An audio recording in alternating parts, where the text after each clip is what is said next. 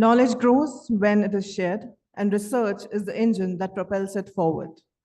It is our proud privilege to extend a warm welcome and cordial felicitations to our distinguished guests and dignitaries to the International Conference on Sustainable Technologies for VIKSIT Bharat 2025. We extend our cordial felicitations to the Honorable Founder President, Amity Education Group, Dr. Ashok K. Chauhan, and Honorable Chancellor, Amity University, Madhya Pradesh, Dr. Asim Chauhan. We also extend our heartfelt greeting to all the esteemed dignitaries who have joined us online.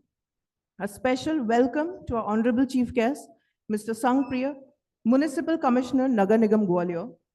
We are extremely honored by the presence of our esteemed guest of honor, Padam Shri, Professor Dr. Arvind Kumar, former Vice Chancellor, Rani Lakshmi Bai, Central Agriculture University, Jhansi. We are privileged to extend our cordial felicitations to Lieutenant General V.K. Sharma, Ati Vishishta Seva Medal, Honorable Pro-Chancellor and Senior Vice President, Ritnan Balved Education Foundation. Professor Dr. R.S. Tomar, Honorable Vice Chancellor, Amity University, Madhya Pradesh. Professor Dr. M.P. Kaushik, Pro-Vice Chancellor Research, Amity University, Madhya Pradesh. It is with utmost honor we extend a warm welcome and cordial felicitation to Dr. D.K. Shukla, Scientist, F. Department of Atomic Energy, UGC DAE Consortium for Scientific Research, DAVV Campus, Indore. Professor Dr. S. Ganpati Venkata Subramaniam, Department of Environmental Law and Management, Anna University, Chennai. Dr. P.K. Pathak, Principal Scientist and Head, Division of Farm Machinery and Post-Harvest Technology, Indian Grassland and Fodder Research Institute, Jhansi. Dr. Anish Pandey, Associate Professor, Government Model Science College, Gwalior, and Professor S.P. Bajpai. The Registrar, Deans, Directors, HOIs, HODs, faculty members, research scholars, and participants who have joined us online and offline.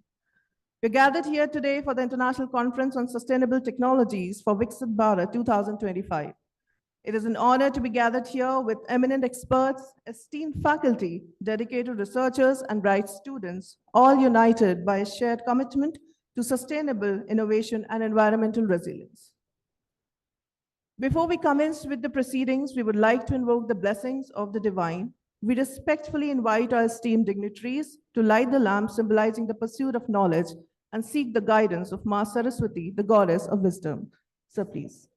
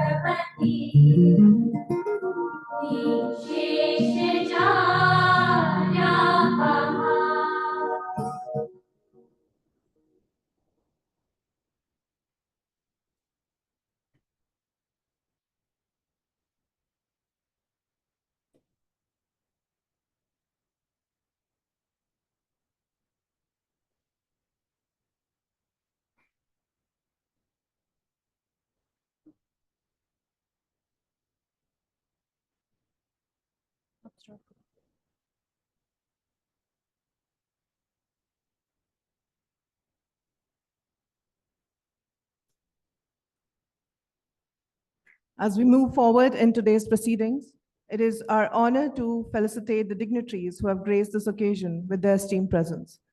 In our tradition, a sapling is a symbol of growth, sustainability, and hopeful future. And it is with this spirit that we welcome our guests. To honor the presence of our esteemed chief guest, Shri Sangpriya, Municipal Commissioner, Nagar Nigam Gwalior, I request the Honorable Pro-Chancellor, Lieutenant General V.K. Sharma, AVSN, to kindly felicitate Shri Sangpriya with the sapling. Sir, please.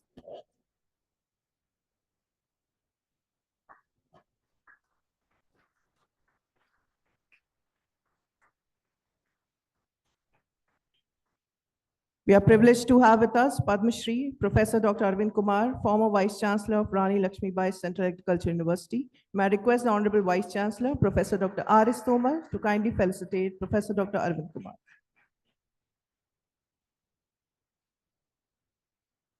I now request Professor Dr. Kuldeep Dwivedi to kindly felicitate the Honorable Pro-Chancellor, Lieutenant General V.K. Sharma with the sapling. Sir, please.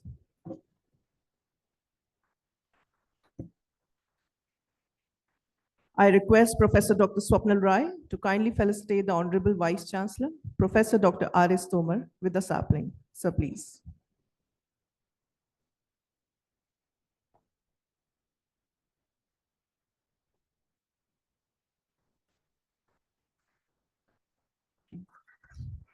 I request Dr. Ritwik Malik to kindly felicitate the Honorable Pro-Vice Chancellor Research, Professor Dr. M.P. Kaushik.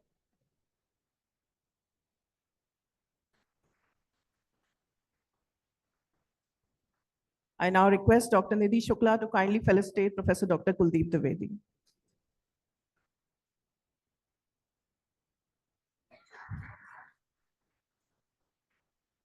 Thank you, dignitaries. This International Conference on Sustainable Technologies for VIKSIT Bharat 2025, organized by the Department of Environmental Science, Amity School of Life Science, Amity University, Madhya Pradesh, Gwalior. The aim of this conference is to promote indigenous technologies that cater to India's specific environmental, social, and developmental needs. From renewable energy and climate resilience to smart infrastructure and circular economy, this platform will showcase innovation aligned with our national vision. With the spirit of Atmanirbhar Bharat and the vision of sustainable development, the conference aims to address the challenges of the 21st century by fostering collaboration and encouraging novel ideas for a greener, cleaner, and smarter tomorrow. Together, let us illuminate the path toward a self-reliant, developed, and environmentally conscious Bharat. The conference has received heartfelt wishes from esteemed personalities who, though unable to be here with us today, have sent their words of encouragement and support for the conference. It is my honor to present them with you.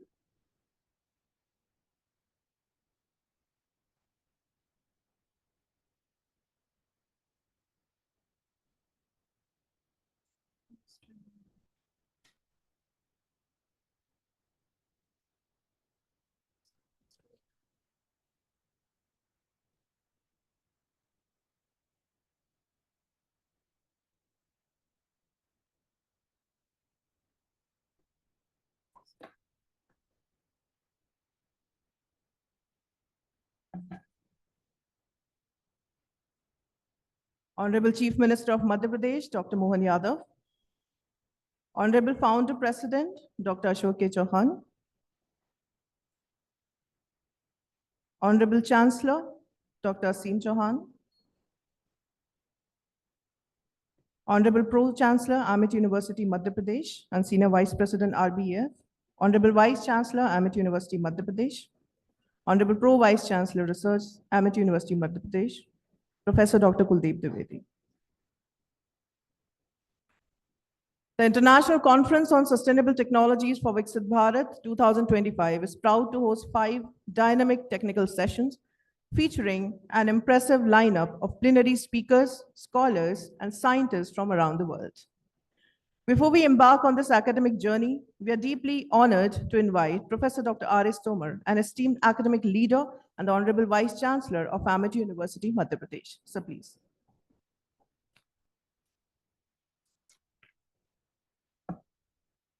Honorable Chief Guest of today's session, Mr. Sangapriya, the Commissioner of Gwalior,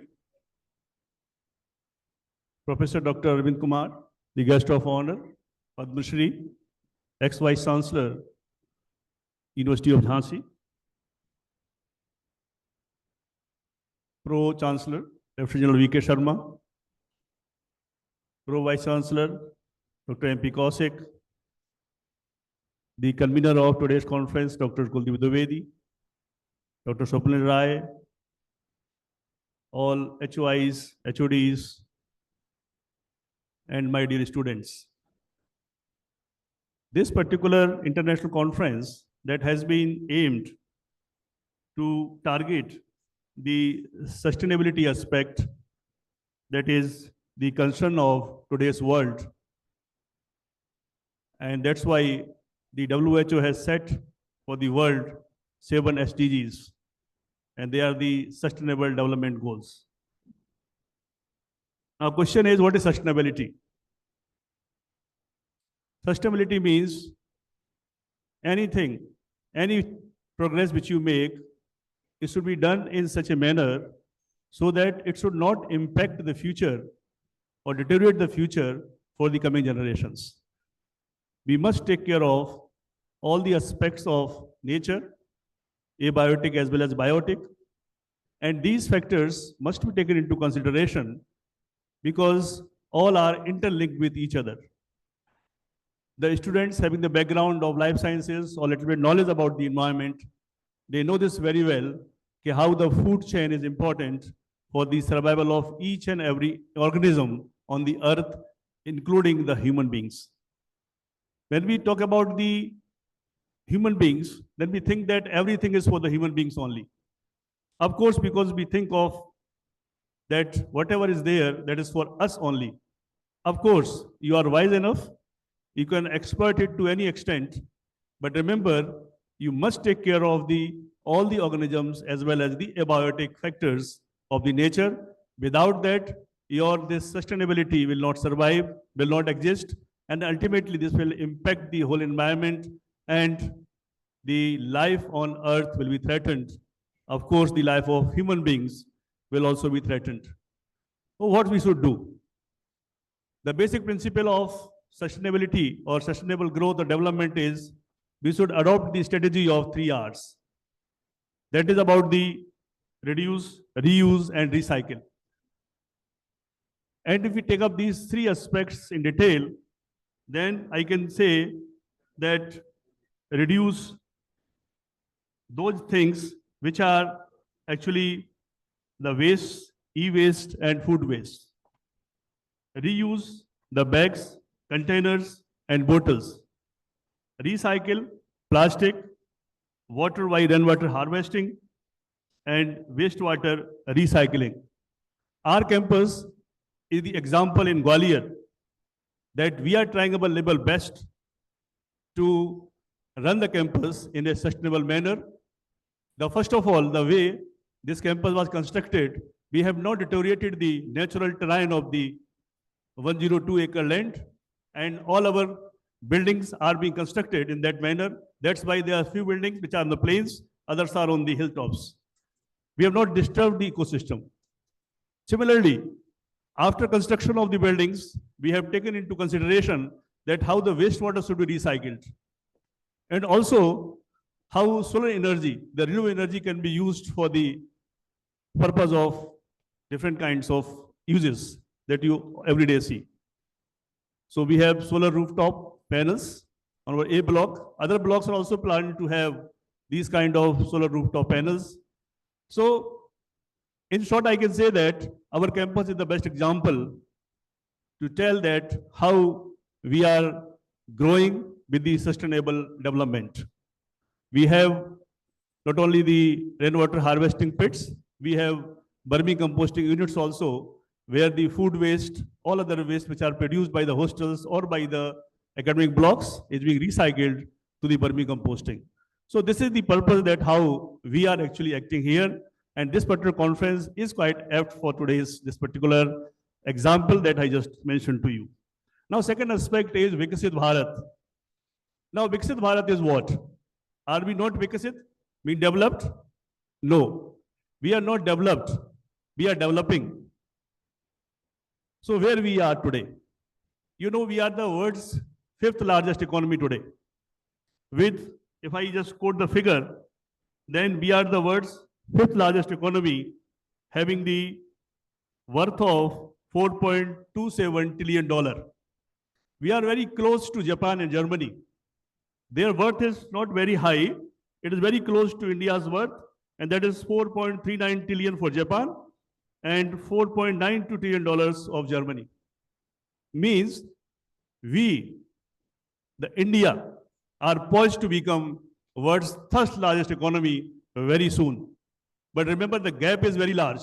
If I just mention the gap between the 3rd largest economy and the 2 most developed economy of the world is US $30.430 trillion, followed by China $19.530 trillion.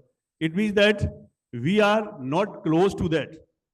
4.27 is not a big figure. We have to work a lot. So when we aspire for VIKSIT Bharat, then somewhere we think that we must focus on the economy only. If we start focusing on economy, then certainly our environment will not be taken into consideration. Other aspects will not be taken into consideration, and they will deteriorate. So the aim of this conference is to sensitize the people, to sensitize you students, that how we can become the world's 3rd largest economy without disturbing the ecosystem to a greater extent. I'm not saying not disturbing the ecosystem. Environment ecosystem will certainly get deteriorated when development will take place. But remember, it should be sustainable. So that's the purpose of having this conference today.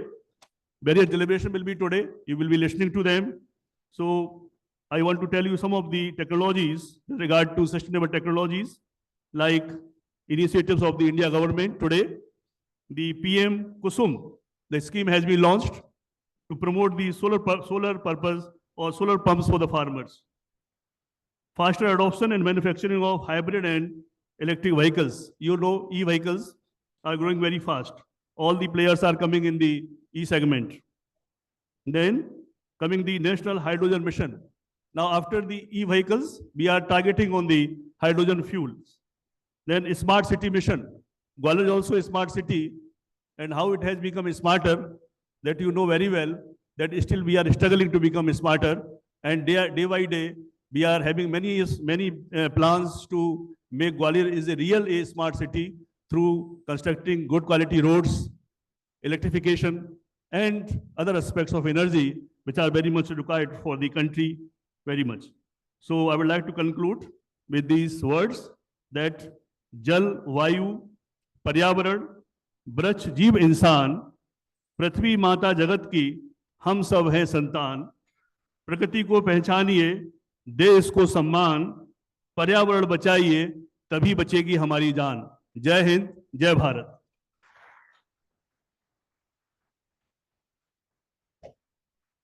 Thank you, sir, for your enlightening words.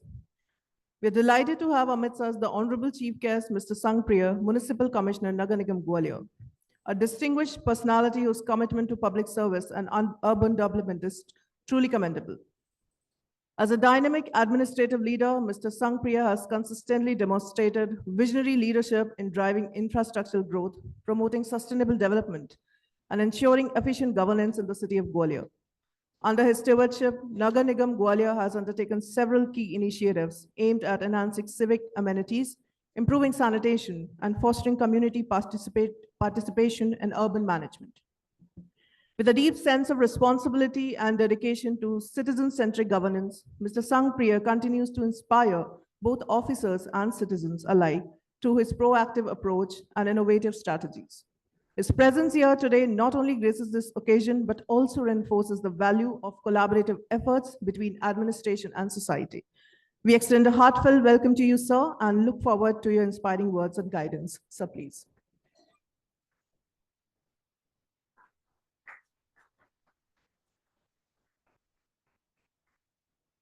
Respected dignitaries on the stage, dear students, good morning everyone. Boring हो रहा है थोड़ा?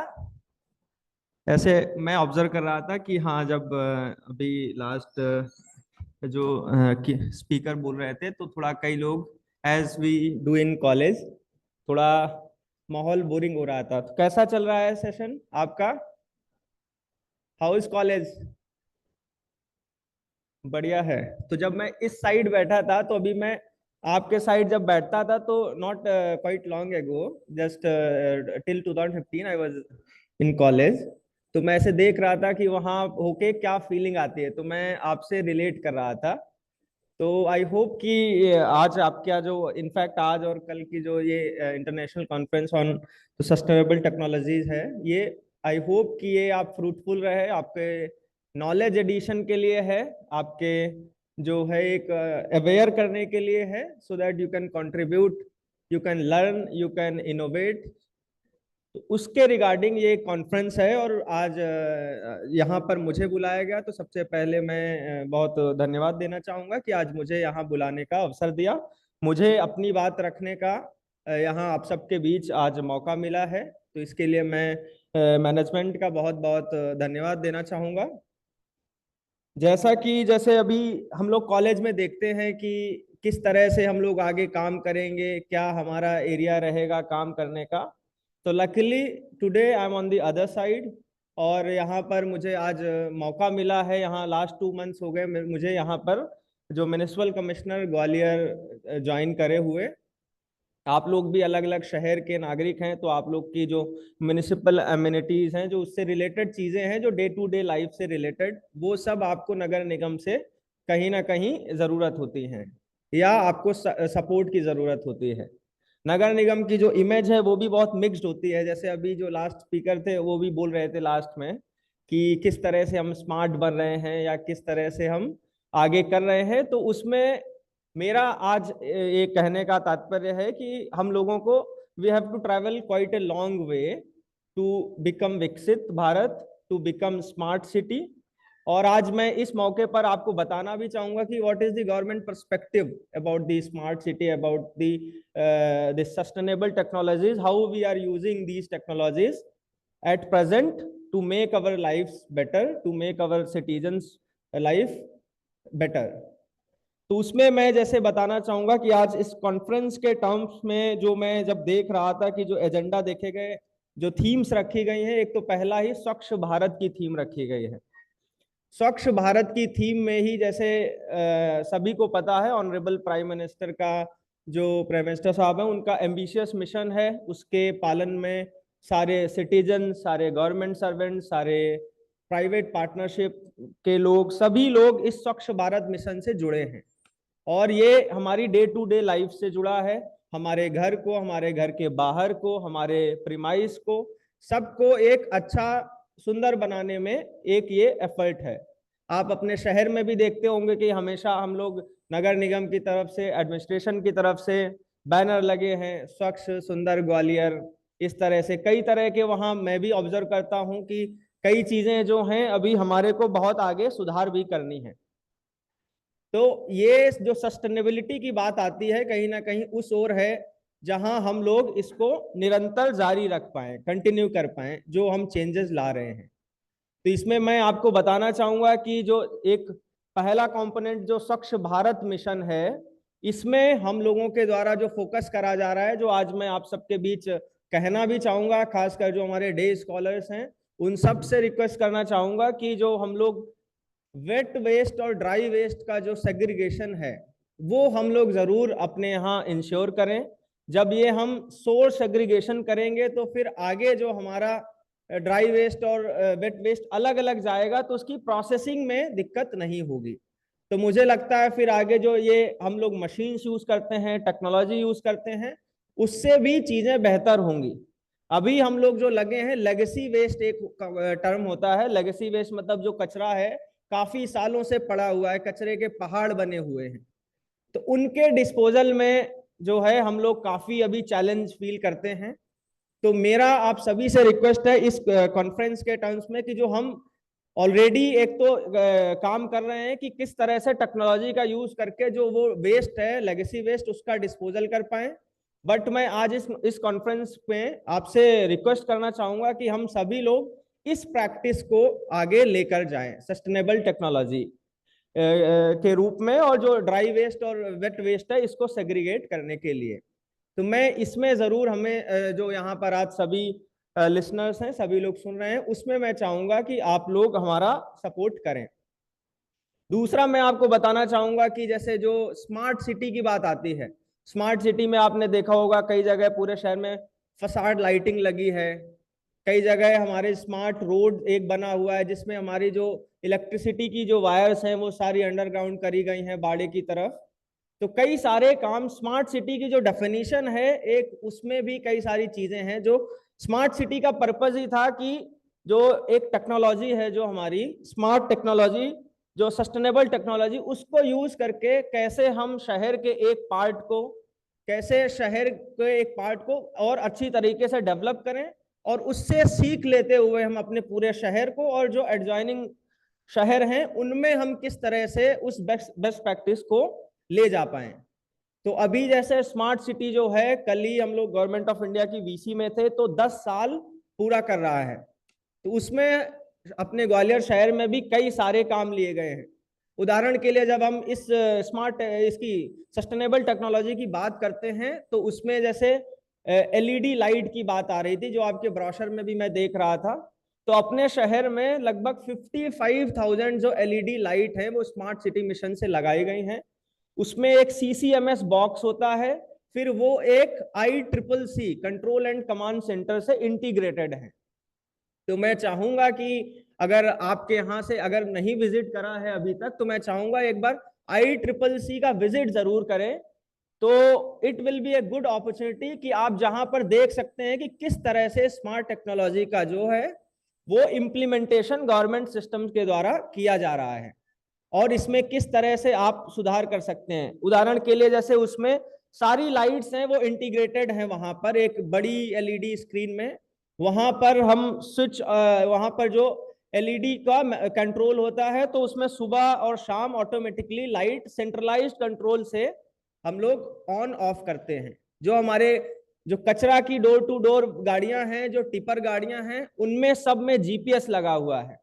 तो वो GPS जो है उससे हम लोग ट्रैक करते हैं कि कौन सी गाड़ी का रूट क्या है, वो गाड़ी कवर कर रही नहीं कर रही। तो उससे हम लोगों ने शहर के लगभग 70% एरिया को कवर करा है, जिससे कि हम लोग ट्रैक कर पाए कि कौन सी गाड़ी गली में जा रही है, नहीं जा रही, कितनी देर रुकी। तो these are the examples of smart technologies which we are using in our system at present. इसमें हालांकि कई सारे गैप्स हैं, कई सारे चीजें हैं जिसमें हमें सुधार की जरूरत है। तो वो मैं जरूर चाहूंगा कि आज जो हमारे रेस्पेक्टेड प्रोफेसर साहिबान हैं, डिग्नेटरीज हैं, आप लोग इस फील्ड में काफी समय से हैं, तो मैं चाहूंगा कि आप लोग के थ्रू एक आपके शहर में, नगर निगम में अगर हमको सॉल्यूशंस मिल पाए जिनसे हम और बेहतर कर पाए, तो ये मैं आज इस कॉन्फ्रेंस के थ्रू मैं आपसे रिक्वेस्ट करना चाहूंगा। एक और कंपोनेंट है जो मैं याद कर पा रहा हूं कि जैसे हम लोग ई व्हीकल के लिए प्रमोशन के लिए काम कर रहे हैं ऑलरेडी। जैसे एक पीएम ई बस सेवा मैं आपको बताना चाहूंगा आज कि ये एक प्रपोज्ड है नेक्स्ट 2-3 मंथ्स में। इसके तहत अपने शहर में 60 बसेस हैं वो भारत सरकार द्वारा प्रदान की जाएंगी। वो पूरे शहर का जो एक इंट्रा सिटी जो एक ट्रैफिक है, जो हमारे सिटीजन्स के लिए सर्विस प्रोवाइड करी जाएगी। तो वो भी एक स्मार्ट सॉल्यूशन, स्मार्ट टेक्नोलॉजी का एक उदाहरण है कि उससे हमारा जो कार्बन फुटप्रिंट है, हमारा जो पोल्यूशन है, वो एक कंट्रोल होगा, और ये पूरी ई व्हीकल रहेंगी, और इसके थ्रू हम लोग एक बेहतर शहर और प्रदूषण मुक्त शहर बनाने में एक योगदान दे सकेंगे। इसके साथ साथ कई सारे और विषय हैं जहां पर हम लोग, जैसे एक बायो रेमेडिएशन की बात हो, जो हम DRDE के साथ काम कर रहे हैं। हम लोग शहर जो एक आपके नागरिकों की सुविधाओं से जुड़े कई सारे कंपोनेंट्स हैं जहां पर हम लोग काम कर रहे हैं। तो ये मैं केवल इसलिए बता रहा हूं कि आपकी जो सस्टेनेबल टेक्नोलॉजीज हैं किस तरह से आज वर्तमान में इनका यूज किया जा रहा है। एक for example in your town only, in your city only, कि किस तरह से सरकार भी, प्रशासन भी इन टेक्नोलॉजीज का यूज कर रहा है। तो मेरा कहने का केवल यही आशय है कि आज जो अभी 8 और 9 तारीख आजकल की जो एक ये इंटरनेशनल कॉन्फ्रेंस है, इसमें मैं चाहूंगा कि आप लोग इसके जो आउटकम्स हैं वो इस तरह से हों कि जो हमारे जो लाइवलीहुड है, हमारी जो गवर्नेंस है, अर्बन गवर्नेंस, जो एडमिनिस्ट्रेशन है, इसमें किस तरह से आप लोग कंट्रीब्यूट कर सकते हो, जो एक 2047 तक का जो विकसित भारत बनाने का एक संकल्प है, हम सभी का संकल्प है, माननीय प्रधानमंत्री जी का संकल्प है, उसको किस तरह से हम पूर्ण कर सकते हैं, इसमें हम अपना योगदान जरूर दें। इस कॉन्फ्रेंस के थ्रू हम ऐसे सॉल्यूशंस पे पहुंचे, ऐसे आउटकम्स पे पहुंचे जो हम इंप्लीमेंट कर पाए, जो हमारी लाइफ को बेहतर बना पाए। इस ओर हम इस कॉन्फ्रेंस के थ्रू एक ब्रेनस्टॉर्मिंग करके काम करें। तो मैं ये सारे उदाहरण इसलिए मैं देना चाह रहा था ताकि आपको एक कॉन्टेक्स्ट सेटिंग हो जाए, आपको एक पता चल पाए कि किस तरह से ऑलरेडी पूर्व में जो काम किए गए हैं उनका कैसे यूज किया जा रहा है। तो मेरी तरफ से यही कहना था। अपार्ट फ्रॉम दिस, अगर कहीं किसी को करियर काउंसलिंग से रिलेटेड जरूरत हो, जैसे I am 2018 batch IAS officer, तो उसके रिगार्डिंग अगर किसी को जरूरत हो तो I am available to everyone. You can connect me through Instagram, Facebook, और you can take my official number. तो उसके थ्रू अगर कभी आप करियर काउंसलिंग से रिलेटेड भी बात करना चाहेंगे तो मैं जरूर अवेलेबल रहूंगा। और भी कोई अगर इश्यूज आपको म्युनिसिपल एडमिनिस्ट्रेशन से रिलेटेड लगे तो I am available, you can connect me through WhatsApp और इंस्टा और फेसबुक। तो मैं उसके लिए जरूर चाहूंगा कि मैं अभी जिस पोस्ट पर हूँ आपके शहर में, आपके जिस भी रूप में काम आ पाऊँ, तो I will be more than happy to support. और मैं चाहूंगा कि ये कॉलेज का जो टाइम है आप लोग बहुत एंजॉय करें। हम लोग तो जब इस तरफ दूसरी तरफ आ जाते हैं तो बहुत मिस करते हैं इस टाइम को हमेशा। अभी हम लोग जैसे आई रिमेम्बर कि मैं अभी एक बैचमेट की शादी में ही गया था, तो उसमें हम लोग का गेट टुगेदर हुआ था, तो it was a very memorable day for us. तो वो मैं चाहूंगा, ये मैं इसलिए बता रहा हूं क्योंकि बाद में जब ये टाइम निकल जाएगा तो आप लोग जरूर इसको मिस करोगे। तो make the most of it. एक अच्छे से फ्रेंडशिप और एक अच्छे से आप सीखिए, लर्निंग, दोस्ती, सारी चीज हैं, सारे पहलू हैं कॉलेज लाइफ के। तो मैं चाहूंगा कि आप बहुत अच्छे से एंजॉय करें, खुश रहें, हेल्थ का ध्यान रखें, और जो आपने करियर में सोचा है आप उसको जरूर अचीव करें। और मैं चाहूंगा कि एक अमेठी यूनिवर्सिटी है, आपको जरूर एक अच्छी लर्निंग प्रोवाइड कर रही होगी, एक अच्छा प्लेटफॉर्म है आपके लिए। तो इसमें जरूर आप एक अपनी लाइफ में बेहतर करें। ये मेरी सभी को शुभकामनाएं हैं। इन्हीं शब्दों के साथ मैं कंक्लूड करूंगा अपनी बात को। बहुत बहुत धन्यवाद।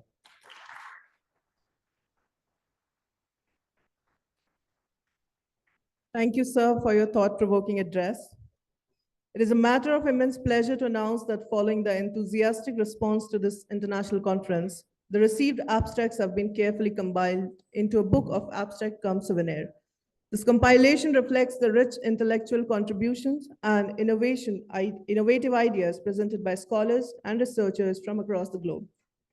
We now request all the esteemed dignitaries to present on the dais to kindly step forward for the formal release of the abstract cum souvenir of the International Conference on Sustainable Technologies for VIKSIT Bharat 2025.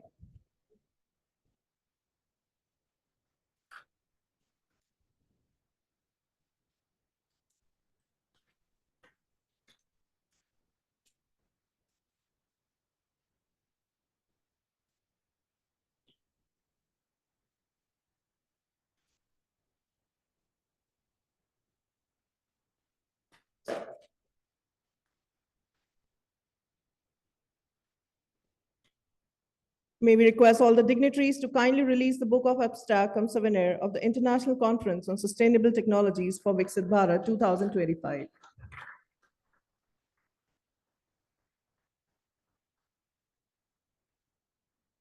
Thank you, dignitaries.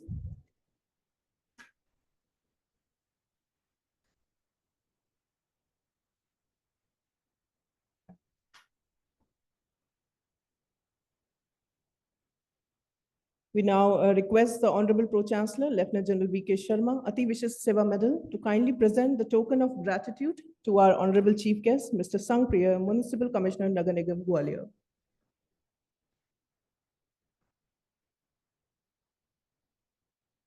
Sir, please.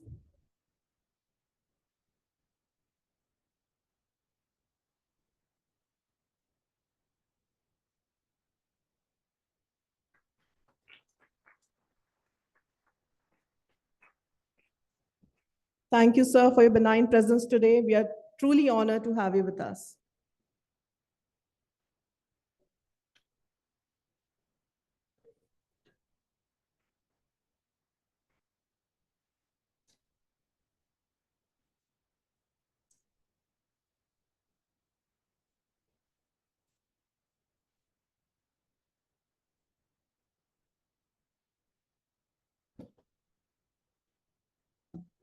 The immense prestige of this gathering would not have been possible without the guidance and leadership of Lieutenant General V.K. Sharma, Ati Vishis Seva Medal, Honorable Pro-Chancellor of Amity University, Madhya Pradesh, and Senior Vice President of the Ratnan Balved Education Foundation and co-patron of this conference.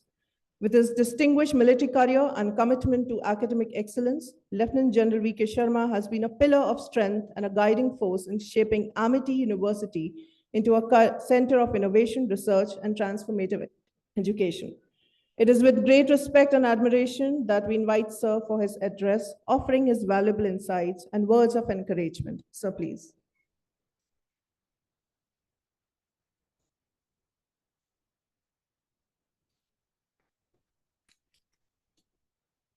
Good morning to you all. Dr. Arvind Kumar, Padma Shri, former Vice Chancellor of Rani Lakshmibai Central Agricultural University, Jhansi. Dr. D.K. Shukla, Scientist F, Department of Atomic Energy, DAVV Campus, Indore. Professor Ganpati Venkat Subramaniam, Dr. P.K. Pathak, and Dr. Anish Pandey, Professor Dr. R.S. Tovar, the Vice Chancellor of the University, Dr. M.P. Kaushik, the Pro-Vice Chancellor, Research of the University, Dr. Kuldeep Dwivedi, the convener of the conference and HOI of EVS and Dean Academics, all the HOIs and all the my dear students who are sitting here for the conference today, and all the participants who are participating online and those who are listening to me online today.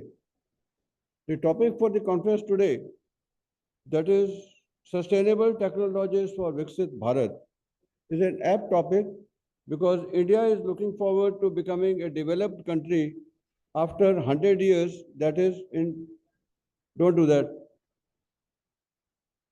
that is in 2047. Now, what does it mean to be a VIKSIT Bharat? VIKSIT Bharat is an envisionment by the selected or the elected members of the parliament, by our Honorable Prime Minister and his cabinet of ministers, that they are envisioning India to become a fully developed country by 2047. In that, they want the economy to be, India to be economically robust, socially inclusive, which means all strata of the society should undergo development, to be environmentally sustainable,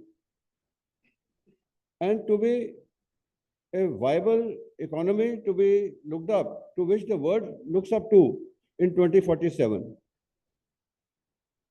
The definition of a developed nation by UNO today is that the per capita income of every individual in a developed nation as in 2024 should be approximately $14,006 per year. Now, $14,006, if you multiply it into rupees, it comes to about 1 lakh rupees per annum, which means we should be, as on today, what is the value of 1 lakh? That much every individual should be earning by the money value that will be in 2047 by that time, which is a tall order. Today, the per capita income of India is only less than 10,000 rupees. It's a very small amount. From that to see a jump of about 100 times in next few years is very challenging. And that can only happen not only with the contribution of the government, but with contribution from all of us. which is why this conference is happening today. Now talking to technological advancements and what are the technologies which can be utilized during this time. And those technologies, particularly for India, let us not talk about the Western world because there the conditions are different. In India, what is available in abundance is the sun, solar energy. We have summers, longest summers, starting from March till about November. So about 8.5 months, 9 months, you can say, is literally summers when sun is available, except for 1 or 2 months of monsoon in between. Even during winters, the sun is available in plenty in India. Unlike some of the Western countries like England, there the sun is available just for about 100 days in a year. Other days the sun doesn't come out. Sunshine is so solar energy is one thing which is a green technology for India, in which India can progress and India can do very well. There are solar parks which are being established, and I am talking all this for you, those of you who are thinking of doing a startup. In what areas you should do startup? Which technologies are best required for India and which will be most successful in India? So first one is solar energy, solar power, and required for what? Solar cookers. They can be used for water heaters. All our geysers and all can be used by solar energy. The government is also giving schemes. Now there is a scheme of the government that you can set up solar power on your rooftop. And for that, subsidy is being given by the government. So those are the kind. So first one is solar energy. Second one is biomass. So much of cows, so much of buffaloes. Milk production in India is one of the highest in the world. Now, with so many animals, their dung can be effectively used to create bioenergy, provided it is collected and it is used and bioenergy plants can be set up. That is another thing which you can think of. There is a Gaushala here in Gwalior, which is trying to make a big plant for bioenergy. So you can go and see that, and some of you can think about this project. The third thing is waste management.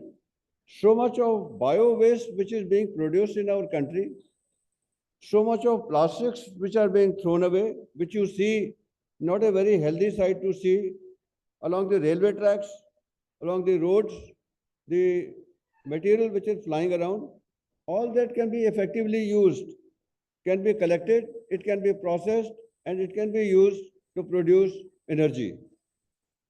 It can be used to produce biofuel.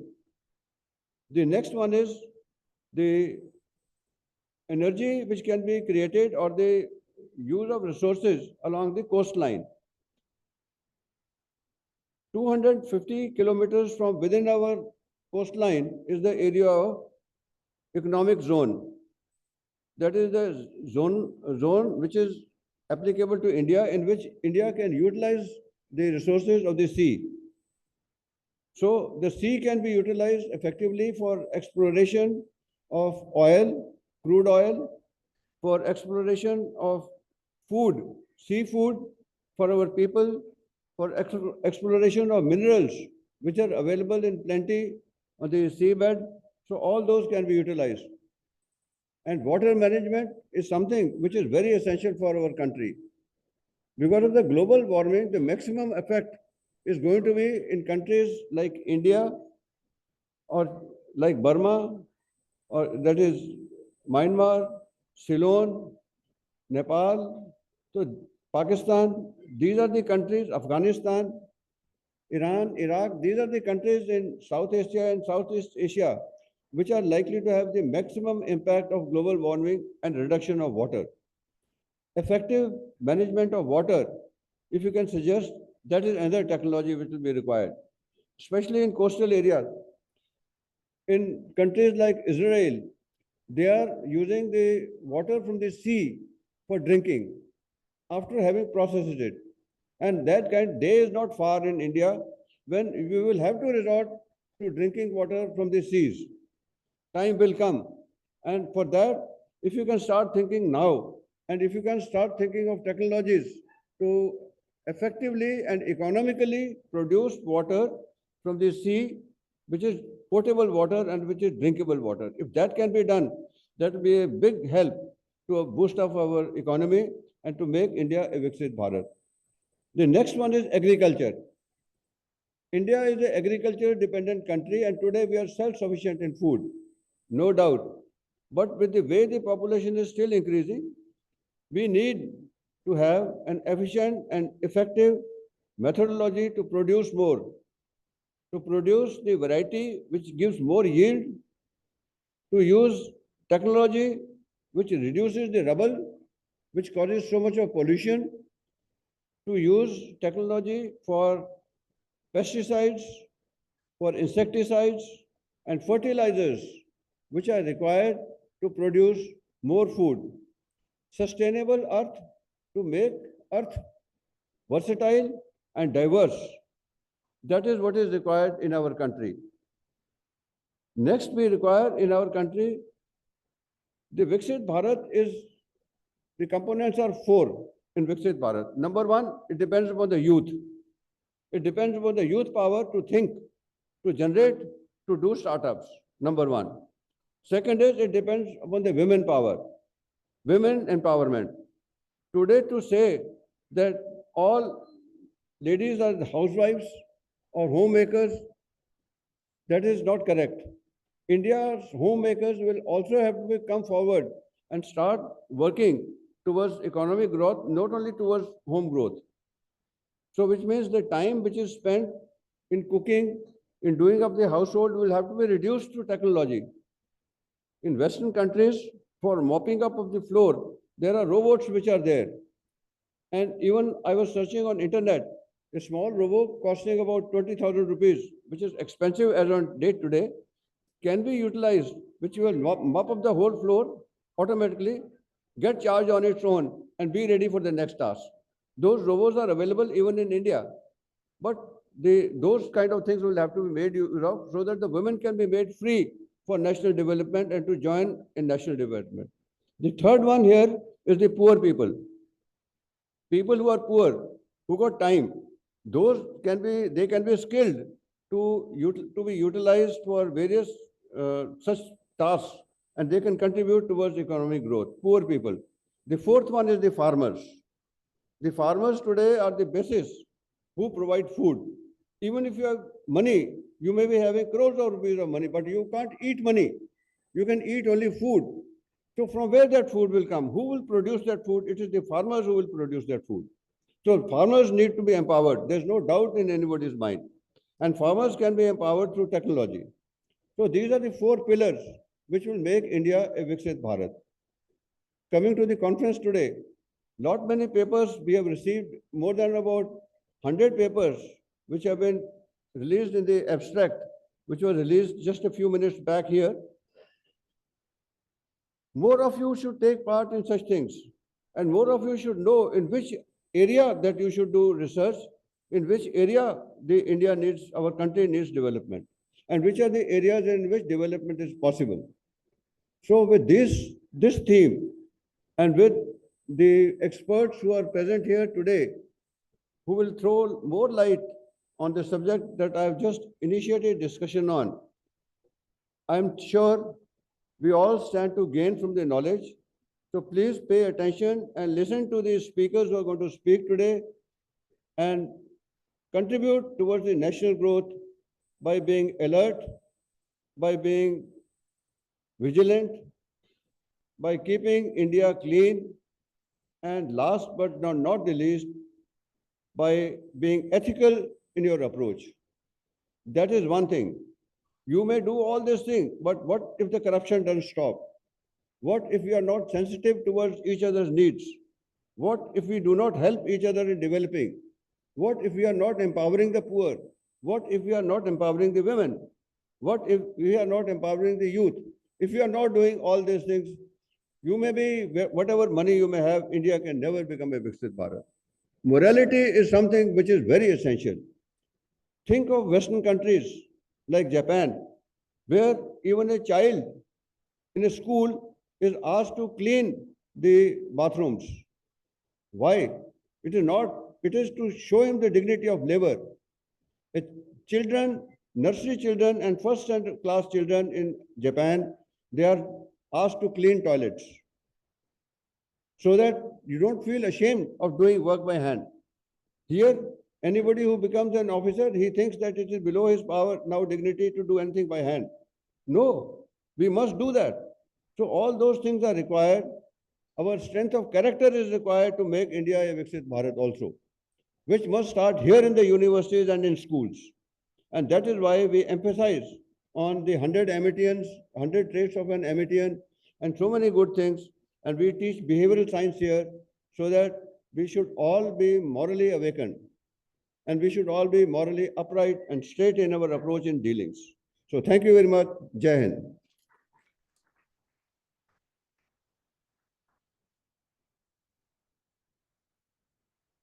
Thank you, sir, for your profound address. We're extremely honored by the presence of our esteemed guest of honor, Professor Dr. Arvind Kumar, an acclaimed educationist, visionary researcher, and recipient of the Padma Shri for his exceptional contributions to science and technology, especially in agricultural research. Professor Kumar served as a founding Vice Chancellor of Rani Lakshmi Bai Central Agricultural University, Jhansi, where he led the foundation of a nationally important institution. He has also held prestigious positions, including Deputy Director General of ICAR, Director of DRMR, and served in leadership role shaping agriculture, education, and policy across India. Sir is a fellow of multiple scientific societies and recipients of numerous national and international honors, including the ISA Gold Medal, Dr. Rajendra Prasad Puraskar, and Lifetime Achievement Awards for his contributions in agronomy. Under his guidance, India saw the development of its first CMS-based rapeseed master hybrid. Professor Kumar has authored over 150 research papers, 85 popular articles, and 56 books, and has presented in 24 countries, bringing Indian agriculture science global recognition. Please join me in extending a warm welcome to our distinguished guest of honor, Professor Dr. Arvind Kumar. Sir, please.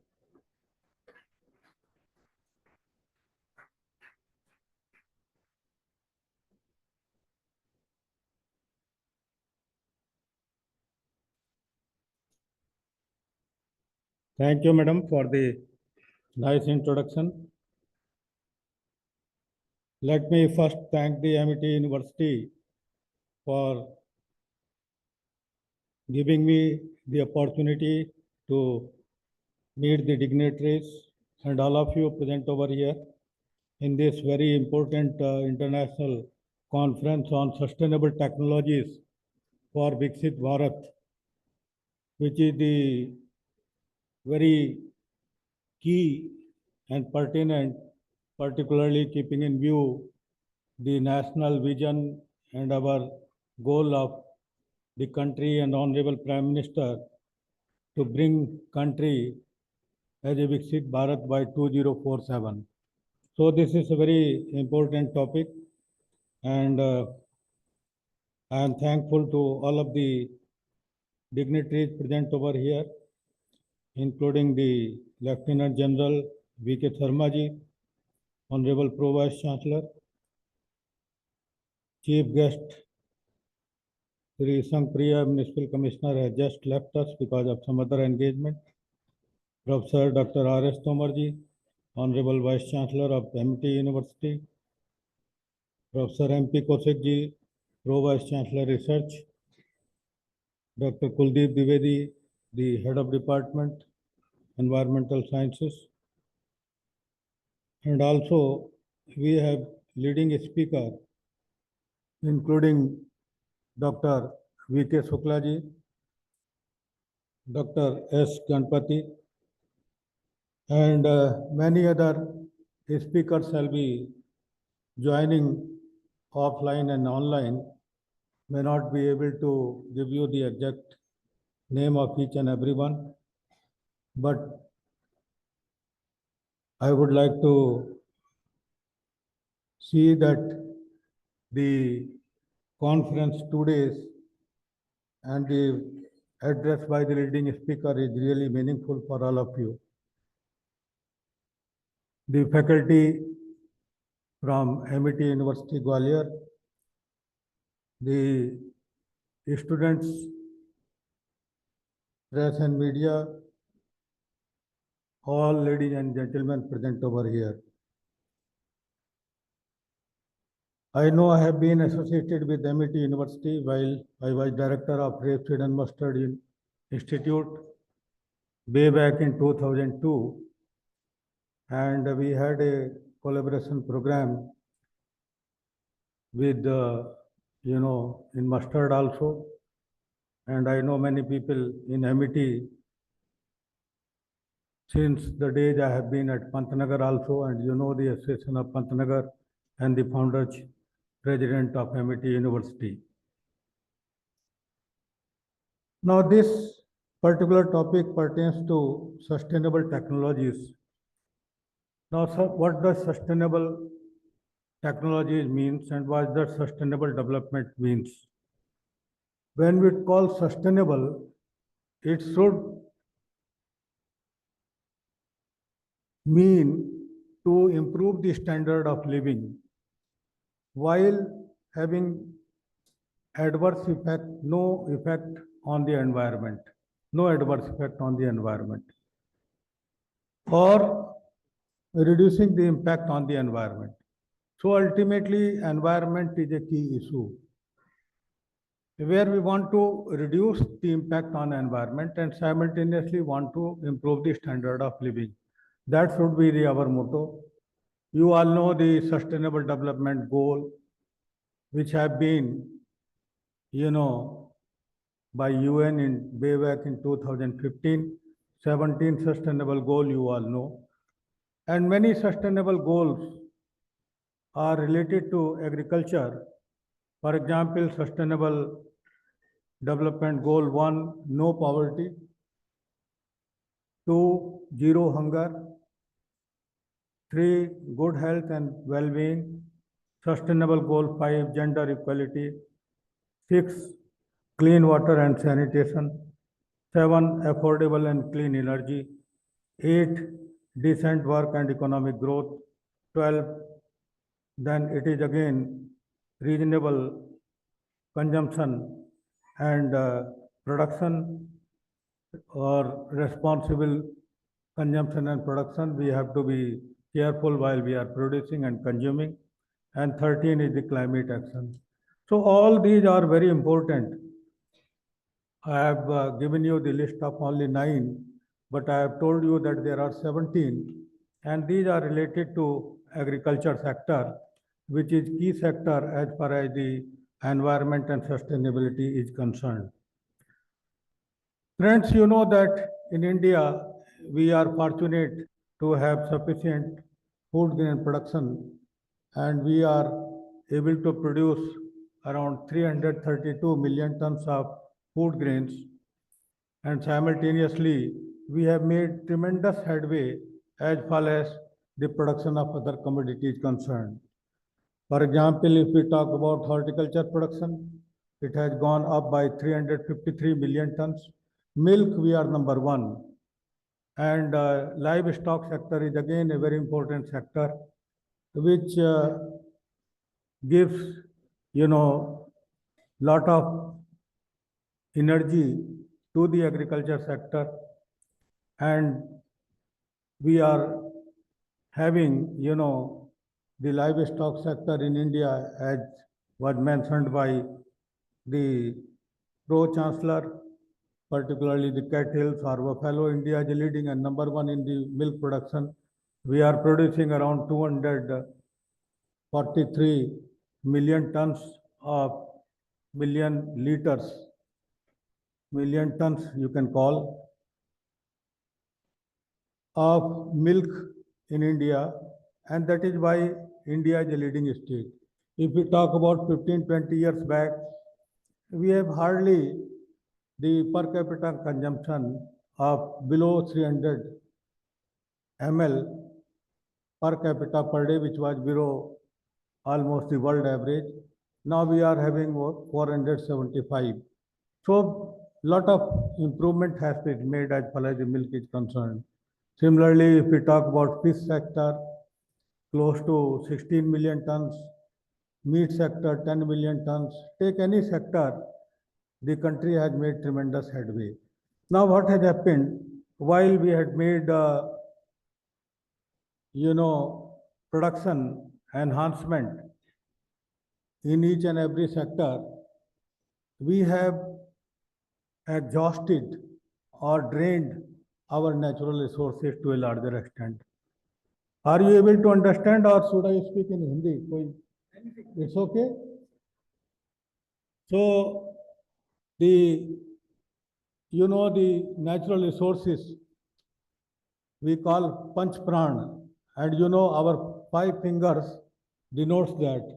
And you must be knowing that you can call it this Mother Earth, you can call water, you can call it as Agni, Prithvi, Jal, Agni, Akash, Vayu and Akash.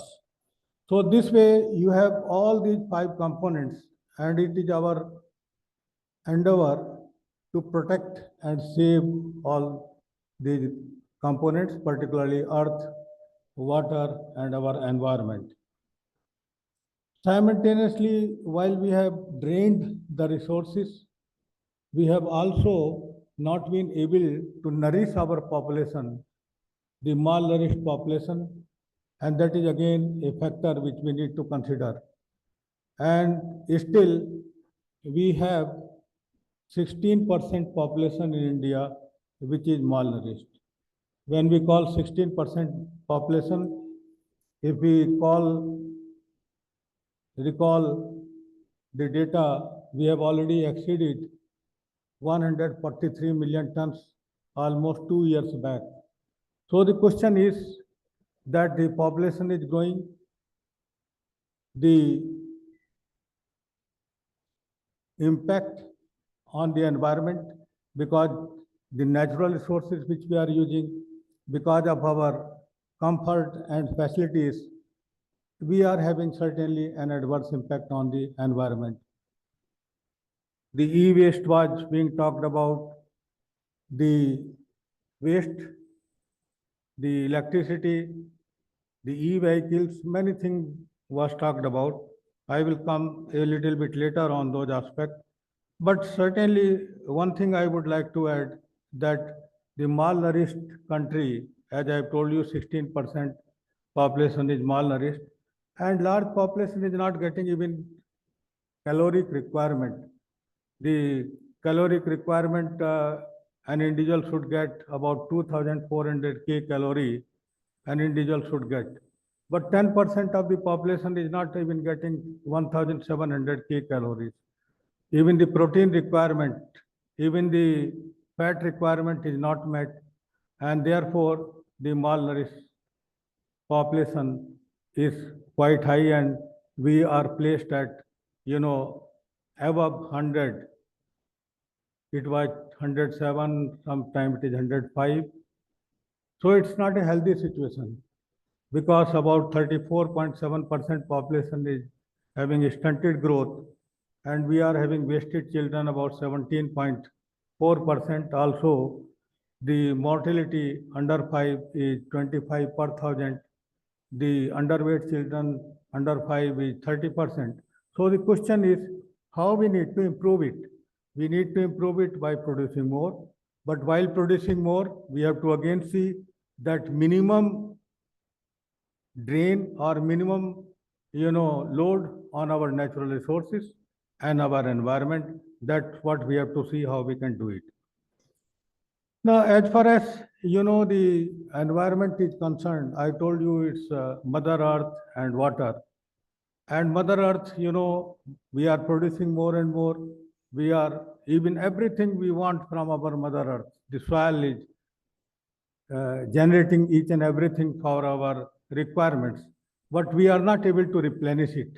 And as a consequence, the soil is becoming deficient in many minerals, even the micronutrients.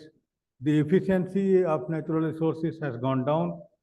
And as we know that the soils, about 48% soils have become deficient in zinc. And you know, the immunity, you know, when there is micronutrient is less, the immunity goes down. Even in boron, we have 1/3 soils have become deficient in boron. Take any example, sulfur, for example, is essential, and 40% soils have gone deficient in sulfur. And that is why when you had a corona, many times you need to take zinc with you, or ginkgobit, or many combinations of zinc, vitamin B complex, and that is what it was needed. So the question is that the soil, how we can keep the soils intact so that the efficiency goes up, and the per unit fertilizer application, the production or the output is a desirable one. We have been adding more and more, you know, nitrogenous fertilizer. As a consequence, what is happening? Most of the nitrogen, it is not utilized by the plants. The range is 30 to 50% of the nitrogen. And because of the denitrification, because of the nitrogen loss, it goes to the water and adding nitrates to the soil. And you know, the nitrates which are added to the soil, it sometimes create, you know, toxicity. And you know, 45 milligrams per liter is the critical limit. And if we exceed this limit, naturally it has impact on the environment. And that is how, if we consider the pre-industrial area, 1850 or so, and now if we take the current data, the carbon dioxide concentration has gone up by 41%, close to 400 ppm, which is an alarming. So CO2 sequestration is a big issue, how we need to sequester the carbon dioxide in the atmosphere.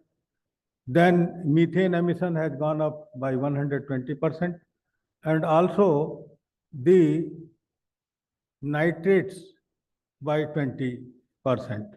So the question is that this greenhouse emission, how we can reduce this greenhouse emission, and how we can make our environment sustainable, how we can make our climate, the impact which is received because of the greenhouse emission, because of the adversities, you can say frequent occurrence of droughts, floods, severe rains, and so on. So all these components are leading to, you know, destruction in one way or the other. We have to see that this destruction, because of the adverse impact of climate and also the population pressure. You know, the population, global population, if we talk about in 1800, it was only 1 billion. And it grew to 2.5 billion by 1950. And again in 2011, it came to 7 billion. And by 2032, it will be close to 8 billion. And by 2050, it will be 9.8 billion. So population pressure, their requirements, necessities globally, because globe is one. We call Vasudev Kutumbakam.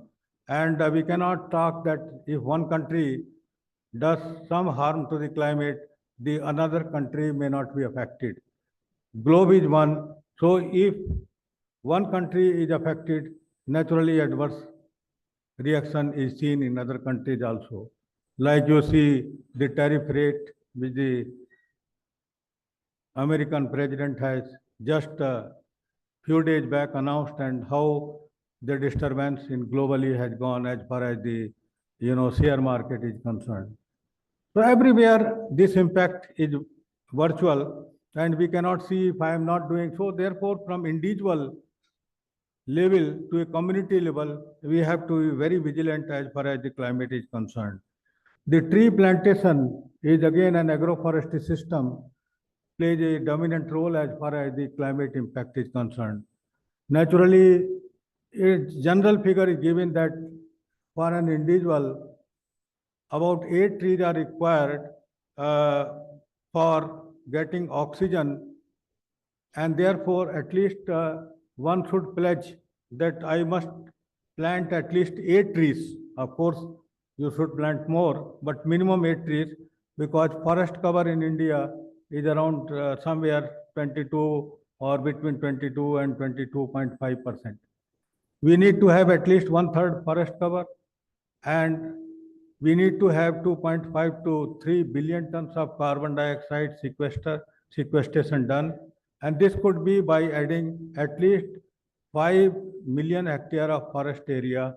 And this is possible while vigorous efforts are made to protect our forest.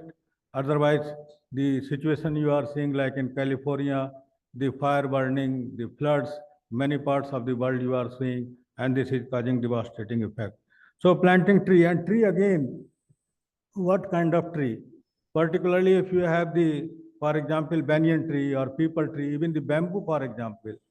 Bamboo are known to have a better oxygen emitter and also a better carbon dioxide sequester, 35% more in comparison to other plants.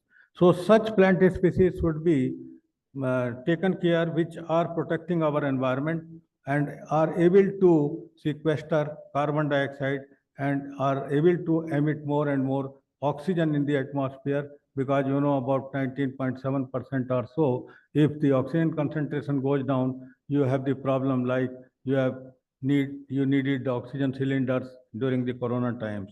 So this is one very important function and one very important aspect which we need to take care. Now, in second aspect is about water. You know, water is again a very scarce commodity, and 2023, the theme was on water. Water is life, water is food, leave no one behind. So water has to be taken care of. We have to conserve the water. The situation is worst, which we can give by a data that the quantity of water which we have after the independence around 1951, it was 5,200 cubic meter per capita per annum. Now this went down to a critical level of 1,700 cubic meter per capita per annum by 2007. 2007 में हम critical level पे already आ चुके हैं. This is an alarming situation. Even for the drinking water, we are not getting sufficient quantity. Clean drinking water we are not getting. And that's a big problem everywhere. Even in Cherrapunji during winters, we are having water scarcity. So how to conserve water, how to preserve water, how to keep our water bodies clean, how to keep the sewage water which is going and drained into the rivers and water bodies, we should restrict it and treat it. That is again a very great concern. Then it came down to 1486 by 2021, 1367 by 2031, and it will be only 1191 by cubic meter per capita per annum by 2050. So where we are going, water is going and down and down. 84% water is utilized for irrigation, 75% groundwater we are having, almost 1/3 blocks are, dark blocks. This is a precarious situation as far as the water is concerned. So we have to invest in micro irrigation system. Per drop, more crop, we have to take it. We have to diversify our crops, not growing rice and wheat in every year, which has, devastated our, water economy. And in fact, many countries, they are not growing such crops. What we are doing by exporting rice, because we are exporting a lot of rice, we are exporting water. There are smart countries which are not growing those crops which are high water consuming. They are growing crops which are less water consuming. Therefore, we need to have our emphasis on pulses, soil seeds or millets, nutri-millets, which are less water consuming and have climate resilience. So these varieties which are climate resilience, these technologies which are climate resilience should be adopted. Time may not permit, so I may not able to give you all these details, but certainly we have availability of climate smart technology, biofortified varieties which are nutrient rich. Even in 2021, 35 biofortified varieties have been released by our Honorable PM. And there are more than 100 biofortified varieties which are rich in micronutrients. So that is what is needed to have an impact on the human health, because health is again very important. And if the human being is not healthy, naturally it will impact our economy.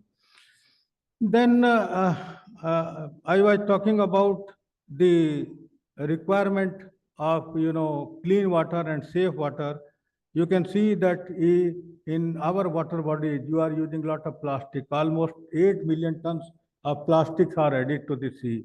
What we are doing, almost you can say the water which is sewage water or even the grey water which is coming out, and it was being talked about, and we have around 39,000 million liters per day, MLD we call. It's water which is, waste water we can call it, and only 73% is unsafe, very less is treated. And that is why always we talk about Yamuna and Ganga, the clean Ganga and clean Yamuna, but still there are very less sewage treatment plants. And in Delhi, lot of emphasis is being given now and to add, treated water in that. So water treatment is again a very important factor in that particular case. Then even not only water bodies, we are adding this, gray water, but heavy metals, heavy minerals, toxic minerals are being added, which are causing about 60% of the water bodies at present are polluted. The solvents from the industries are added. So this is really a big concern, and we need to have a check on it. You need to educate the masses. The other way, for example, you have lot of residues. You have crop residues, about 500 million tons. You have the fruits and vegetables. You have the city compost and city waste. These are all adding e-waste. It was being talked about by Municipal Commissioner. And all these waste add to our environment. And it all impact our environment, particularly while we have a residue burning, we are losing all the major and nutrients. For example, if we have 1 ton of the rice residue burning, we are losing almost 6 kg of the nitrogen, 2 kg of phosphorus, 15 kg of potassium, and 2 kg sulfur. So why we are losing this? Why not we should conserve it and also make our environment, the pollution which comes to Delhi, many areas in North India, and every day we say that we are having not a good climatic situation. We can certainly avoid this situation. I was talking about the bioremediation. Through bioremediation, we can do it. You can have biostimulants, you have phytoremediations, and there are plants, for example, Arabidopsis, and also the other plants which have the capability to take from the soils lot of heavy metals like selenium or arsenic and zinc and nickel and so many heavy metals. Then the wastewater, if I give the data, wastewater we are producing almost 1.7 million tons per day, solid waste. It is solid wastewater. I have given you 39,000 MLD, but solid waste 1.7 million tons per day, and only 50% is treated. So this is again a concern. The Municipal Commissioner was talking about Kusum Yojana. What is Kusum? Every abbreviation is now given, like Ummeed you have seen recently in Parliament, but many of you may not be knowing what is Ummeed. Similarly, Kusum, what is Kusum? Many of you may not be knowing Kusum. This is Kusum is a Kisan Urja Suraksha Evam Utthan Mahabhiyan. So ultimately, we have to have a solar energy which need to be conserved. Our Prime Minister has given, 5 important components during the Glasgow COP26, and out of this he called Panchamrit. And out of this 5 Panchamrit, 2 most important is that we have to by 2030 at least 50% renewable sources of energy we have to use it. And net zero emission by 20, carbon emission by 2070. Net zero emission means it's no carbon dioxide or no carbon emission in total, all is sequestered, or we are utilizing such energy sources which are not producing carbon.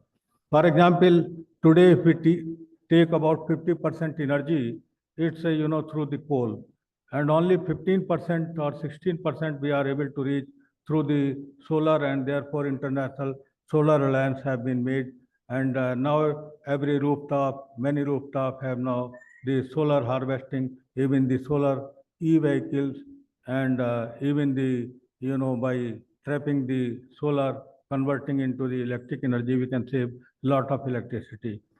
Then the wind energy, then the hydro energy, 10 to 11% in both the cases.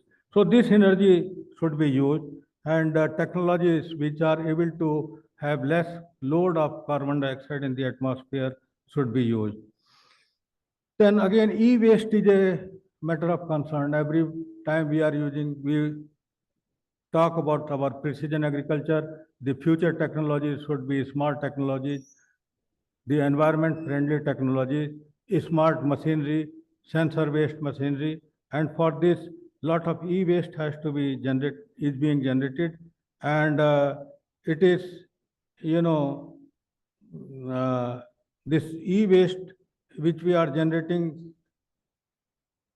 through our electronic devices is about 100, latest figure shows 1.7 million tons, and this has been 73% increase in last 5 years.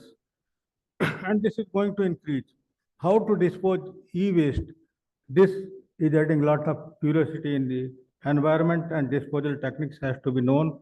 And recently there has been lot of noise in Madhya Pradesh about the, Bhopal tragedy and the waste, the chemicals which were being wasted in Dhar. Lot of, agitation was there. So how to dispose it, again, is a matter of great concern. Then the e-vehicles, for example, this is again, now even in Delhi, people are talking about e-auto rickshaw. And by 2030, 80% two-wheeler, the target is to have a e-two-wheelers, similarly 40% buses and 70% commercial vehicles and 30% cars. So this will certainly save our environment and have less pollution. This is one important aspect which will certainly give our headway and will lead to better environment. As I was talking about fertilizer, when we have more and more nitrogen, the nitrates goes into the water body and impact our drinking water and our water bodies.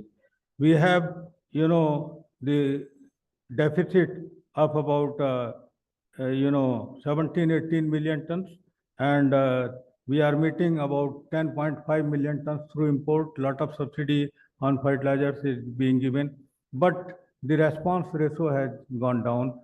We need to have 1 to 4, means 1K, 2P, and 4N. And this ratio was almost in the beginning of this century was almost fairly good, but now this has gone up by 10.9 into 4:4:1.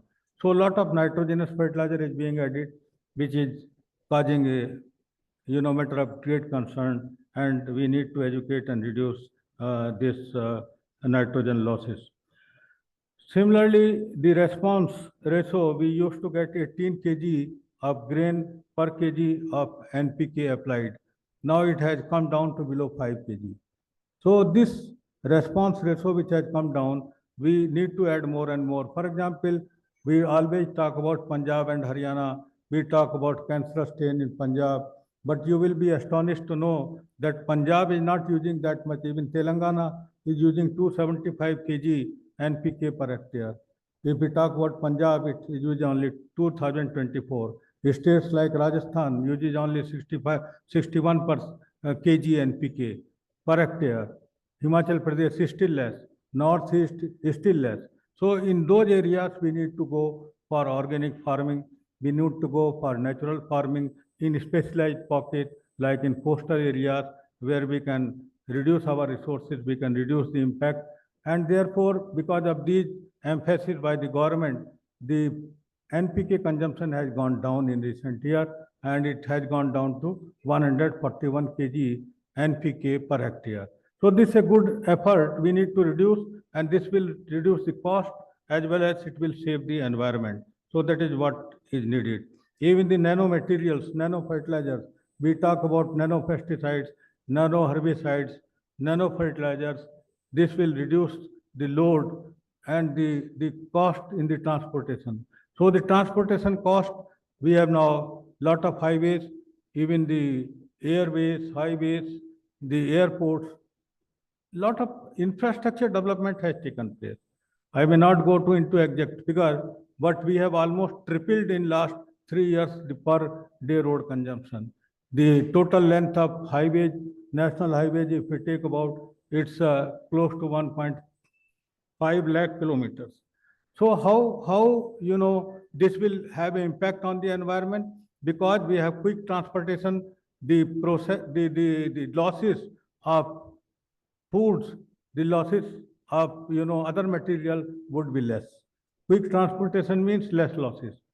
You have to have a value chain, you have to have a transport mechanism, a rapid transport mechanism, and we are losing 20 to 30% of food grains. That is a matter of great concern. Not only this, we are wasting around 55 kg per family if you talk about per annum, and this comes to about 78 million tons of food grains we are wasting. We are not able to use it, and this wastage ultimately lead to impact on the environment. When we will throw this waste material, it will have adverse effect on our land, water resources, and even on the human health and health of everyone. So this is, the wastage should be reduced. The bio products should be used, like biodiesel or biofuel we are talking about. Now government is emphasizing 20% mixing of ethanol, and this on the corn or sugarcane. This is again a very good way of reducing the impact on the environment. Biofuel, biopesticide, bioherbicides. Many botanicals are coming up in natural farming. They say don't use any chemicals, use only the botanical or biofungicide, bioinsecticide. Then the microbes. Microbes have again a very great impact on the environment, and there are millions of microbes. Only very little know about microbes. How to protect about microbes, how to protect about biodiversity and species is again a matter of concern, and it is said that by the end of this century, about 50% of the species will vanish. This is because of the adversity of the weather. So all these things you need to know. Government is taking lot of effort and to reduce the impact, they reduce the land degradation, because the cultivated area remains on 140 million hectares or so. Just in 2 minutes, I will conclude. We are having 142 million hectare plus minus 1 million hectare or so, and what we are having out of this, lot of area is going to real estate, construction, and industrial purposes. So area remains the same. We need to produce 30% more food by 2030 and 60% food by 2060. So question is how we will produce this. For production of this, we need to have such technologies which are able to have less impact on such machinery, smart machinery and sensors, which is ICT-based technology, precision agriculture, and precision monitoring of agri ecosystem using remote sensing, IoT, sensors, and drones.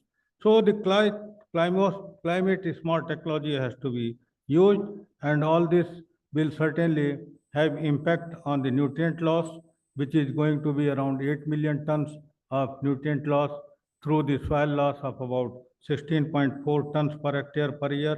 And this is leading to reduction in the soil organic matter also, ranging between 30 to 60% loss has already occurred in different kinds of soil in different ecology. So friends, all these points need to be taken care of. This is such a vast topic, vast issue that you can discuss and deliberate a lot in 2 days, and many, brainstorming meetings may be required what could be done to save our environment. At the end, I would like to talk about it during this Amrit Kal, the Panch Pran, which our Prime Minister is always talking about: developed India by 2047, elimination of colonial mindsets, honor our pride of our roots, then development of unity, sense of duty.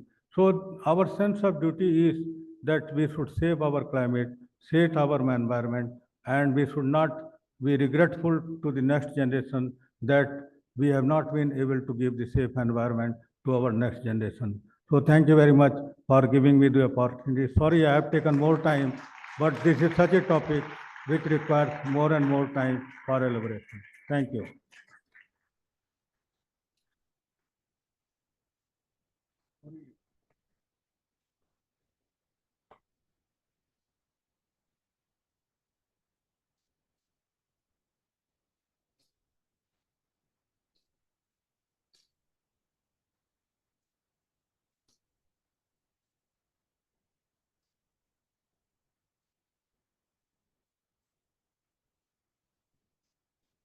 Thank you, sir, for your profound words of wisdom.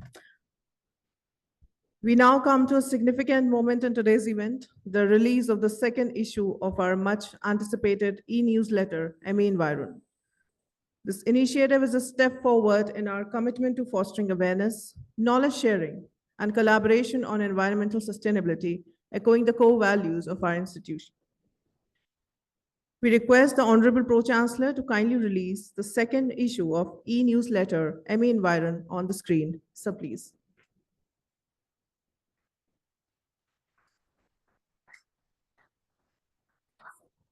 This one?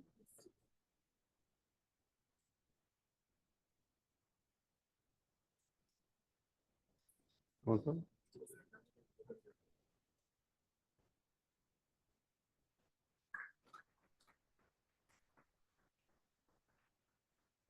Okay.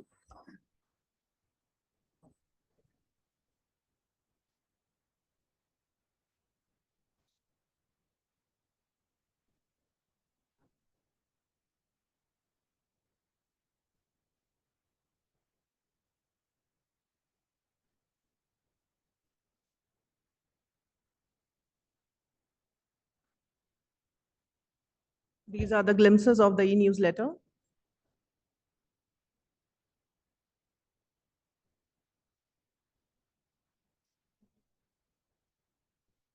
Thank you, sir.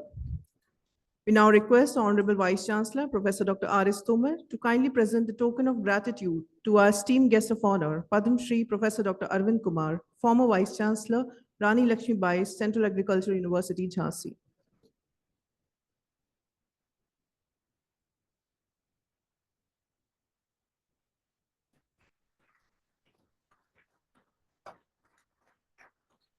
Thank you, sir, for your valuable presence today. We are extremely delighted to have you with us.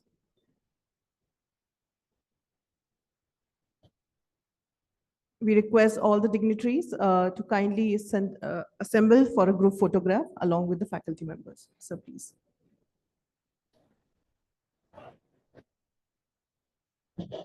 Students, please remain seated.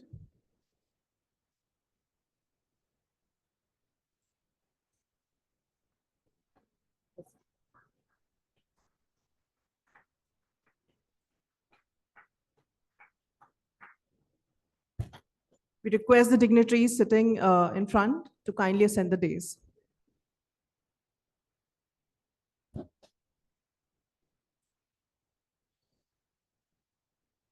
Sir, please.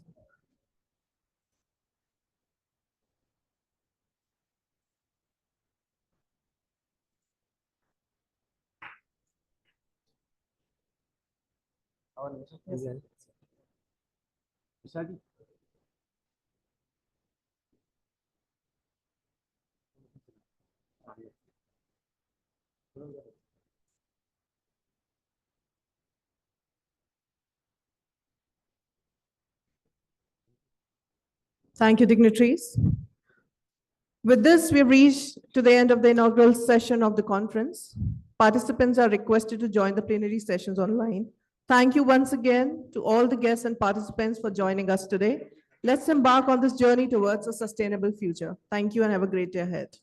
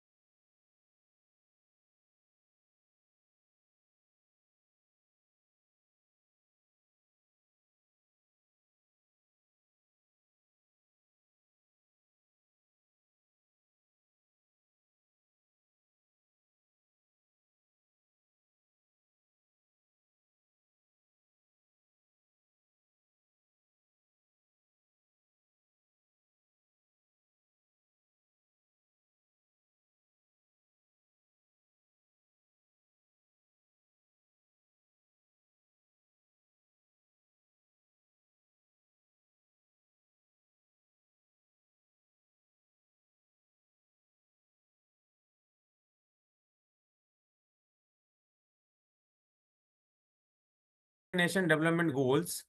Specifically, he is interested in the restoration of marginal and degraded lands for regaining ecosystem services and resilience, sustainable utilization of agro biodiversity, lesser utilized wild and neglected plants, and for food and nutrition security, pollution in agriculture ecosystem, specifically to pesticide and plastic pollution, nature-based solution and ecosystem-based adaptation for climate resilient and planet healthy food production and urban ecology and complexity. He is also interested in policy research and realignment, sustainability analysis, sustainability indicators, circular economy, principles and localization of the United SDGs, that is Sustainable Development Goals. He is serving as the founding editor-in-chief of Anthropocene Science at Springer Nature, and also is serving on the editorial boards of leading journals in ecology, environment, and sustainability at the leading publishers like Wiley, Elsewhere, and Springer Nature. He has visited Sao Paulo State University, Brazil, Beijing Normal University, China, and the University of Sharjah, UAE as a visiting professor for a short period of time and taught the masters and PhD students there. He has been elected as a fellow of the National Academy of Science, that is NASI, and the National Academy of Agricultural Sciences, NAS, India, and has received many prestigious awards, including the Young Scientist Award in the country, like INSA Medal for Young Scientists and the NASI Platinum Jubilee Young Scientist Award, the ICAR Lal Bahadur Shastri Young Scientist Award, the Hiyoshi Young Ecologist Award, and the Malviya Memorial Young Faculty Award of BRSI. He has been involved with various United Nations agencies, that is UNIPBES, IRP UNEP, UNDP BES, Network, IPCC, UNCD, and other international organizations such as APN, GLP, and IUCN Commission for fostering global sustainability. And he has visited the many countries, including USA, UK, Japan, China, Nepal, Brazil, and the UAE for his academic and research purposes.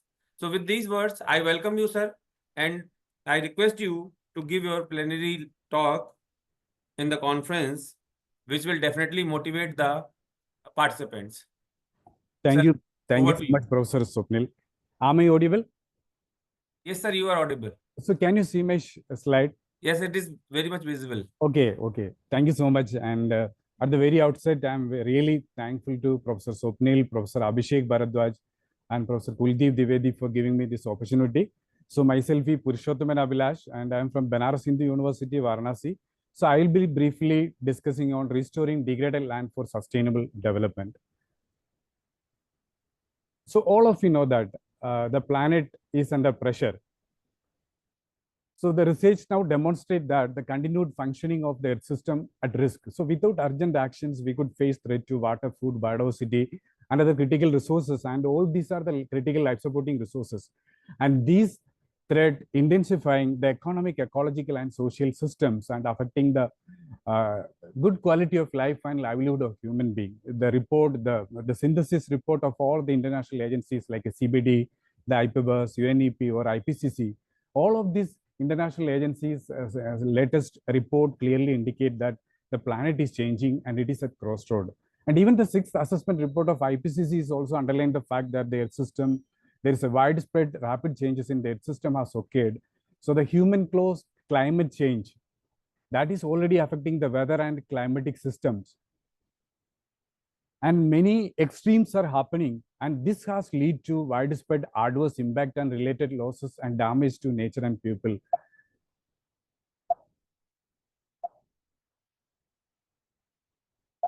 Sorry, I cannot move my slide. Just click on the slide, it would be changed, I think. Okay, yeah. Yeah. So the no species has altered the earth, the natural landscape, the way the human have. Though we are sharing this planet with the millions and billions of other species, we, the single species that is the Homo sapiens, we have modified the planet systems like anything. So whenever we convert the land, I mean, for the agricultural activity or the urbanization or the industrial activity, what we are doing, we have not only altered the geomorphology, rather we are altering everything like the carbon cycle, the nitrogen cycle, the elemental cycle, the biogeochemical cycle. So the human-induced alterations ultimately affecting the homeostasis, the stability and the resilience of the various systems like atmosphere, the hydrosphere, cryosphere, pedosphere, lithosphere, and the biosphere. We know that the life is only possible on this planet Earth. That's what we call it as a blue planet or the green planet. But our interactions is altering all the systems.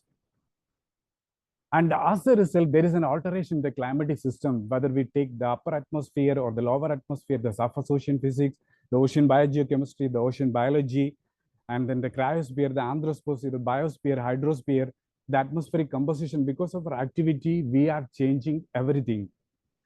So the changes, even one of the simple example is the concentration of CO2 during the last 2000 years. And if we see the trend, it was almost stable up to the onset of the industrial activity. And from the onset of the industrial activity, that concentration has shot up, that increased like anything.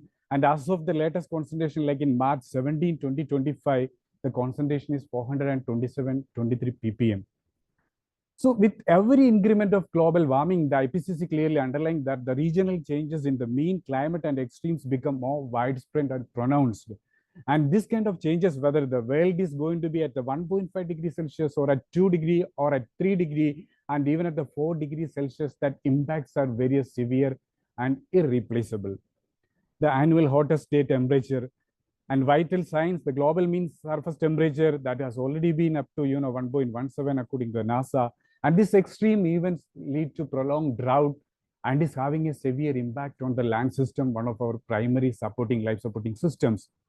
And these changes also increase the heat to humidity risk to human health. And on the upper hand, you could see that the number of days, we are exposed to the extreme heat, the heat humidity risk to human health under the various temperature regime like 1.0, 1.7 to 2.3 or up to 2.4 or up to 4.2 degree changes. And these are going to be very severe. And even the 1 degree temperature change in the last 100 years has led to 4 times as many fires in the American West and the recent California fire. All these are typical examples how we are. And on the top of that, the overexploitation of natural resources. And there is a recent report by the International Resource Panel of UNDP. It clearly indicates that the global resource use is going to be projected to be increased by 60% in comparison to the 2020 level. So the global natural resource consumption is to rise at an alarming rate. So this increasing demand for the resources is leading to biodiversity loss, land degradation, water stress, climate change, and air pollution.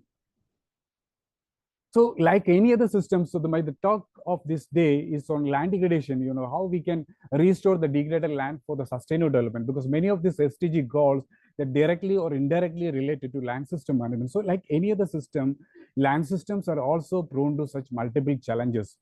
And the interplay of such various direct and indirect drivers of changes, they are negatively impacting the land productivity and ecosystem services, whether the science and technology, the policies, the governance, the institution, all these are acting as drivers of changes. Whether the good policies, they can protect the land resources, or whether it is a badly constructed, then it is definitely going to destroy the land system. Like the economic drivers, the resource overexploitation, the land use, the land cover change, the climate change, the pollution, the invasive alien species. According to CBD, the conventional biological diversity, the invasive alien species are one of the largest threat to land systems and the terrestrial biodiversity. So in order to protect the land resource, we need to consider the multi-purpose value of land. Land is an important life supporting system. I mentioned that it is a biophysical system. It is an important ecological system governed the nutrient cycle, hydrological cycle, biodiversity maintenance. At the same time, it is an important production system. So it is a coupled system like the human natural systems, like whether it is agricultural production, whether it is industrial production, or as an important natural resource. And at the same time, it is also having the socio-cultural relevance. So we need to understand the complexity as a complex system, as a finite system, as a life supporting system. Then only we can take opposite strategies for protecting these land resources from further degradation, to arrest the land degradation and to restore the already degraded land system for human well-being. So the managing the productivity of land is very, very essential for meeting food, fuel, and fodder requirement. All of you know that the 17 SDGs, many of these SDGs starting from the no poverty, zero hunger, good health and well-being, whether it is SDG 1, SDG 2, SDG 3, or SDG 4, you take any SDG, all these SDGs are directly, indirectly related to land system. So productivity of the land system is directly proportional to the sustainability target, attaining various sustainability targets.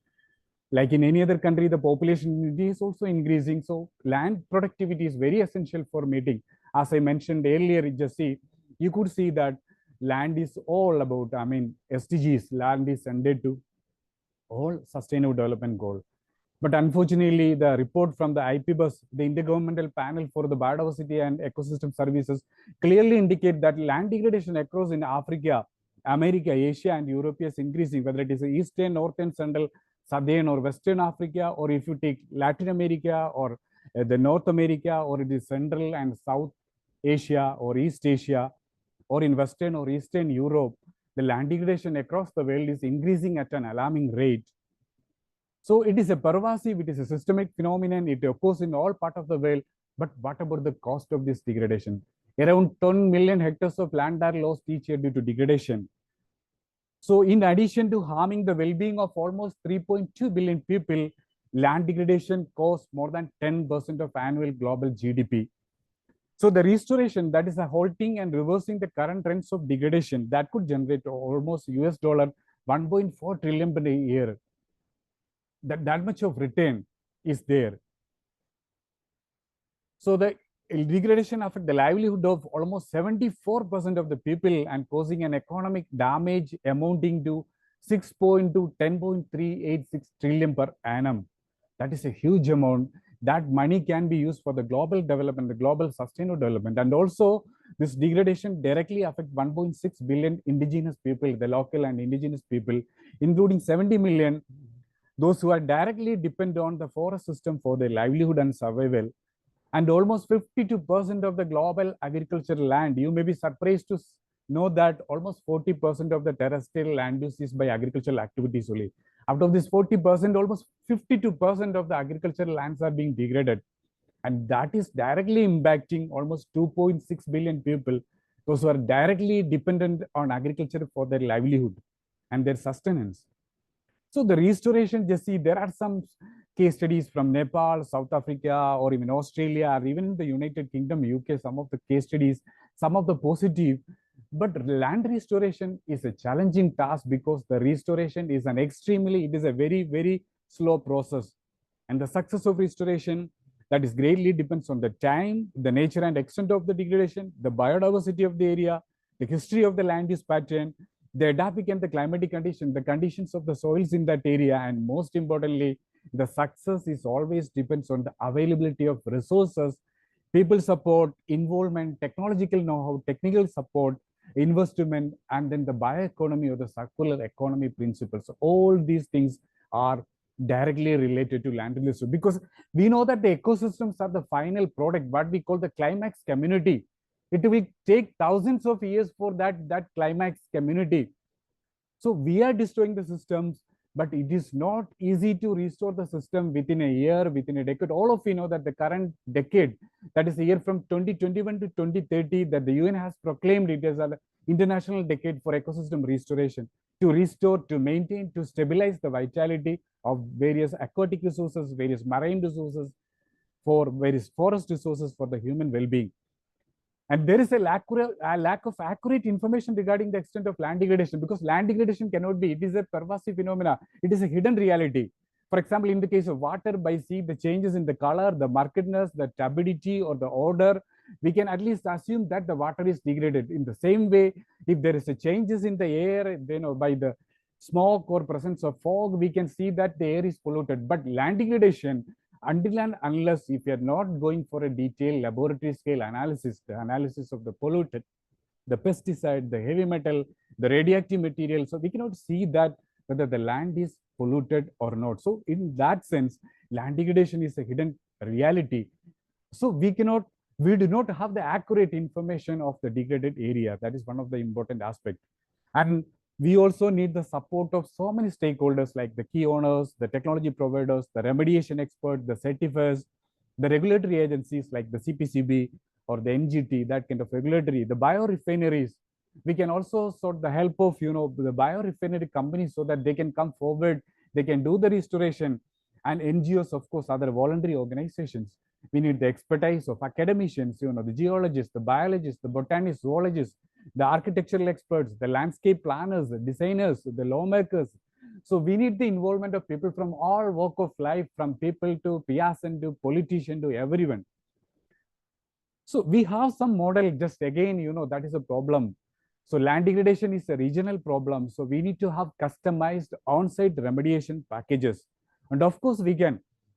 Restoration need technology. The biotechnological advancement, provide some sort of help, like, with the help of advent in proteomic, metaproteomic, the culturable, non-culturable. The next generation technologies, we can isolate suitable microbial organisms. Maybe we can come back, we can take these microorganisms from the polluted land, we can isolate them. We can have the large scale production, and then again we can go back to the field, or otherwise we can also, with the advent of biotechnology, the biorefinery concepts, we can club bio restoration with the bio-based enterprise activities, so that during this restoration activity, apart from the restoration, we will also get additional economic benefit like the chances for producing whether the biodiesel, the biogas, the bioplastics, the biopolymers, the biocomposite, bioethanol, like, so that we can continue the perpetuity, the continuity of this restoration process itself. So we need to have suitable biorefinery models also. And the ongoing global effort, there are a lot of efforts are going on, like African 100 is going there. The bond challenge is there, that is challenge to restore almost 300 million hectare of restoration by this 2030. And then we have the one SDG, that is a life on land. Although all SDGs are directly or indirectly related to land restoration and degradation, one of the SDGs, that is a SDG 15, that is almost exclusively related to land restoration. And there is a restoration initiative. United Nations ecosystem restoration is going on. You could see that, that is a planetary shape. That logo, there is a love symbol on the top of that. That love symbol indicate the global solidarity, the global, the unity for this movement. And next below that love symbol, you could see that, there is a green, there is a blue, there is a green, and there is an orange one. That the blue represent the aquatic system, the restoration of the marine one, whereas the green represent the restoration of the forest one, and that the orange one that represent the restoration of the land system or the soil system. And there are initiatives like in Africa, for example, you could see that there is a great green wall initiative, that is a greening initiative in Africa, like New York Declaration on Forest. That is another voluntary declaration, like the Rainforest Research Initiative. Initiative 2020, the UNCCD.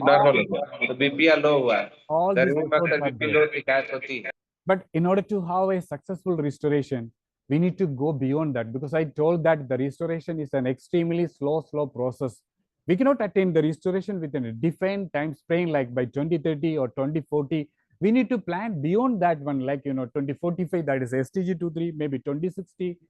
Like, the G20, during the G20 meeting, our Honorable Prime Minister, the Modi, has already assured that India is going to restore almost 47 million hectares of land by 2047. That is our Amritakal, the VIKSIT BHARAT 2047. We have already proclaimed that we are going to restore that much of. So we need the restoration initiative at all effort, at all scale, at all level. So there is a 10-point strategy action plans, like, we need to empower a global movement. That is a first and foremost strategy, because we need the support of each and everyone. We cannot do it alone. The government cannot do it alone. We need the participations. We need to take all people on board. So we need to make it as a mass movement, like the global movement. And the second strategy, we need restoration, the finance restoration on the ground.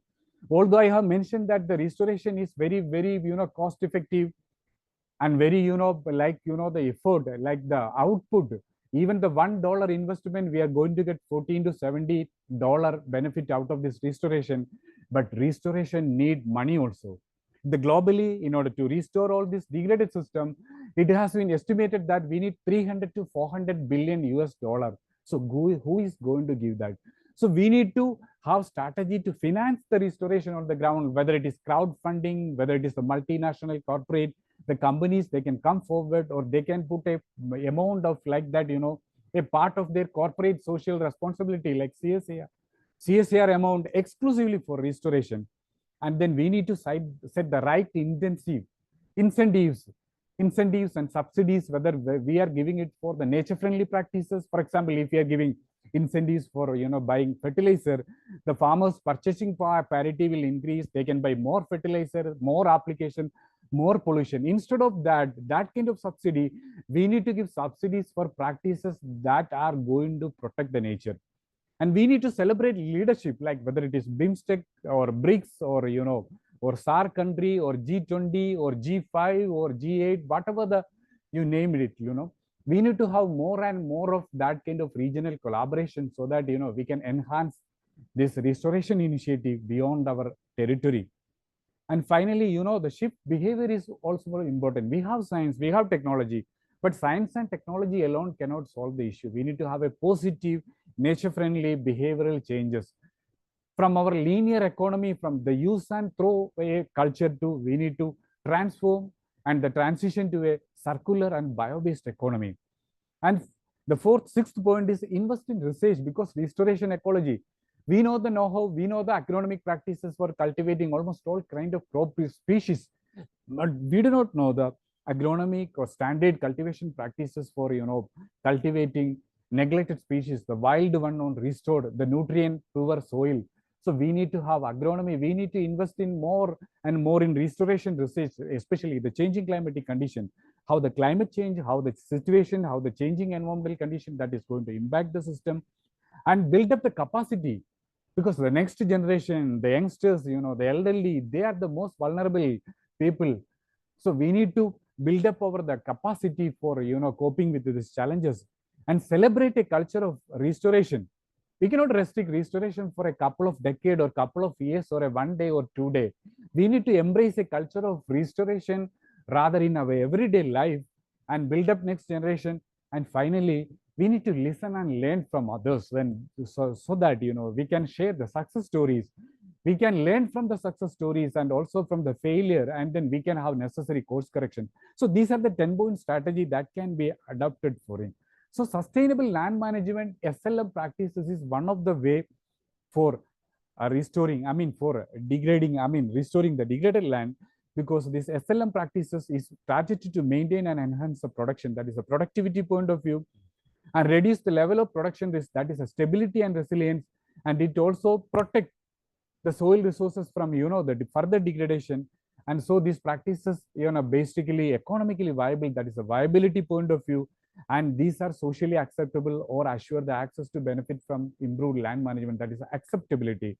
So we can adopt SLM as a basic steps for land management, and this SLM offers multiple benefits, including increasing soil fertility, decrease undernourishment, better livelihood, increase, for example, if the soil is having the fertility, our food is also having that amount of fertility. If the fertility that directly comes from the soil, the fertile food, that is a healthy food, so we can combat the hidden hunger also. That is one of the STD.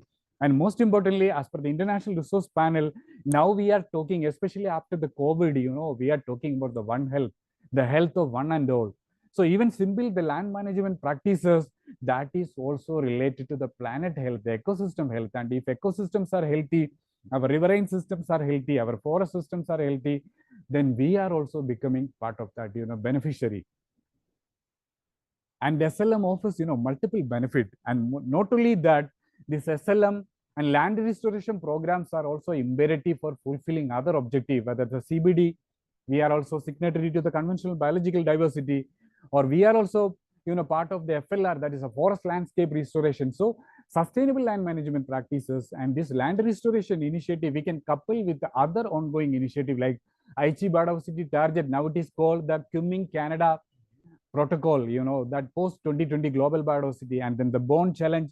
Then the UN CCD, there is a UN convention to combat desertification. The entire, the protocol, the principles and the motto of that UNCCD just for protect the land from desertification and degradation. So if we are fulfilling, if we are doing this SLM, we are also simultaneously attaining the objectives of UN SDG, and the SDG, whether it is SDG 1, 2, 3, 6, 7, 8 or 11, 12, 13, 15, 16, 17, most of the SDGs, they are directly related to land system. And most importantly, the UNFCCC framework, that the United Nations Framework Convention to Climate Change, the IPCC, the Paris Agreement, and all these international agreement, that is also related to land restoration. So there are some researches from where to start the degradation, from where to start the restoration. So the Strasberg and et al., they have identified, they have published a classical paper in Nature, and they have published, the global priority areas for ecosystem restoration based on the biodiversity, based on the capacity to mitigation of the climate change, that is adaptation and the mitigation strategy, and also based on the cost effectiveness, we can have some global priority area for the restoration. And most importantly, since agriculture is one of the major land use, and it is almost, the agricultural systems represent 40% of the terrestrial system, we can take agriculture as a starting point and sustainable agricultural practices as a common ground for sustainable land management, the human well-being, the social well-being, and ultimately, the farming for both people and the planet. Okay, and I'm just quickly going through, I don't know whether I have enough time, agriculture accounts for 70% of the global water budget. So we need to have sustainable agricultural practices so that we can transfer from the high external input agriculture to low external input, what we call the LISA kind of practices. We can have a transition from the linear to circular economy, the carbon emission point of view to carbon sequestration, and from the monocropping point of view to multi-cropping, and the pollution to a planetary healthy, because agriculture is the largest non-borne source of pollution, and it accounts for almost 75% of the global water budget. So if we are converting this agricultural enterprise as a sustainable, as a planet friendly, as a people friendly enterprise, then we can have a planet healthy way of food production. But we need to have that kind of suitable policies, so that we can transform our existing practice into more sustainable, more planet friendly, more people friendly. So that is the overall message in agricultural land management, planet friendly agriculture as a starting point for farming for both the people and the planet. That is one of the planet friendly practices. And second one, that based on the crop diversification, the more diversification is a natural way of dietary diversification, and so that we can combat malnutrition and zero hunger. So as per the planetary healthy report, we need to have 50% more of plant-based commodities in our plate, in our diet, so that we can cultivate more species, and more cultivation of this locally available, the neglected, the underutilized species, which are very rich in medicinal, nutritional, and ethnobotanical or other kind of biocultural attribute.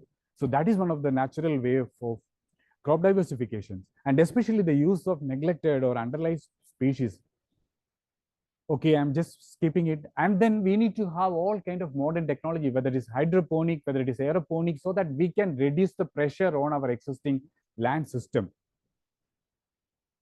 And then the impact of the multi-cropping and is very enormous, like, it is going to improve the soil health, the soil biodiversity, the crop diversification, the soil carbon pool is also very, very high. And increasing organic carbon pool will increase the water retention capacity and increase crop production, whether in the case of wheat or maize or rice productions. We could see that the more carbon, that is a 4% initiative, all this kind of newest initiative, we could able to build more carbon, almost, the carbon saving in terms of carbon credit, 600 billion, if we are transforming the agriculture into more a low external input system with a planet friendly food production, we could able to sequester more carbon and more benefit, more water also. And then the judicious use of, the manures, whether it is annual manure or the plant residue manure, because if you are using only annual manure, manures, then the emission from the nitrous oxide, nitric oxide, methane. So in order to balance that, we could have a judicious mix of, both animal plus, the plant residue based kind of amendment. And sustainable amendment for improving, we need to have sustainable soil amendment for improving the organic carbon content, improving the beneficial microorganism, especially the diversity of like phosphate solubilizing, potassium solubilizing, nitrifying, denitrifying, beneficial, agriculturally important microbial organisms we can improve. Circularity principle we need to adopt, and these are some of the examples of the 4% initiative. If we are improving more carbon, we could able to produce more, we could able to sequester more, we could able to retention more water, that is a potential water storage under this 4% initiative. And all this initiative, and also we need to adopt all this kind of, innovative water saving, whether it is drip irrigation, whether it is sprinkler irrigation, whether it is open irrigation, or we need to have sustainable rainwater harvesting technology, so we could able to increase the production. At the same time, we can also fulfill other related SDG goal, like goal number 6, that is for the clean water and sanitation. And also there is a goal number 612, that is exclusively for responsible consumption and production. Okay, all these are some of the example. And in conclusion, I would like to say that land degradation is a pervasive phenomena, and that is growing across the world, and it is negatively affect the land productivity of ecosystem services. If it is land productivity is low, then there's a low ecosystem services, ecosystem functions, and if there is a low ecosystem services, that is going to affect the good quality of life and human well-being. And since agriculture is one of the major land use, regenerative or plant-friendly agriculture practices based on resource conservation and replenishment, that must be the takeaway message. And for that, we need to have some suitable policies and program, and these are some of our publications directly related to, and this knowledge product directly related to this land restoration, and especially improving the productivity of land system, marginal degraded land system, including agricultural land system. We also did some of the work for identifying the actual marginal and degraded land areas in India, and how to convert this marginal degraded land for further SDGs or for further SDG goals like bioenergy crop production, the carbon sequestration potential. We have polyculture zonation technique. We can identify. Of course, we need to go to the field and we need to have further field-based assessment. Then only we can ensure the survivability of all the species under various agroclimatic conditions. And then we can have, of course, the diversity. We have more than 50 to 60,000 of plant species. We have a handful of useful species are there, and the carbon capture potential and the bioenergy potential of some of the species are very, very promising, whether it is acacia, the dalbergia, the lucina, the tectona, pongamia, Sadirecta, maduka, jassi. The energy potential is also very high. So we can have energy-based analysis also, like that, which of the species is having less energy, like less energy utilization. And then, tectona, we have so many, and dalbergia species are there, and some of the species are not so good, like the Prosophis juliflora. We cannot have the, we cannot use this kind of species for a large scale restoration. And then we can even suitable Miyawaki technology for restoring saline soil also, and integrated, most importantly, we should have integrated land water conservation technology. And this is all about, finally, and for the agricultural land management, we can have regenerative agriculture that is based on the resource conservation, replenishment, and, so that we can restabilize and we can regain the vitality. Thank you so much.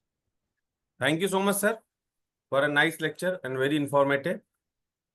I request you, sir, if possible, if you remain in the meeting, so please chair this session.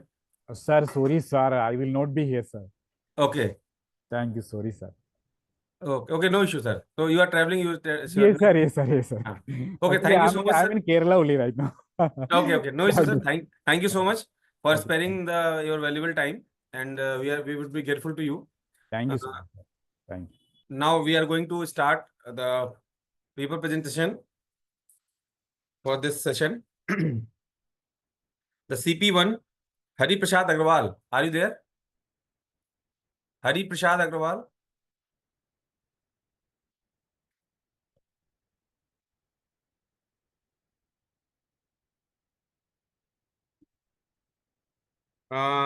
CP4, Samta Jain Goyal, Rajiv Goyal.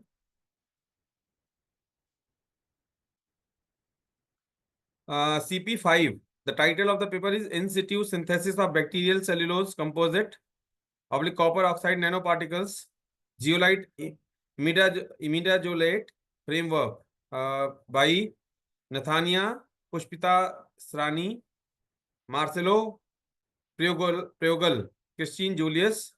So who is going to present this paper? CP4 and CP7, phytoremediation potential of golden photos, a sustainable approach to indoor air pollution mitigation. MRT and Deep Chakravarti. Yes, sir. Yes, sir. MRT, are you there? Yes, sir. I'm there. So please share your screen and start a presentation. Please mind the timings. You will get only 5 to 7 minutes. So finish your talk and your paper presentation within 5 to 7 minutes. Okay? Yes, sir. Sure, sir. Okay. Just a minute, sir. Okay.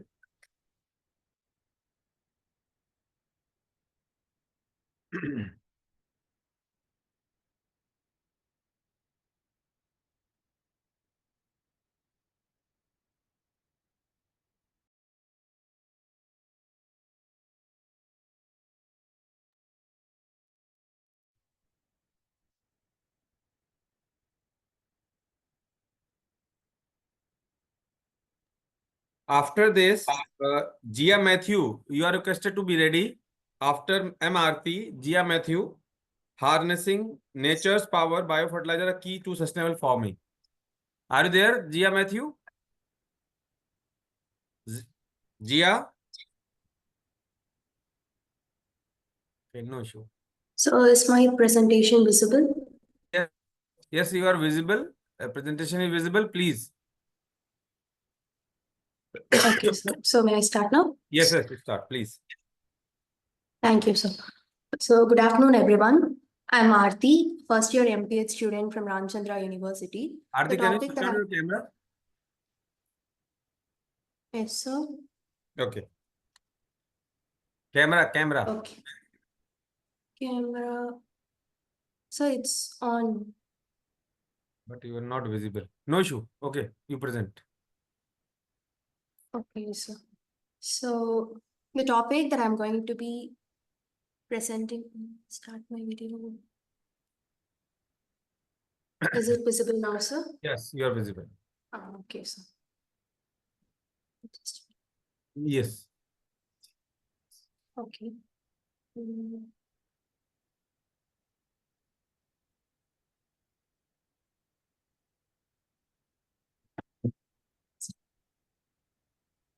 So the topic that I'm presenting today is phytoremediation potential of golden pothos, a sustainable approach to indoor air pollution mitigation.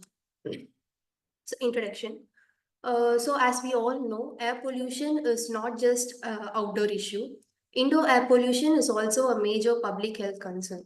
We know that people nowadays are spending most of their time in indoors, mostly in their house, offices, or in the laboratory setups, and they are constantly exposed to invisible pollutants. Not just they are the indoor air pollutants actually, which is invisible, higher in concentration, and their impact on health is also dangerous as well. Speaking of indoor air pollutants, the indoor air is often contaminated with volatile organic compounds like benzene, toluene, and carbon monoxide, particulate matters, formaldehyde, and even we can see molds and microbial spores in it. And speaking of their effects in human health, they aggravate asthma, cardiovascular diseases, they create hypersensitivity reactions, and they manifest it to long-term diseases as well. So when you look for remedies, I found a sustainable remedy for mitigating the indoor air pollution, which is phytoremediation. Before moving on to the sustainable way, I looked into the conventional methods that are used for indoor air pollution mitigation. The first one is elimination of pollution at the source, which is what?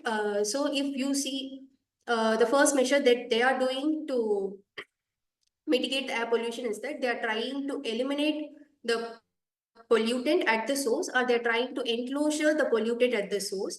For example, in a building, you're altering a building like insulating the external walls, or otherwise you're utilizing the techniques like heating, ventilation, air conditioning system. We all know it. So using the technology in a building design, and more particularly for controlling the gaseous pollutants, they are using the techniques like absorption, adsorption, and combustion techniques.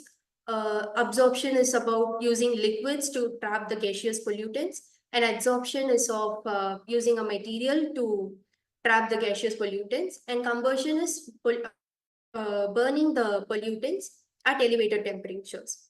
So another measure we could see is phytoremediation or biofiltration. Biofilters we all know, and when it comes to phytoremediation, it is using plants to reduce the air pollution, to purify the air basically. Why phytoremediation? So I looked into the conventional methods, everything was fine, but we have drawbacks as well, like it needs high energy use, and it has maintenance cost, and also we need high capital investment. So that's where when you see phytoremediation stands out, because it is affordable and it is also environment friendly, because it is using plants to absorb, metabolize, and degrade the pollutants, which is a natural process. So for phytoremediation, using of indoor plants, if you use indoor plants, it not just cleans your air, but it also regulates the room temperature, it reduces the noise levels, and also improves your psychological well-being as per the studies. So using an indoor plant for phytoremediation, it depends on the properties of the plants as well as the properties of the pollutant. So when you see the pollutant, the size of the pollutant, and their metabolism matters. And when you see the plant, their moisture content, the type of plant it is, the surface area of their leaves, and every physical property of the plant matters. So choosing a plant for phytoremediation is little tricky. So when I looked for a plant that can be used for an indoor air pollution mitigation, I got to know about golden pothos. Golden pothos is commonly known as a money plant or devil's ivy. We mostly would have seen this plant in every one of our house. For it is used for ornamental purposes, and it is a native species to Southeast Asia. The scientific name of this golden pothos is Epipernum aurum. So it is a climbing vine that produces abundant yellow marbled foliage. There are 15 species, and mostly they are used for interior escape purposes. So when I looked into it, it is low maintenance cost and also user friendly thing. It can be grown in water as well, like in a hydroponic system way. And there have been studies, and they have found out that it is more effective in removing formaldehyde and also other indoor pollutants like benzene, trichloroethylene, toluene, etc. Not just on air pollution level. If you see, it is also having antimicrobial activity. It shows anti-termite activity. So it is actually a multifunctional plant. So I decided to go with golden pathos. So I wanted to know what type of method would be suitable for golden pathos. And I found a hydroponic setup would be more effective for golden pothos plant. I'll show you. This is the illustration. I took it from one of the papers where they have designed a hydroponic system. As you can see, this is a cabinet. It shows both the interior and exterior parts, whatever present in it. So if you see, this is a hydroponic column in which they have suspended the pothos. Let's take pothos as an example. So they have suspended the pothos in the hydroponic column, and these plants are suspended in a polyurethane sponge actually, and it is suspended in a nutrient-rich water. And this hydroponic column is connected to the water reservoir. The water will be irrigated, actually recirculated, so that the nutrients will be supplied continuously for the roots of the plant and the plant won't decay. The light sources are set there. Thermohygrometer to check the humidity and temperature. So this system works as if the air passes through the inlet, it passes through the column where the plants will do the removal of pollutant thing, and it goes out of the cabinet as a purified air. So pollutant removal mechanism. So when the polluted air enters the hydroponic column, there comes a stomatal absorption where the leaves take up the gaseous pollutants, mostly the volatile organic compounds or the carbon monoxide or carbon dioxide. The leaves take up the gaseous pollutants.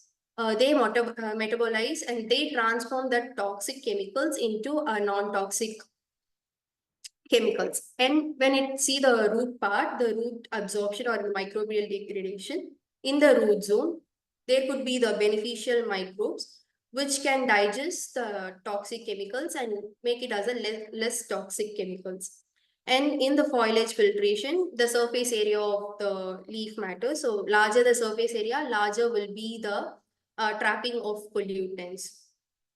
So basically, it's a natural filter. So from that paper, I got to know they have that particular study, they have done it in 4 different stages based on the airflow rate. Changing the airflow rate, they have done in 4 stages. They have recorded the pollutant concentration before and after the passage of air through the column. And the pollutants that they measured is carbon dioxide, particulate matter, TVOCs, and kindly expedite it. yes. Okay. Kindly expedite it. You are having your 7 minutes. Okay. Okay. Okay. No. You can go with the flow. Kindly expedite now. Okay. So they have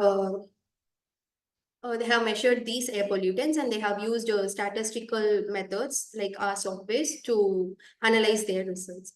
So to conclude, I have things. I see that this hydroponic system is a efficient method for this golden pothos because it combines the plant-based filtration, microbial degradation, and water-based absorption for effective removal of pollutants. And there is also no need for the soil here, reducing the risk of the pest and mold. And I think this would be the sustainable and also an aesthetic indoor air purification solution with low operational cost. These are the references. Thank you. Thank you so much. There are a few questions that is related with the phytoremediation potential of golden pothos. I just want to ask that how, what reference you have taken for your bioscrubber mechanism? I have taken phytoremediation. I have searched on the golden pothos, ma'am. Using the plant golden pothos, I have decided I'm going to do on that. So based on that, I have gone for research, like what are they have already used using golden pothos, what methods they are following. And I found that one paper I have mentioned there, like scrubber. They are using golden pothos there. And so I found that. That was an example. Is there Hydroponic any system. alternative mechanism you can use it for the same mechanism? You can use a different plant, ma'am. Instead of golden pothos, Okay. you can use a different plant of your own interest. You can choose the plant you want. In the Okay. same mechanism, you can use a different plant. Thank you so much. Now I'm going to move to the CP05, in situ synthesis of bacterial cellulose composite. Nathania, are you here? Are you going to present it? Nathania? Nathania, you have joined. Are you going to present it right now, or should I move to another presentation?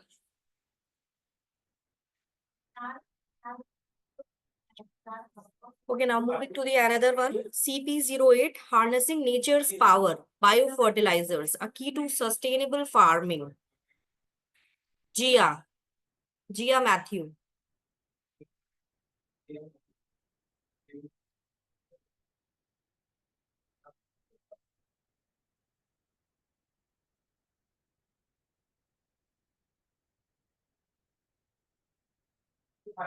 Gia haven't joined yet.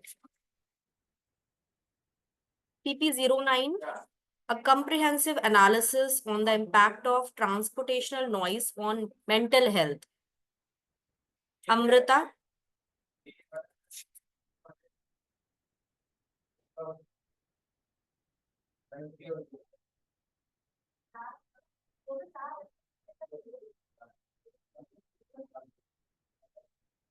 Amrita.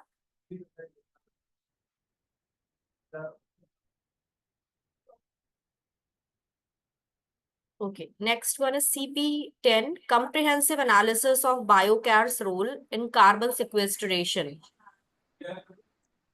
Yes, ma'am.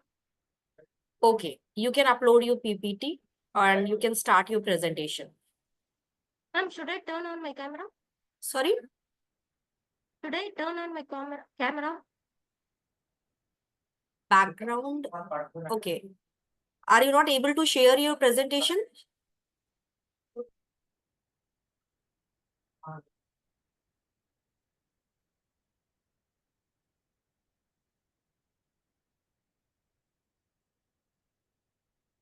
On.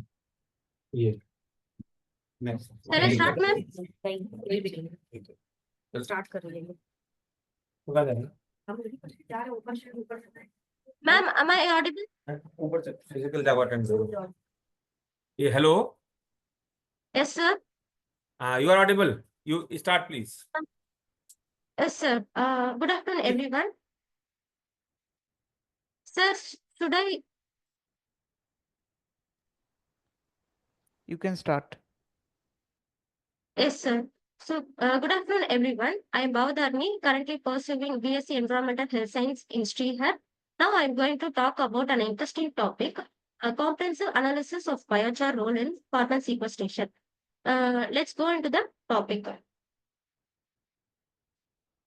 So, introduction to biochar. So, what is a biochar? A biochar is a porous carbon-rich material generated by pyrolysis method. So, what is a pyrolysis? A pyrolysis is a thermochemical process in which we burn we burn biomass biomass in a low oxygen environment in a high temperatures. So biochar is stable in soil for hundreds to thousands of years as compared to raw organic material. So for example, charcoal is a raw organic material which decomposes and releases CO2 into the air within a few years. Whereas the biochar is a potent carbon sequestration and climate change mitigation tools. So besides its potential for sequestration, biochar has a numerous agronomic and environmental benefits, such as improving the structure of soil, water retention capacity, increased microbial diversity. So it is a multi-purpose nature as attracted a lot of attention in the climate actions. So the science behind the biochars. So how does biochar contribute to the carbon sequestration? So it traps the carbon in a stable state.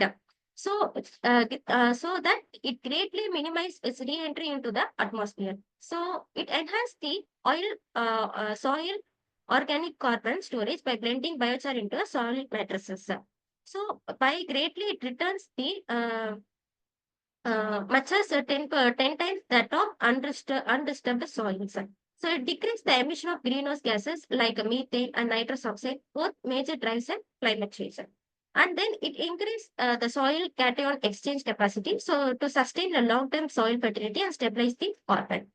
So looking at the picture, you can observe that adding a biochar into the soil, it effectively decreases the climate mitigations by trapping the CO2 released into the atmosphere.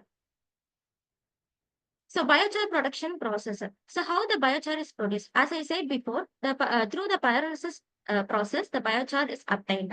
Burning of organic material like crop residue, wood and manure in a high temperature but without the oxygens. So through pyrolysis, you can obtain three major products. That is biochar, bio-oil, and syngas. Biochar is the main product utilized from the carbon sequestration and oil amendment. So the bio-oil, a liquid form, is a cost-effective substitute fuel. And the syngas, a blending of flammable gas like hydrogen, carbon monoxide, methane, employed in the energy production. So there are three types of pyrolysis.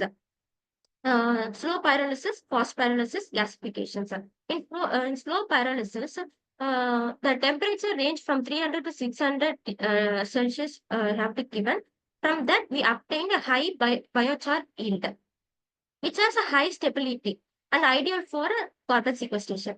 In a fast pyrolysis, the temperature range from 400 to 700 degrees Celsius, you can obtain higher bio-oil production with a moderate stability. In a gasification method, the temperature range from 700 to 1000 degrees Celsius, a maximum gas production is available. And it has a slow stability, low stability. So overall, the slow pyrolysis is the most suitable method for carbon sequestration due to its biochar yield and stability. So looking at this illustration, you can observe how plant biomass are turned into a biochar by two methods, wood shavings and rice husk. So two methods with the two different category they done, but the end result is biochar. So biochar role in carbon sequestration. So how biochar stores carbon? High stable carbon content. As I said, biochar has a 85 to 95% stable carbons because it's generated by the pyrolysis method. So this sequestrates carbon is a long-term state where it is better fit for a long-term sequestration. Persistent carbon reserve here. So by adding the biochar into the soil, result in the creation of long-lasting carbon source, which can potentially sequestrate carbon for more than 1000 years as compared to charcoal. So this stability significantly reduces the rate of CO2 emission into the air. So resistant to decomposition. So biochar stability towards microbial degradation. So comparing with the charcoal, microorganisms degradation lies between so biochar has a aromatic structure. So microbial degradation is very low. It is different from common organic material. So in that, the biochar settles in the ground for decades. So major efforts in the biochar on enhancing soil sequestration, sir. So it increasing water and nutrient retention, sir, altering microbial community and stabilizing liable carbon, and improve the soil aggregation, inhibiting microbial degradation, and increase the overall soil organic carbon.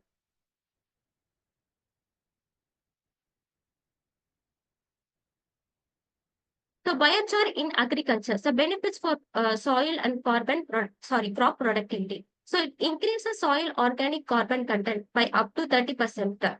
So for fostering the healthier plant growth and enhance the soil fertility. So next, enhance nutrient availability. So reducing, so you can you can reduce the use of fertilizer and prevent nutrient leaching. So improve soil moisture and retention, mitigating drought effects and improving crop resilience.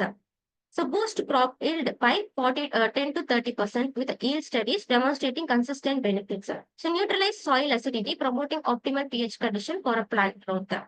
So these are the 5 major benefits of biochar in the agriculture. So by seeing this picture, you can understand how biochar helping the agriculture processes by decreasing the soil erosion and runoff, enhance soil structure, improving fertility in the lower fertile soils, and decrease the acidity, alkalinity, and salinity problem, decrease organic and inorganic contaminants. So overall result is better crop growth and production. So environmental application of biochar. So restoration of contaminated soils. So many major industries releasing heavy metals like including lead, cadmium, mercury into the environment. So biochar is a key function in soil restoration. Due to its porous nature, a huge surface area, biochar enables the absorption and immobilization of such harmful elements, thus decreasing their bioavailability and preventing their uptake by a plant system as well as water resources.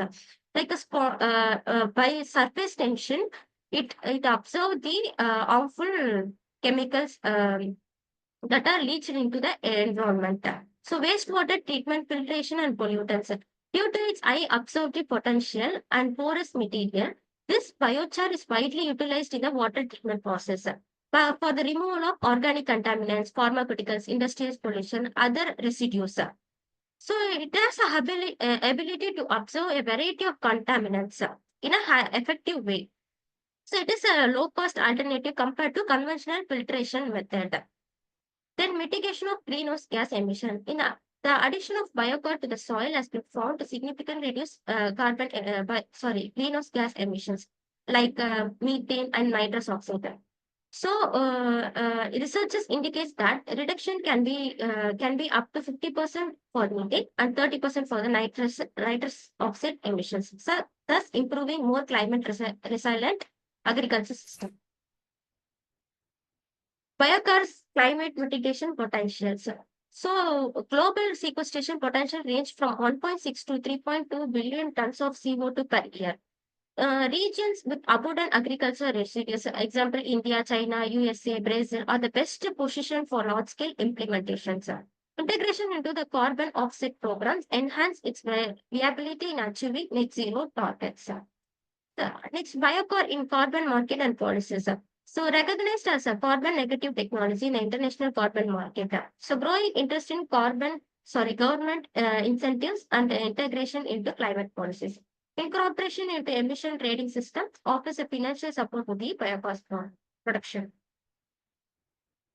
So challenges in biochar implementation. High initial investment cost for pyrolysis technology hinder adoptions.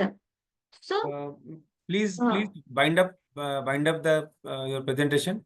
You have crossed the 5 minutes time. Okay, sir.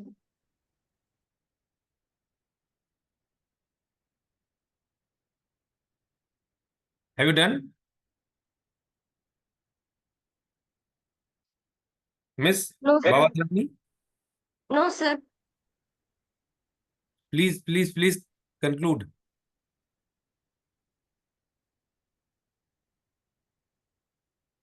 So the conclusion, Yes, continue.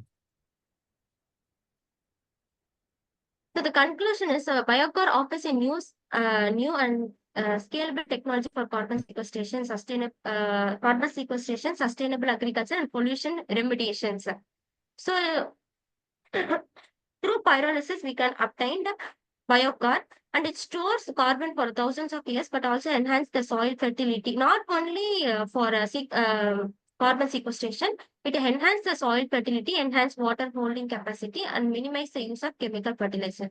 The proper policy support and continuous technical improvement, biochar can emerge as a mainstream climate strategy, complementing global efforts towards sustainability. Okay. Now the session is open for question and answer. I request the participants to ask questions, if any. Meanwhile, I am asking one question. I want to know: are you ready to answer? Yes, sir. You tell me how this biocar contributes to carbon sequestration and climate change mitigation.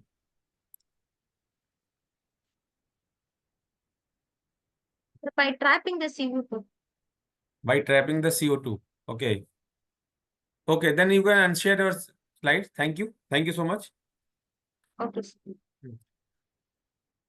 I welcome Dr. Vinay Kumar Tyagi and Professor Suresh Kumar sir for joining the session. Hello, good afternoon. Heartily welcome, sir. Thank you. Suresh sir, heartily welcome, sir, in the session. Sir, our first session is going on. Still continue. So now we are going to start. Again, we are going to start with the plenary lectures of our guests. We have invited expert speakers. I request please mute. So this is purely out of ignorance the people are doing. Now I could be able to say that educating the people. Okay. So I request so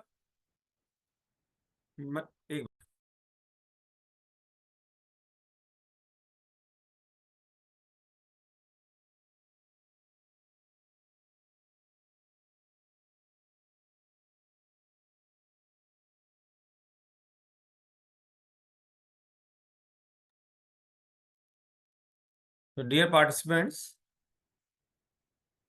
we are having Dr. Vinay Kumar Tyagi. Sir, are you ready? Yes.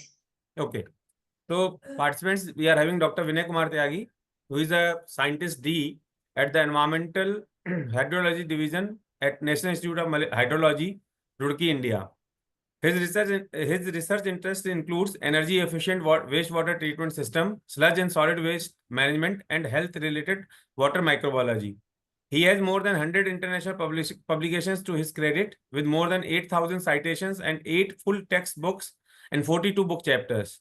Dr. Tyagi's research work has been receiving many academic honors, most notably enlists in top 2% scientists worldwide as per the Stanford University list published by elsewhere. Dr. Tyagi is a management committee member of International Water Association.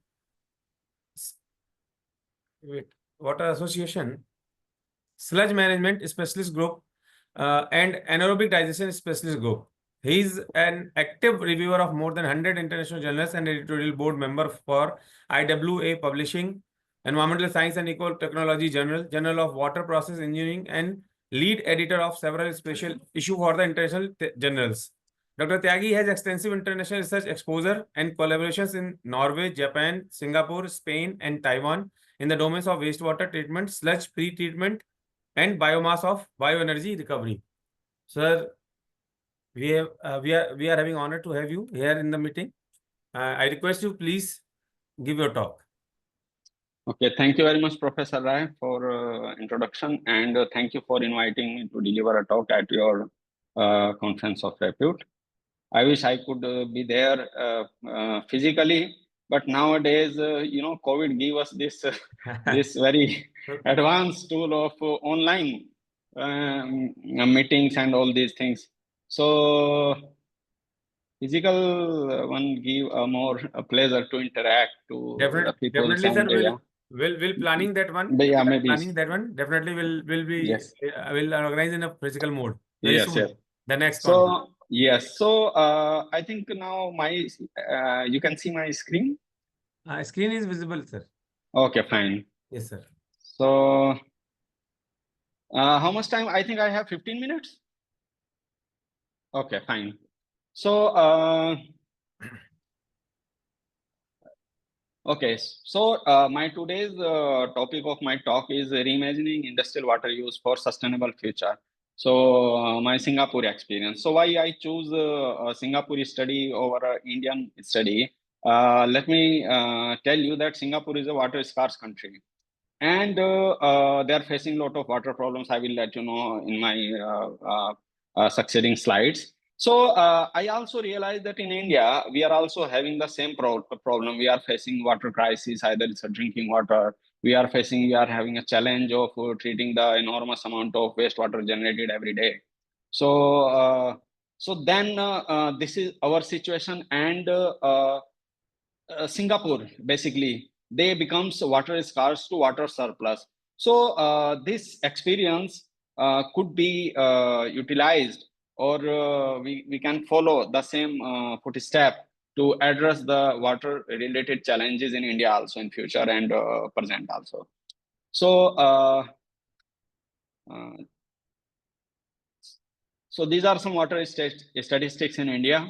If you will look, so these are under the highlighted line. So you will see that all the major cities.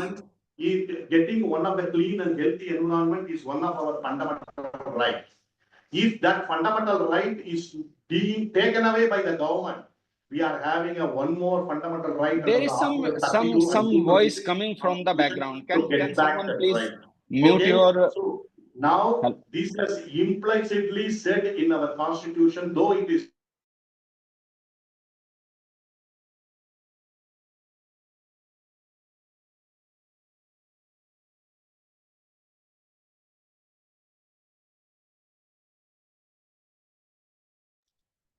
Hello, am I audible?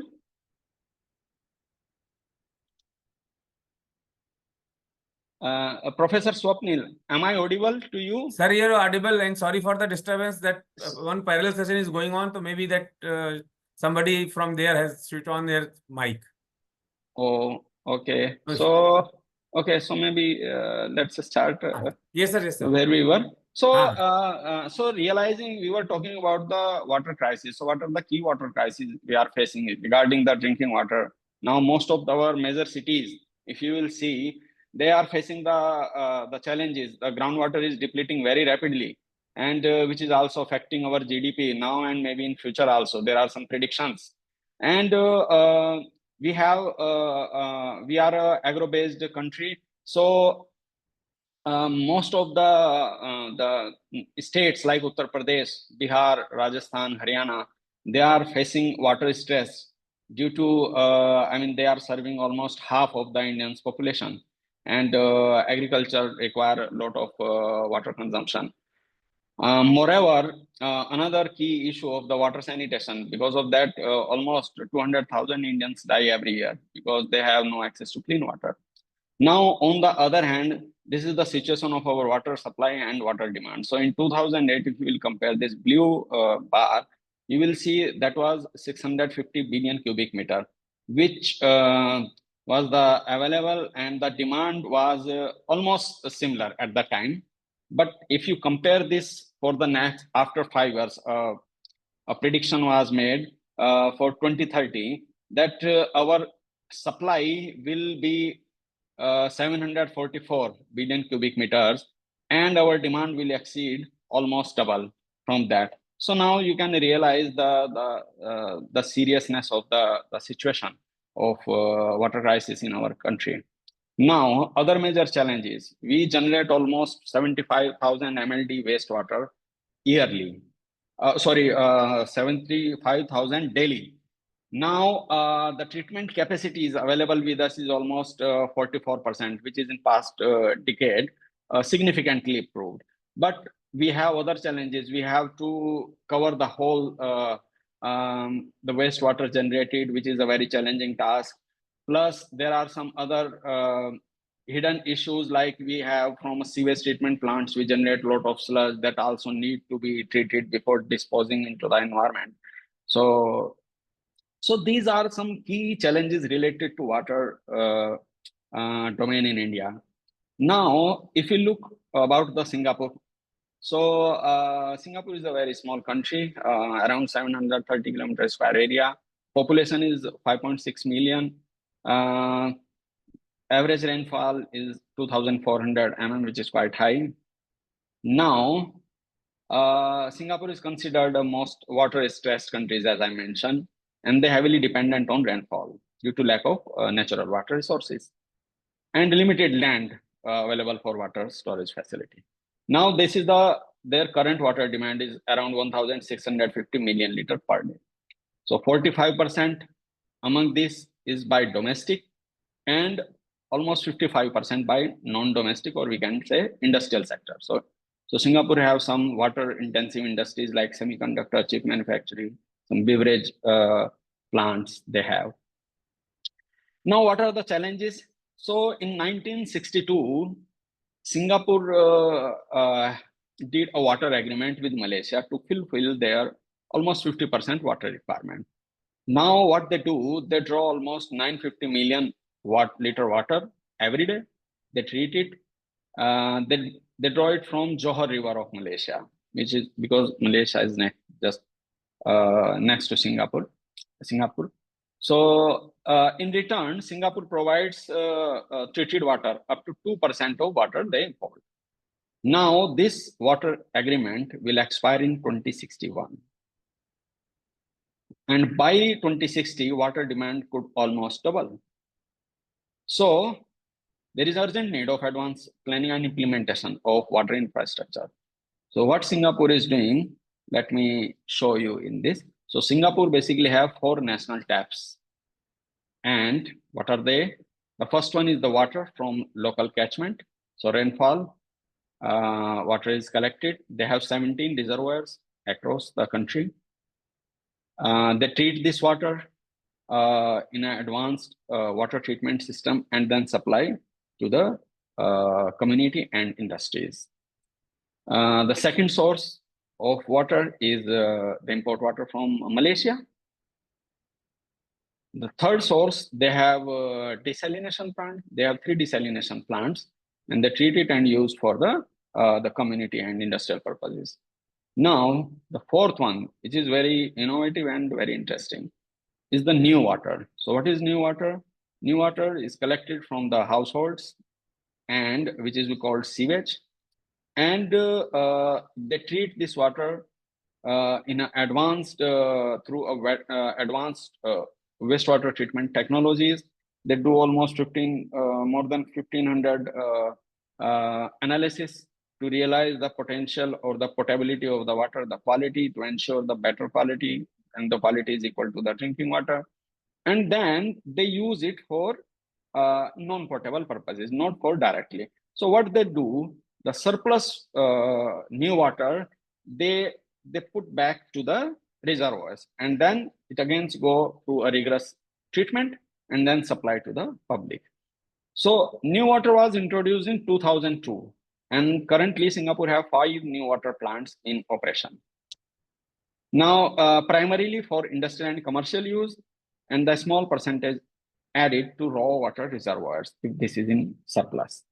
So new water infrastructure capacity can meet 40% of Singapore's current water supply.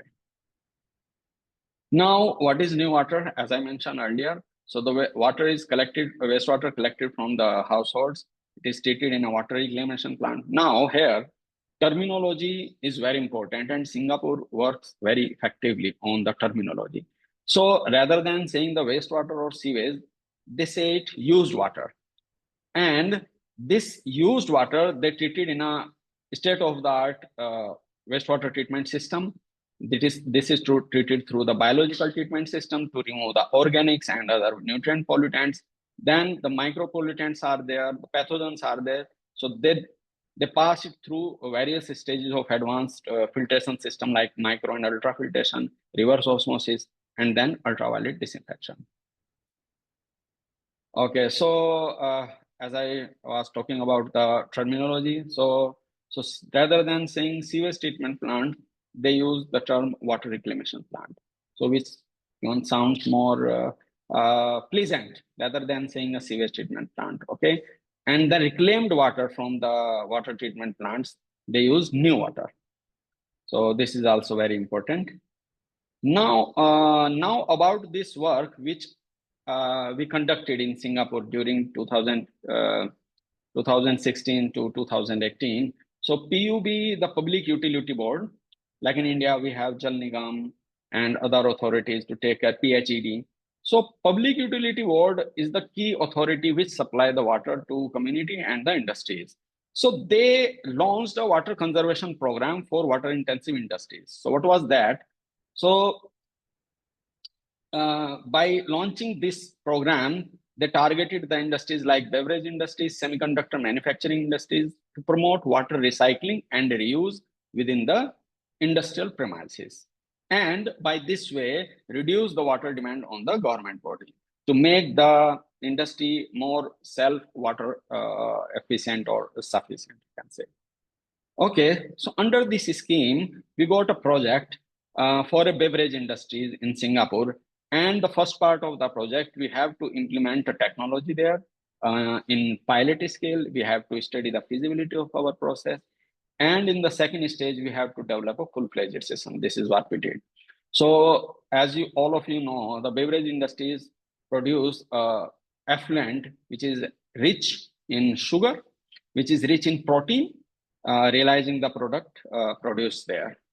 So the industrial freshwater demand was 1500 meter cube per day for production process, and their effluent generation was 750 meter cube per day, which is from rinsing and cleaning, and it contains mostly, as I mentioned, sugars, soya protein, and natural extract.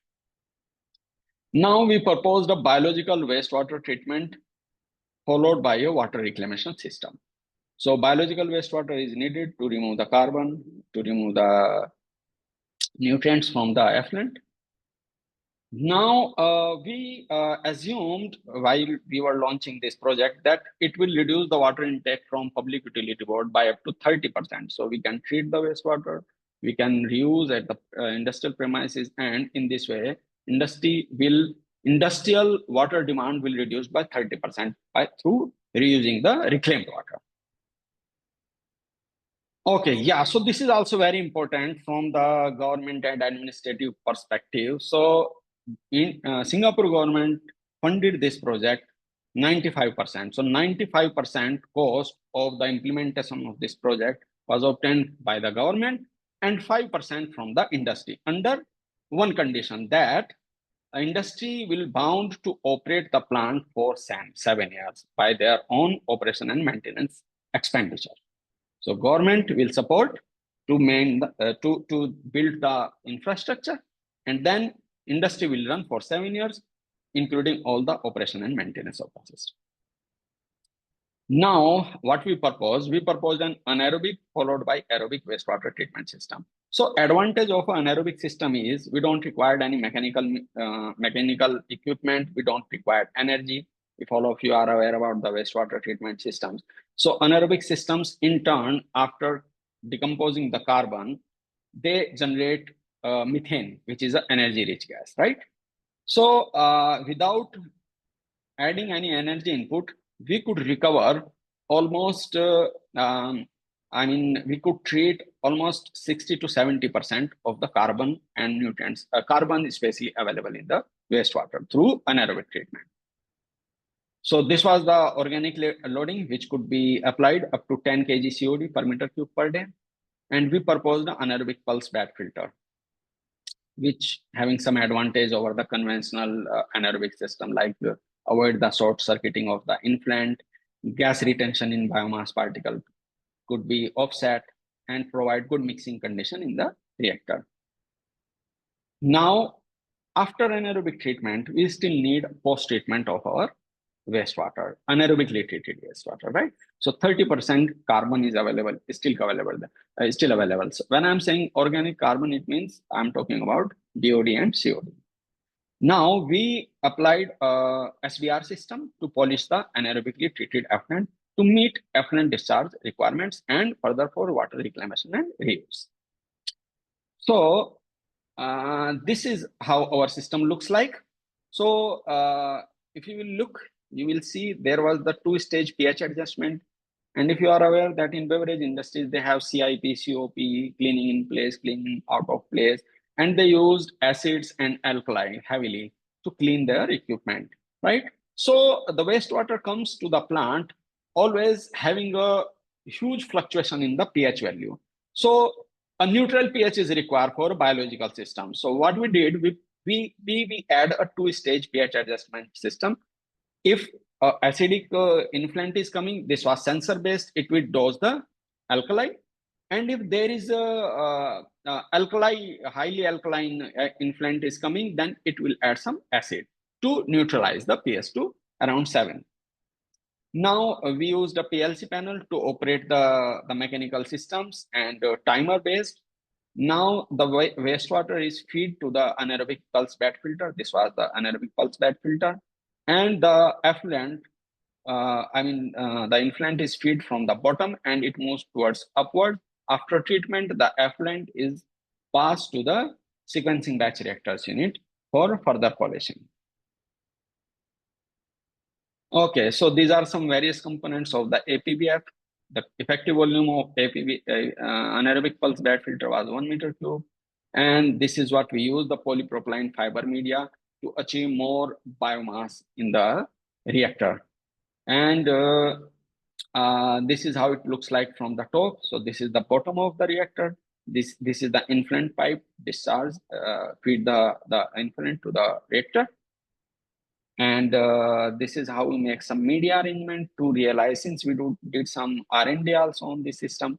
So this arrangement was meant to realize the biomass growth over the length of the reactor. And since it's an anaerobic system, we made some provision to collect the biogas and for biogas sampling also. We put some sensors like pH and temperature. Okay, this was the picture of the sequencing batch reactor we used for the post-treatment of anaerobically treated effluent. And these are the diffusers to provide the oxygen to aerobic biomass. So this is the picture of feeding the anaerobic sludge. So before starting, we collect the sewage sludge, anaerobic sludge from a nearby fully scale wastewater treatment system, and we feed into the anaerobic reactor for a startup period so that the biomass can be built up on the filter media we put into the anaerobic reactor, right? And this is after completely fill the reactor with anaerobic sludge. Okay, so these are some pictures of the media we use for the biomass growth. This is the virgin media, how it looks like under the microscopic view. And this is after the biomass growth on the media. And this is how it looks like. You can see some cocci shaped and some rod shaped bacterial colonies on the media. Okay, so this is the full picture of the treatment system. And these are the different treatment operating conditions we applied. HRT, we started with a higher HRT from 48 hours and start reducing after achieving a steady state. We then shift to 24 hours, then 16 hours, then 12, and then 8 hours. So this is the minimum HRT we studied for APBF, and corresponding HRT was 15 hours for SPR. Now, this is the pH profile. As I said, the pH profile, there is a large bandwidth of the pH. You can see this is the raw wastewater. So it ranges from 4.50 to 12. So very highly acidic to highly alkaline. Now you can realize the challenges of operating this system. So large pH bandwidth in raw wastewater. So that's why we proposed a two-stage pH adjustment. And after APBF, you can see that the pH is almost stabilized. So since we are neutralizing the influent, as well as we are also adding the sodium bicarbonate to maintain the necessary alkalinity, which is not available in the influent, and which is also required to stabilize, to keep the pH balanced in the biological reactor. So this is the pH after the SBR. So since addition of sodium bicarbonate leads to release of CO2 during the aeration in SBR system, and it increase the pH of the SBR effluent. So this is the COD profiling. So in raw wastewater, we got 3,200 milligram per liter on an average, and there was some occasions we get up to 1,000 milligram, 10,000 milligram per liter. Then after anaerobic treatment, there is a significant reduction in COD. The effluent COD was 875 milligram per liter. However, the range was different because it consists of profiling of different HRTs. So this is the final effluent. After SBR, we got from 12 to 1670. So on an average, we achieved 55 milligram per liter. And this was the targeted effluent COD, 75 milligram per liter, which we targeted to feed into the water reclamation system, our advanced systems to reclaim the water for further reuse. So considering the lowest HRT we achieved, 8-hour HRT, we achieve a good COD removal. So in SBR effluent, you can see the COD value was 40 milligram per liter. Now, this is the COD removal.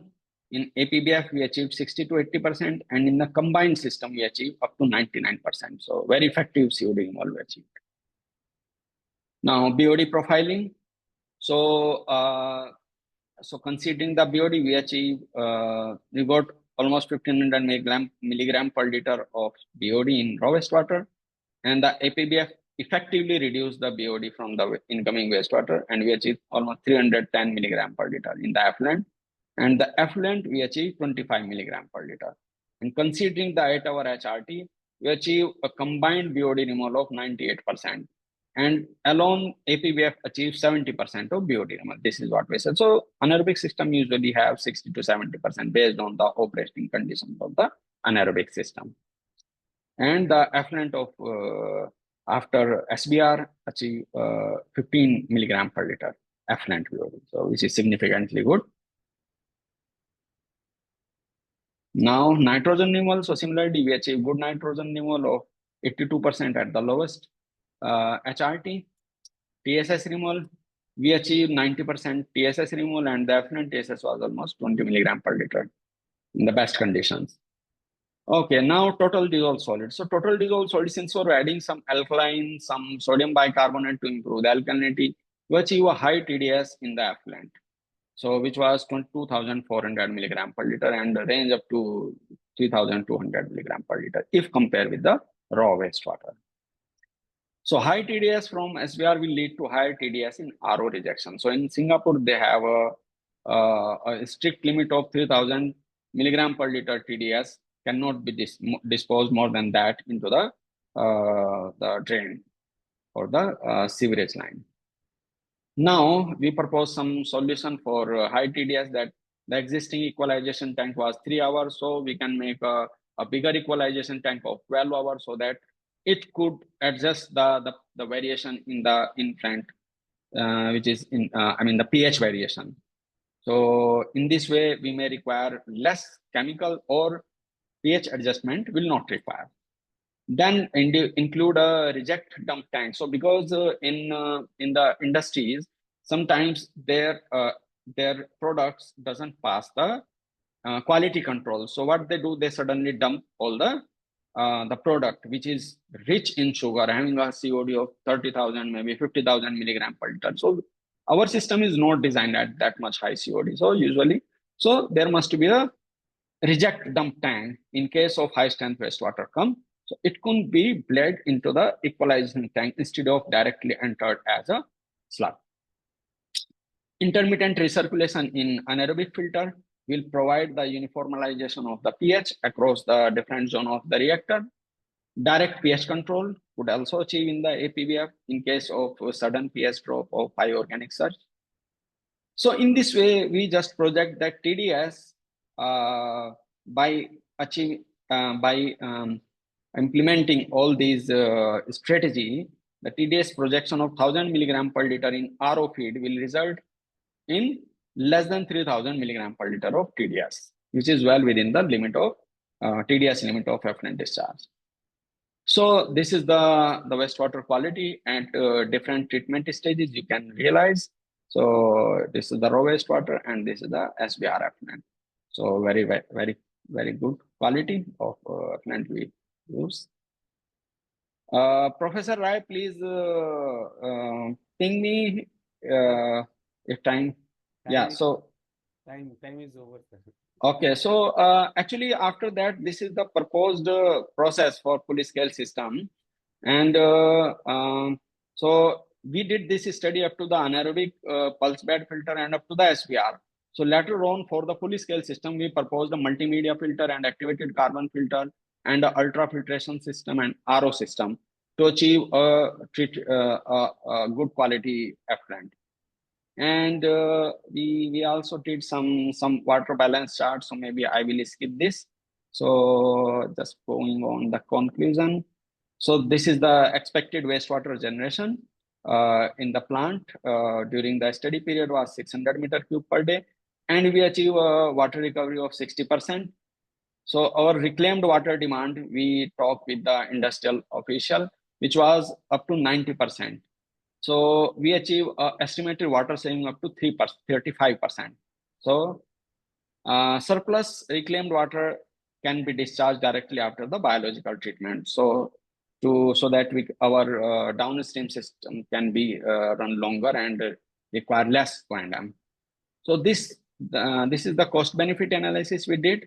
So by implementing our technology, our process, we were able, this is the original cost of potable water supplied by the public utility board to the industry was, at that time, it was 2.74 Singapore dollar per meter cube.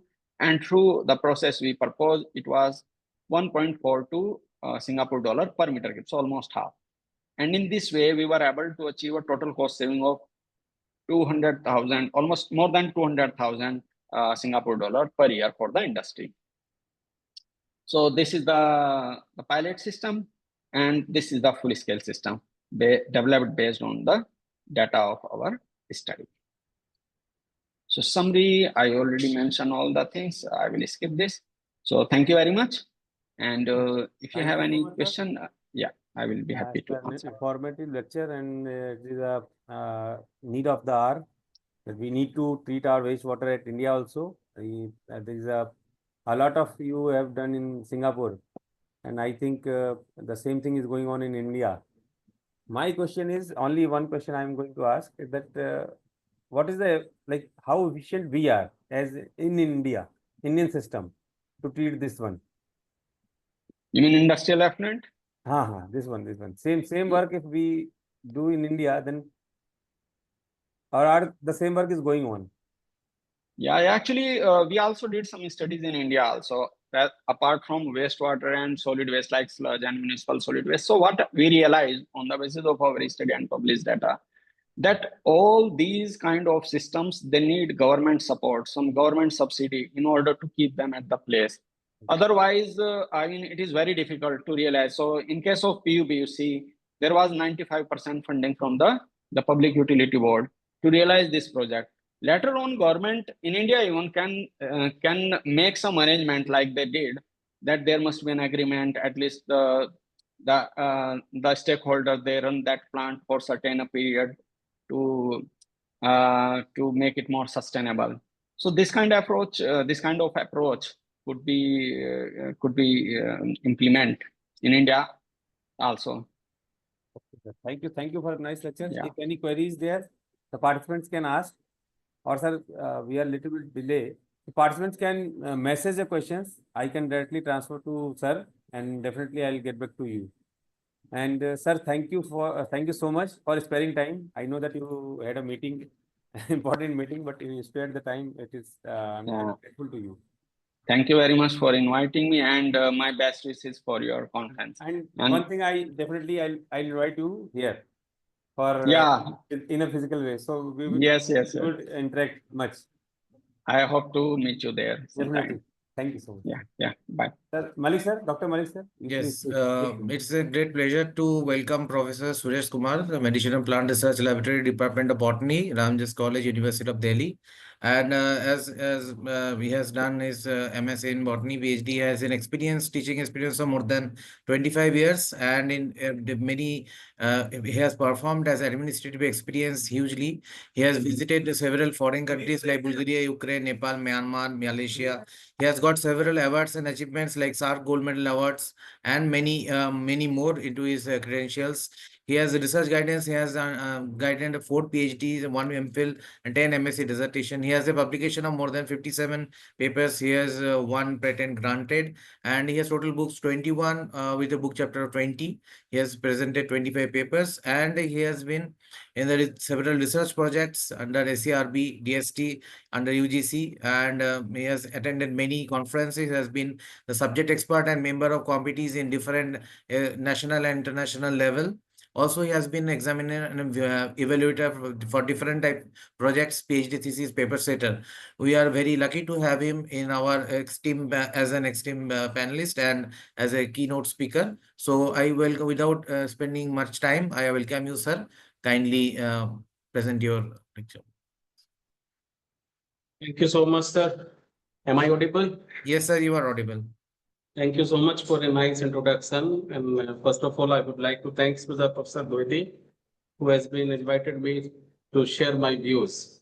As the conference is having a very vast subject, but being a botanist, I would like to focus on some traditional to the nano. My topic is exploring the ethnobotanical significance of Dimeria cordata as an antibiotic plant.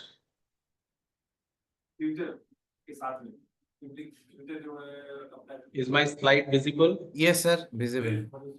So we start with the ethnobotany. What is ethnobotany? You are talking just previous to me. We are talking about listing the different type and different evaluation of the water. But it's a very basic and the traditional system of medicine. It start with the ethnobotany. Ethnobotany, basically the word means the ethno means culture and study of plant. Ethnobotany not only the single science, but it's a multidisciplinary science, which includes so many subjects like anthropology, sociology, botany, of course, medicinal botany, and economic botany. Then if you see that the different kind of sub type or subdivision of the ethnobotany is ethnoecology, ethnomedicine, ethnoforestry, ethnoculture, ethnocosmetics, etc. Now, coming to the point, what we do, we generally collect the plant material from the field. We took the different survey in the different part of the country, even in the tribal areas, and collect the plant material with the help of the traditional healer after the interview. And we collect the plant material, that document it, authenticate it, reprocessing it, washing, drying, and the grinding, then take the extraction with the help of the standard method, that is the Soxhlet method, then concentrate it, then phytochemical screening, then isolation of bioactive compound through the BIOC guided fractionations, then characterization of bioactive compound, then clinical trial, and then we can go for the further formulations of different drugs. I will go very quickly because time is very short. I have to go for a meeting. It is little bit late, so sorry for that. I will go very quickly. Ethnobotanical survey, basically survey, we know the different kind of the survey we conducted in different field. But ethnobotanical is focused on the complex selection between the local inhabitant and the local plant, including a practitioner, practice, culture benefit associated with the different form of uses. Like the traditional, if you remember the earlier, even now, if you talk about the our dadi, nani, amma, they talk about the different home remedies.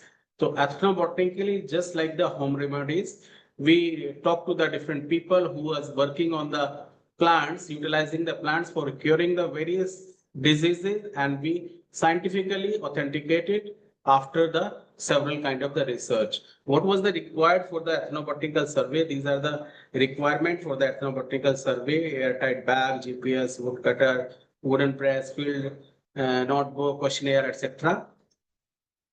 This is a sample questionnaire. What we ask about the in the question form of from the traditional healer.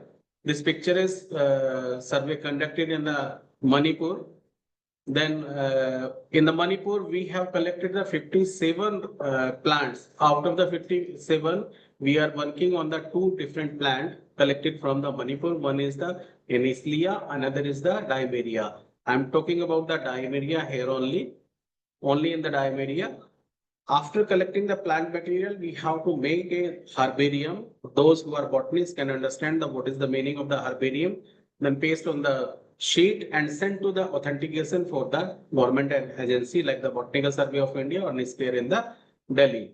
Then indigenous knowledge in the folk medicine is exchanged and expanded through the ethnobotanical survey. After a thorough survey, we select the medicinal plant which was used by traditional healer for many formulation, making the many formulation. Now directly coming to the plant, what was this plant is Dimeria cordata, which is till now, it is not included in the Ayurvedic system of medicine, but the CCRS, Central Council for Research in Ayurveda and Siddha, is including this paper in the Ayurvedic plant. It belongs to the family Caryophyllaceae. It's a very dedicated plant, and it is known as the anti-diabetic plant in Manipur and other Himalayan range also. Pre-processing, after washing, dyeing, and the grinding, we prepare the powder, then take the extraction with the help of the sock slate. Then you all are aware with the sock slate, and then we take the help of the concentration rotary evaporator. Then you will find out this form of the plant extract after the sock slate. Then we go for the this phytochemical analysis, qualitative and quantitative analysis. Then this is the result of the qualitative analysis, only the presence and absence of the screening. Then we go for the quantitative analysis with the help of the total phenolic content and total flavonoid content, known as the TPC and TFC. Then secondary metabolites, it is categorized into 3 different categories: terpenes, phenolics, and nitrogen containing compound.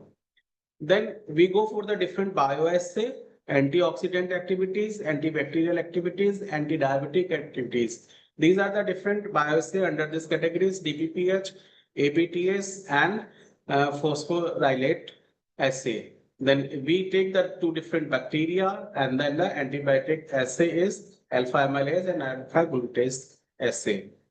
Then these are some results of these antioxidant activities. I'm not going to tell you what kind of the result is there, but this particular plant is very, very important because this data is not published till now.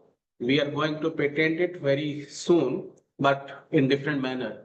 These are the antibacterial activities, and it's a very good result with this Bacillus and Pseudomonas bacteria. Then we go for the synthesis of nanoparticles. You all are aware with the nanoparticles. What are the nanoparticles? So I'm not going to tell you what is nanoparticles, but the results are very good. This is the image of the TAM image and the SAM.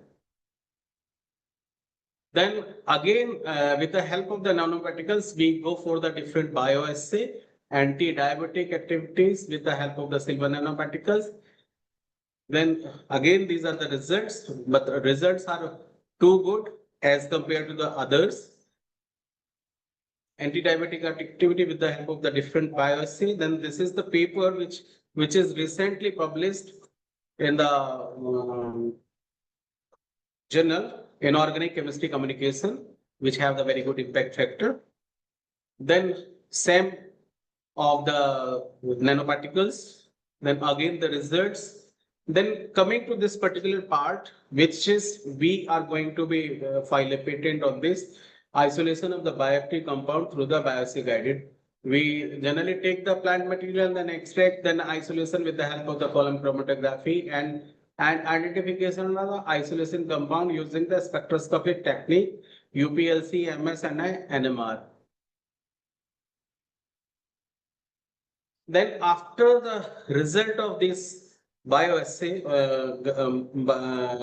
guided fractionation of dimeria chordata, we got the 10 major fractions were obtained, which were characterized by these techniques, and we are focusing on these compounds. Out of 4, we are generally taking the one, that is the azelaic acid, which is anti-diabetic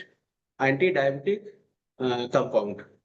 And how this particular research is correlated with the VIKSIT Bharat goal. So promoting the traditional system and Ayurveda, documenting the things which is generally the mouth-to-mouth documentation goes from one generation to the another. So documenting this kind of activity is the goal of the VIKSIT Bharat also. Documentation, validation, such plants. India ancient medicinal system like Ayurveda and support the Vasudhaiva Kutumbakaya vision. Then affordable and accessible healthcare, herbal anti-diabetic solution from dimeria chordata can offer the cost-effective treatment for India's rural and low-income population. Scientific research and innovation. The scientific research on medicinal plant like dimeria chordata boosts the India biomedical innovation and ecosystem. Support the Atmanirbhar Bharat mission by reducing the reliance on the imported pharmaceuticals. Global leadership in herbal medicine by documenting and clinically validating the ethnobotanical knowledge. India can lead the global herbal pharmaceutical market, aligning with the Make in India and Brand India initiative. Then coming to the conclusion part, the extract of the dimeria was reported to have a high number of bioactive compound. The beneficial effect of its bioactive compound and probably the synergetic effect are primarily rational for therapeutical values. The methanolic extract DCM, as I showed you in the different slides, but it was very quick. We have taken the different extract, methanolic, ethanolic, and hydraulic kind of this extract. But this methanolic extract is very good, and dimeria chordata is the most effective one against the oxidative stress pathogenic bacteria. This study also shows the carbohydrate hydrolysis enzyme alpha amylase and glucosidase inhibition of the dimeria chordata is one of the strategies for which this plant revealed its anti-diabetic potential. Based on the observation and result, it is possible to recommend this plant as an excellent alternative for antioxidant, antibacterial, and especially in the anti-diabetic drug. Then what will be the future of this particular plant? Integration of that ethnobotanical knowledge into the mainstream, because we are just forgetting the traditional system of knowledge and traditional system of anything or classical thing we generally going to be leave, and we are talking about all the advanced technique and the other things. But if we start with the ethnobotanical survey and ethnobotany, it is very much possible to get the very impossible drug from the plant, because this India is the very diverse and they have the rich biodiversity. Proper utilization of the resources and tool is the bioprospectings will certainly help in discovering of the novel lead molecules from the plants. An integrative approach by combining the various discovery tool and the new discipline of integrative biology will provide the key for success in natural product drug discovery and development. The concludatory part of this is we can conclude with this chart only. After getting the ethnobotanical survey, after getting the plant, we can go for the extraction and different activities and different tools, utilization of the tools and the nanoparticle synthesis. We can target the targeted the drug delivery. And in another way, we can synthesize after getting the bioactive molecules present in the naturally in the plant, we can synthesize chemically this particular compound and go for the development of the drug. Because of the shortage of time, I am unable to show the very more and more slides. I acknowledge the principal of the college for providing the facilities team, medicinal plant research laboratory team, RC308, UGC, SERP, and Delhi University. Thank you very much. Thank you, sir, for so enriching information. As time was very less, definitely, but you have covered almost every part, like starting from ethnobotany to the bioprospecting and other things.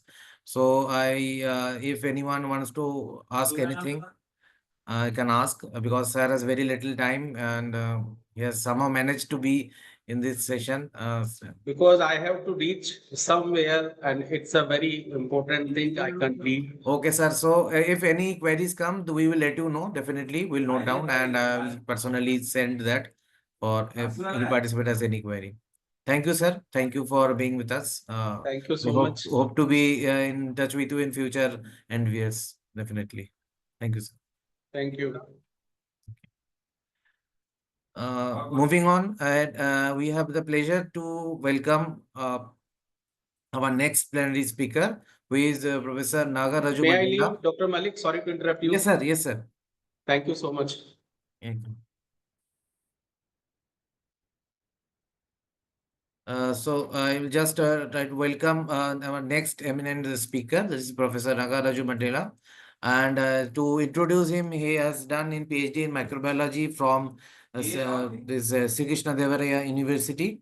And his main research areas are environmental pollution and environmental microbiology. He worked as a Prometo investigator and at the Amazonian State University, Ecuador from 2013 to 15. He has got the postdoctoral fellowship from 2016 to 18 from Sun Yat-sen University, China.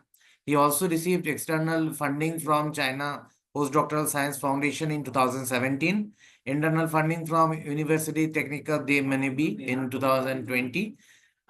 He participated in national and international conferences and presented research data in China, Cuba, Ecuador, India, and Singapore. Since January 2019, he has been working as a professor at the Faculty of Health Science, Technical University of Manabí and Port Vecchio, Ecuador.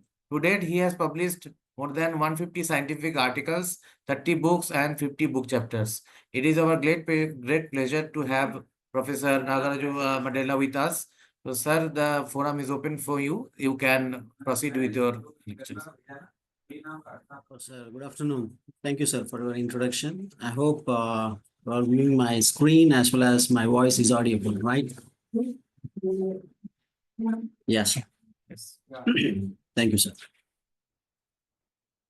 So my talk, the title is the functional groups of the bacterial exopolymeric substances, the characterization, role in MBR, the biofouling. So before entering into the details of this investigation, so I would like to give some brief the background about the facts and figures from the side of United Nations.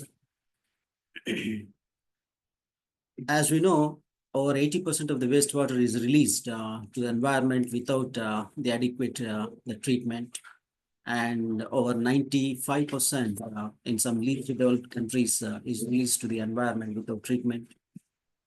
And at least 10% of world's population is thought to consume the food irrigated by the wastewater. And likewise, by 2025, by the end of this 2025, half of the world population will be living in water stress areas, and so on and so forth. So what these the facts the demanding us? The main demand of these facts and figures from the side of United Nations is that treatment and recycling of wastewater is inevitable. You know, the wastewater is an affordable and sustainable source of water, energy, nutrients, and other recoverable materials. At the same time, the wastewater treatment plants, okay, generates new business opportunities and creating more green jobs. If you look at the evolution of these the treatment procedures, now we are at this stage, we are witnessing the MBRs, membrane bioreactors, and sequenced batch reactors, moving bed biofilm reactors, okay.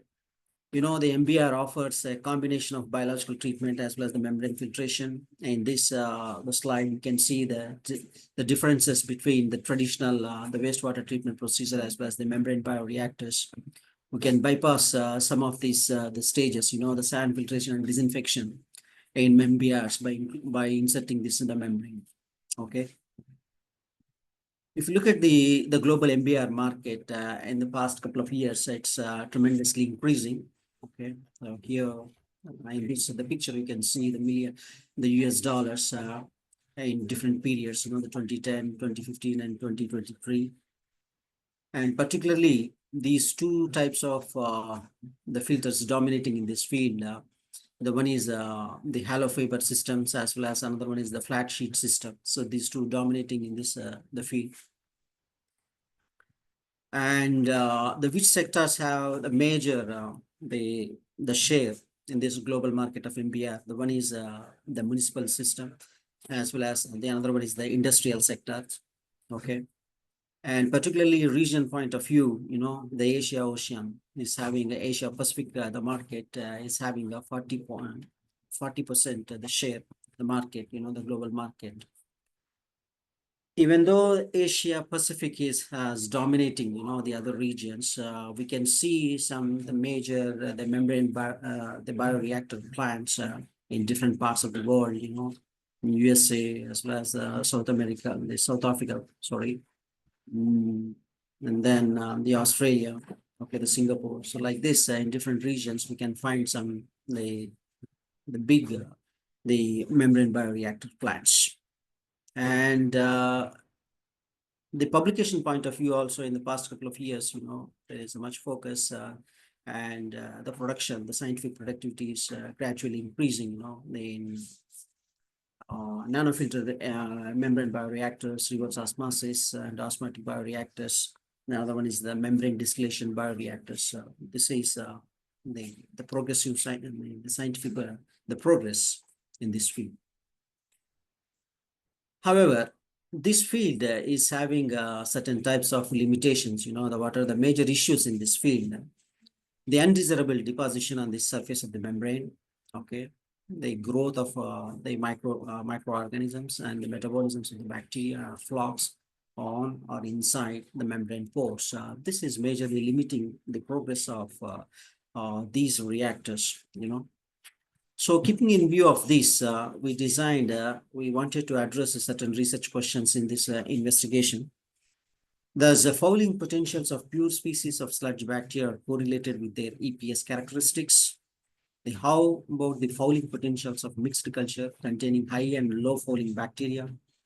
What is the role of divalent cations in biofouling potentials of pure culture bacteria?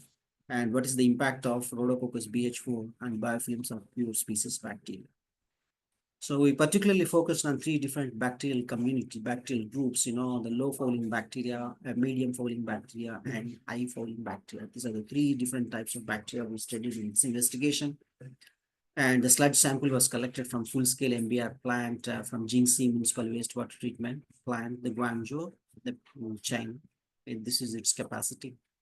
And we isolated 23 the strains, and this is the name. These are the names of the codes of the 23 strains, and were molecularly identified by using 16x rDNA sequence analysis, and we found these the genera. Okay, these 23 strains were belonging to these the 7 genera, and this is accession numbers as well as the phylogenetic tree of the different bacterial strains. Okay. Out of the 23, we identified 20. The rest of 3 were contaminated. Okay, there's 7 genera, and these are the images of different bacterial strains. These 3 we didn't identify. Okay, and the rest we identified molecularly. The whole experiment, the experimental design consists of two parts. The first part, we focused on the isolation and identification of sludge bacteria. And we conducted certain experiments like membrane filtration tests, and we extracted the bound EPS. And it was subjected to FTIR analysis as well as 2D CAS analysis of EPS and calcium, the interactions. And also we studied some other interactions. In the second part, we focused on the biofilm formation potentials. Initially, we optimized the EPS production, okay, using two different the media, the glucose yeast extract broth. We found 4.5, the higher percent of this EPS. At 48 hours, there was a maximum production. Okay, so these are the strain properties and the names of the bacteria and the gram reaction and the size and the EPS productivity and the protein and polysaccharide content in the EPS of these the bacteria. Okay, and we found higher polysaccharide in EPS of this bacteria and the lower the protein content. As a result, the protein and polysaccharide, the ratio was less than 1. Okay, these are the values of viscosity and leather. And this is the image about the flux decline curves in the membrane filtration experiments of 23 the bacterial strains. But we finally focused on 3 strains: high fouling and the medium fouling as well as the low fouling. So these are the 3 strains. Here are the more details. These are the fouling potentials of the all 23 strains, but this is the high fouling and medium fouling, and this is the low fouling, the bacterial strain. Okay. And we separated these groups based on this unified membrane fouling index, high fouling and the medium, and this is the criteria we used. And another important observation we found in this investigation, though these strains, okay, the aromas, okay, all these strains were belonging to the bacillus, the same genera, but their fouling potentials were different. It means the fouling potentials of this bacteria strain dependent. Okay, so these are the flux decline curves of the 3 different bacteria. Okay, this is JSB1, low fouling, and this is the medium fouling, and the red is JSB10, that is a high fouling bacteria. And the EPS, the spectra upon this FTIR analysis. Okay, these are the FTIR spectra of the bound EPS from 1800 to 800 nanometers. And we found some observations. We found the spectral characteristics at specific the wave number, okay, in carbohydrate region and the protein region. For example, this is the uronic acids. So all these 3 strains are belonging to this Klebsiella, the genus, and have the similar type of the uronic acid, the spectra. And these are the strains belonging to the Aeromonas, having the similar type of the spectra. And this is the JSB10, okay, has this type of the regions, the region 1 that was identified in Klebsiella, and then the region 2 identified in Aeromonas. So both can be seen in this the spectra of high fouling bacterium, that is the bacillus. And the spectral analysis by VIKSIT, okay. This is the high fouling strain. This one, that JSB10, the high fouling strain, the medium fouling strain, and the low fouling strain. We can find some significant differences at functional groups. Here, as the fouling potential increases, the absorption of alpha-1,4-glycosidic bond is increased. Okay. Similarly, we can find some differences between amide 2 as well as amide 1. Okay.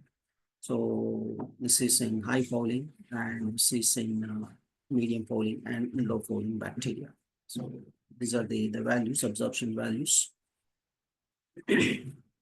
So the amide 2 is to amide 1 ratio was like this.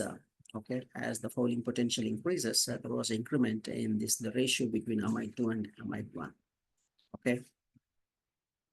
And also we observed the correlation between UMFI as well as this the absorption at the particular functional groups, the amide bond as well as the glycosidic bond.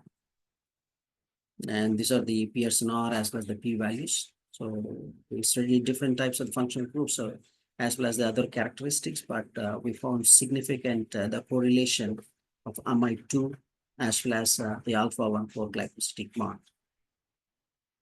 And these are the spectral analysis of the EPS as well as the calcium complex. Okay, upon the treatment of this EPS with the calcium, 3 different groups of bacteria, and we found some significant the differences in the spectrum. Okay, as increases the dose of this the calcium. So just for time being, I'm skipping all these the results. So see here, there's some differences as increased the calcium concentration.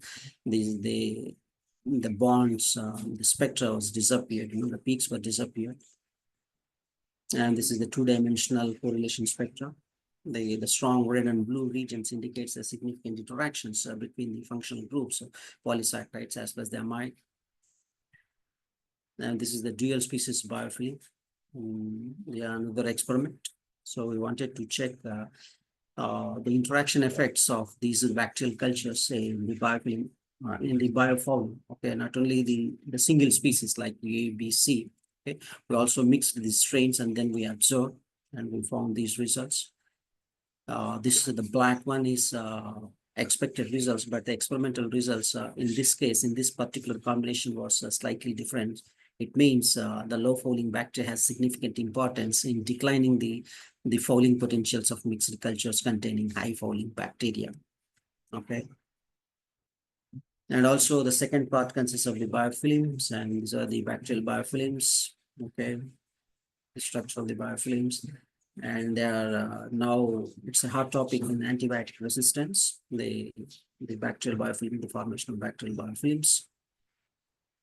They are in many places, we can see these biofilms in different environments. Okay, so these are all the areas where we can find the biofilms. Okay, they are everywhere, and these are all these the biofilm associated worries.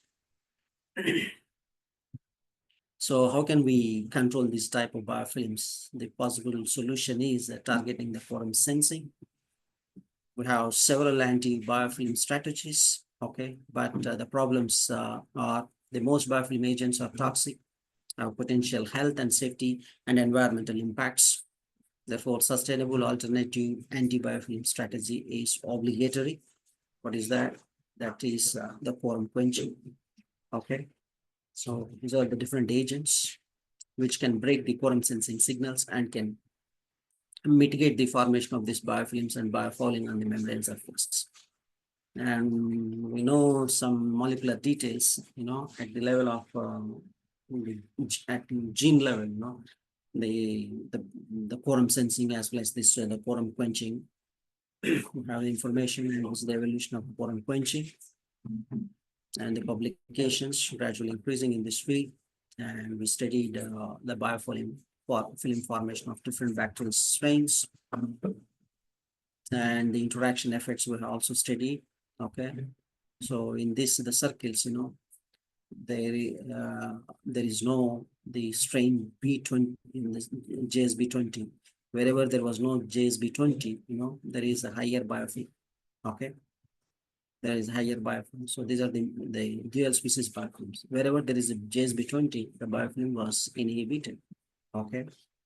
So the thick color indicates a strong biofilm. The light color indicates less biofilm. So JSB20 shown some antagonistic interactions in this one.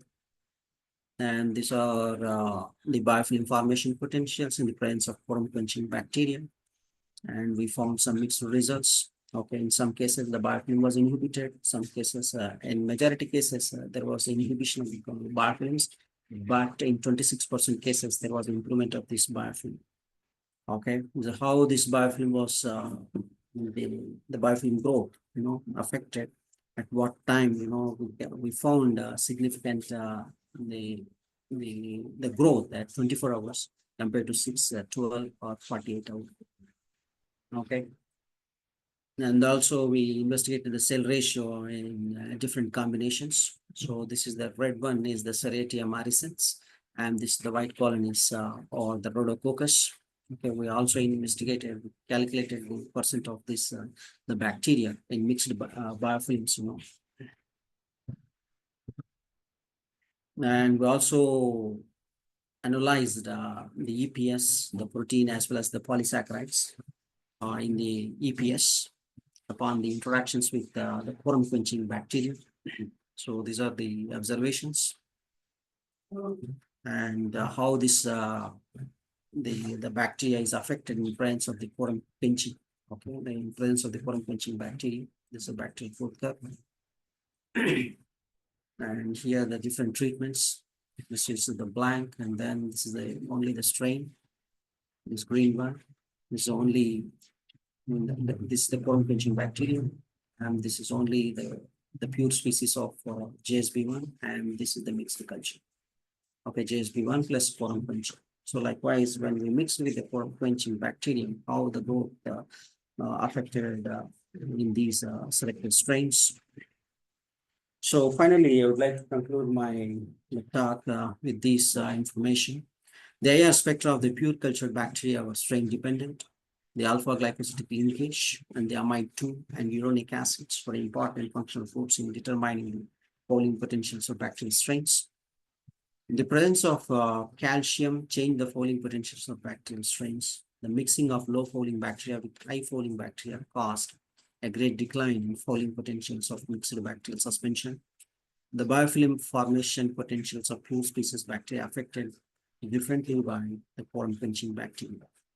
In the future, actually, this was our investigation, the Rhodococcus BH4, and then we mixed with the different quorum sensing bacteria, and then we studied dual species in the exopolycycles. In the future, we wanted to replace this quorum quenching bacteria with acylase liquid enzyme, and we wanted to extend this exopolycycles to both FTIR as well as EPS function.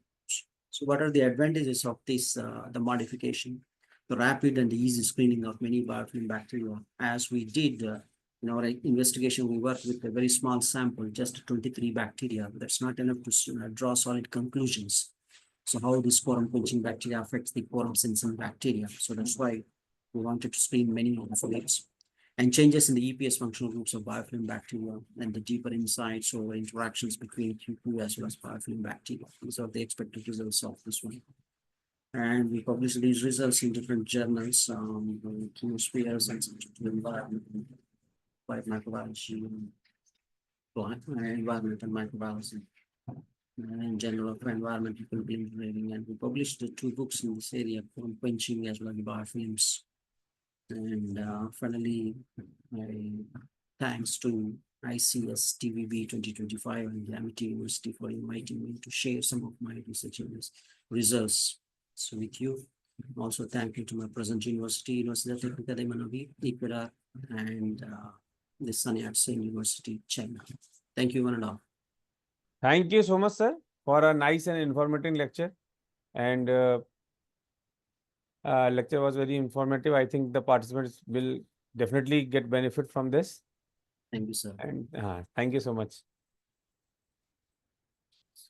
So now we are moving towards the paper presentation for this conference. The next participant is Hemlata, harnessing the power of spider plant for effective indoor air purification. Yes, sir. Please, you share your PPT, and please mind the time. The time would be 5 to 7 minutes. So please check your time and then finish it within the time. Okay? Yes, sir. Okay. Please share your PPT. Okay, it is visible now. And I take the opportunity to welcome our Dr. Deep Chakravarti, sir. Dr. Deep Chakravarti, heartily welcome to you. Good afternoon, sir. Good And afternoon. thank you for welcoming me. Sir. Thank you for welcoming me, sir. Long time to see you. All good? Yes, sir. All good, sir. Okay. And Your students are contributing more in the conference. Yes, And sir. this is your efforts. Yes, and sir, these students are first year, second year, third year, and of BSc and master degree. Yes, sir. So they are tried their best to No, they're gather. good. Your students are good. Your Yes, students are good. They're yes. following their gurus, their guru, Dr. Deep Chakravarti, teacher. Thank Okay, you. Himlata, you please present. You start. Good afternoon, everyone. I am Hemlata, first year MPH student of Ramachandra Institute. The topic that I am going to present today is harnessing the power of spider plant for effective indoor air purification.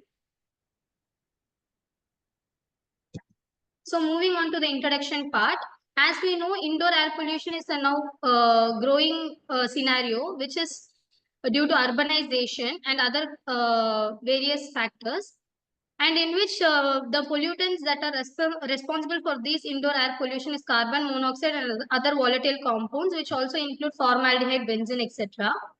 While there are air filtration systems which is very much available, but still it is much energy consuming, and filtration process is also very difficult and regular maintenance cannot be met.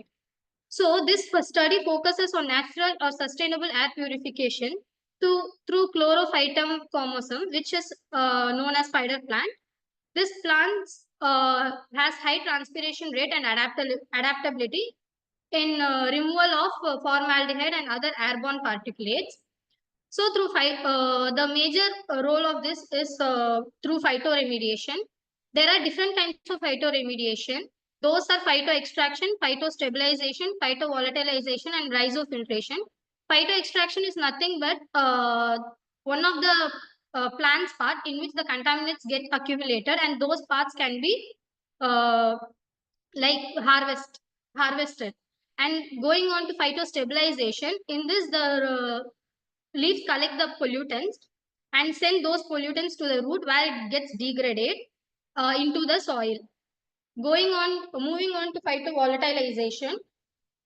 In this, the pollutant degrades in the part of the root and where the microbial activity takes place. And going on to rhizofiltration, this is one of the hydroponic method, which is also one of the phytoremediation method employed by many researchers for phytoremediation process. Then moving on to mechanism that is happening. First, absorption of pollutants, then photosynthesis, transpiration, biofiltration.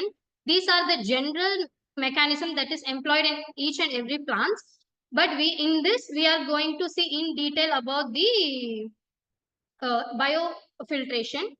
Before that, let me explain all these.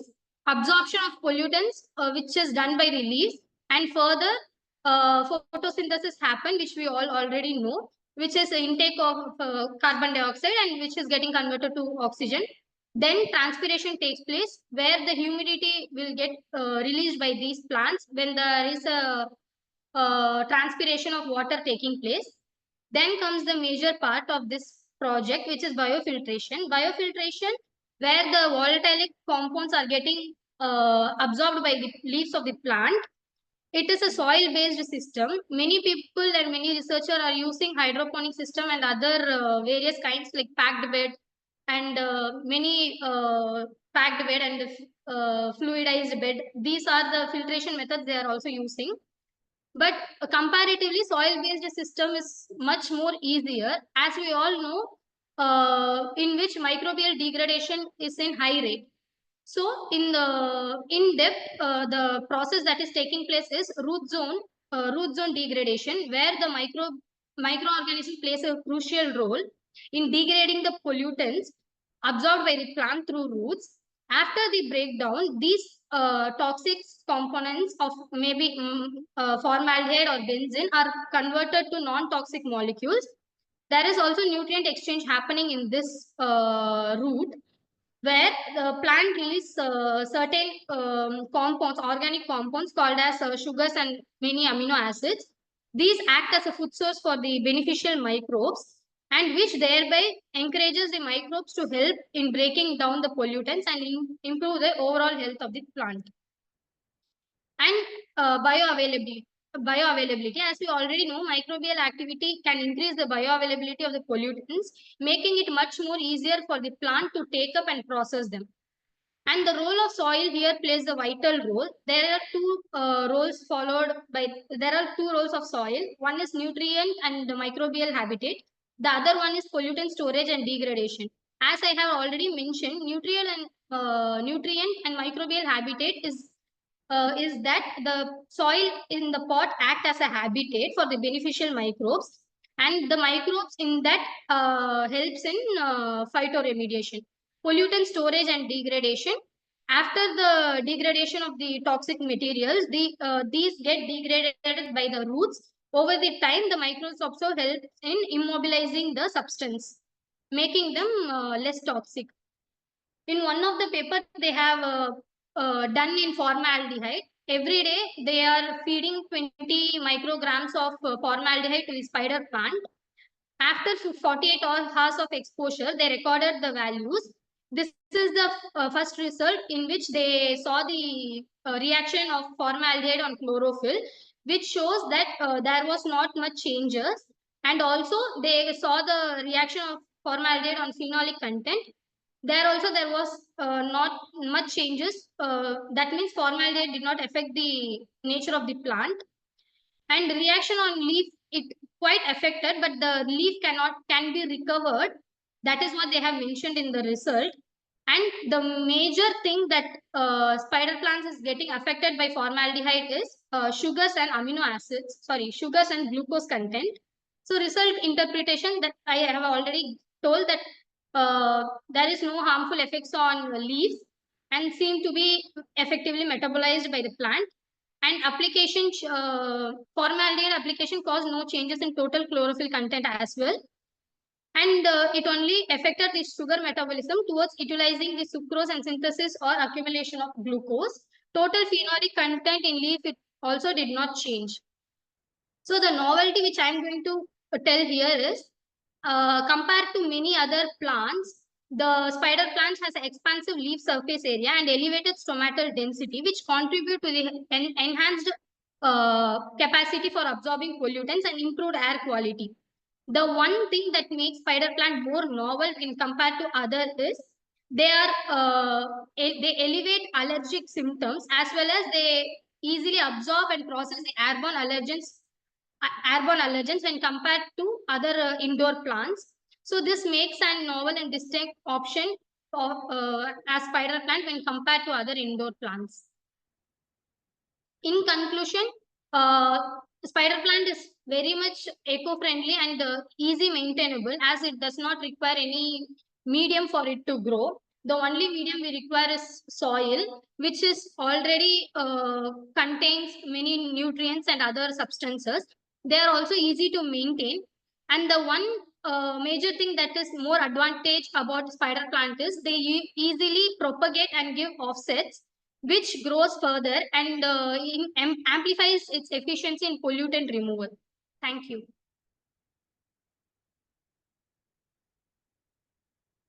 Hello. It's a good presentation. So tell me, first I'll ask you others who are present in the meeting. If any query is there, you can ask. Anyone in the meeting can ask the question. The session is open for the question and answer round.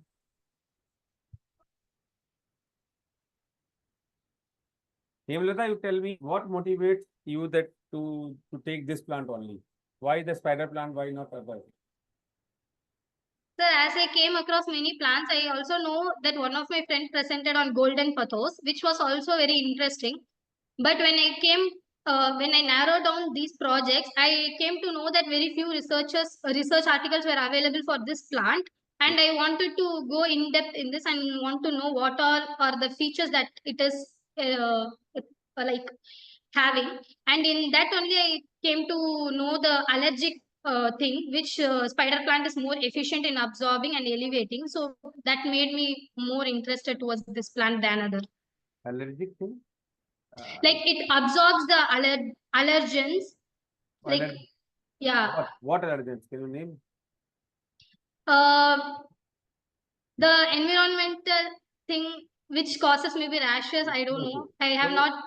You have this studies on the basis of the literature, or have you checked yourself also? No, sir. Have you kept this spider plant in your house or in any indoor area? No, sir. This is just a literature review that I came across. I did not experimentally do anything. Okay, very good, but very good. We have presented well. Great. All the best. Thank you, sir. So now the next is Saptak Mukhopadhyay. Saptak Mukhopadhyay, space pollution and its growing concern upon environmental health. Yes, sir. 1 second, sir. Okay, you Saptak, please be within the time. 5 to 7 minutes Okay, sir. only. It's 28. Please finish it by 35. Okay? Okay. 328. Is my voice clear?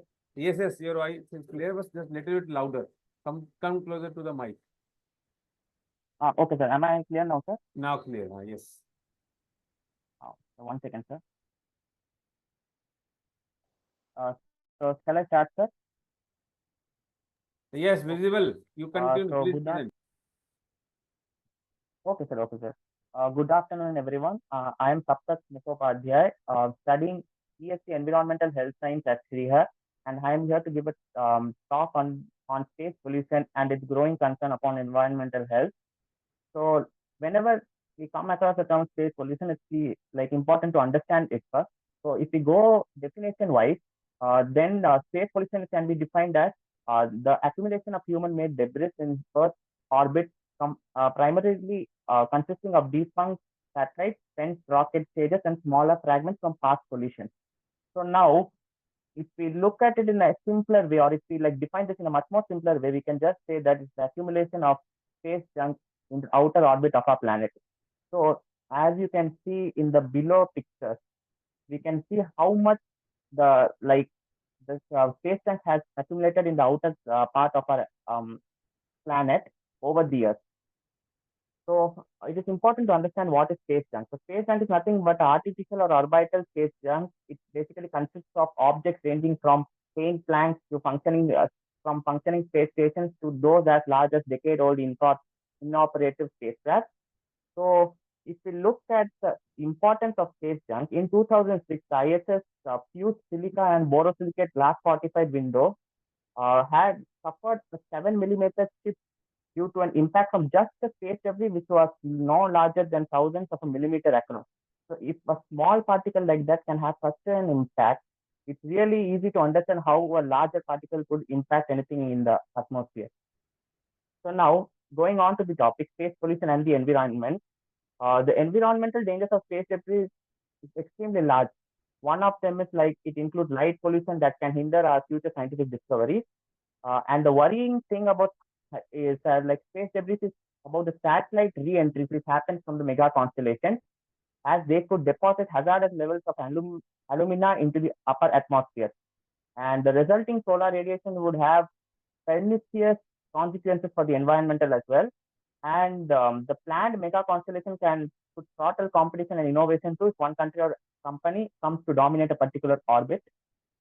So now entering into the main topic, satellite reentries and ozone depletion. So this is first environmental impact. So what happens is when the satellites re-enter into our atmosphere, they release alumina, which is basically a white powdery substance, which is known to be a catalyst for ozone depletion.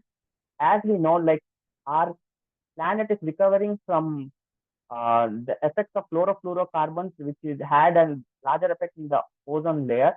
But now this new problem has come, which is emerging with the increase in time.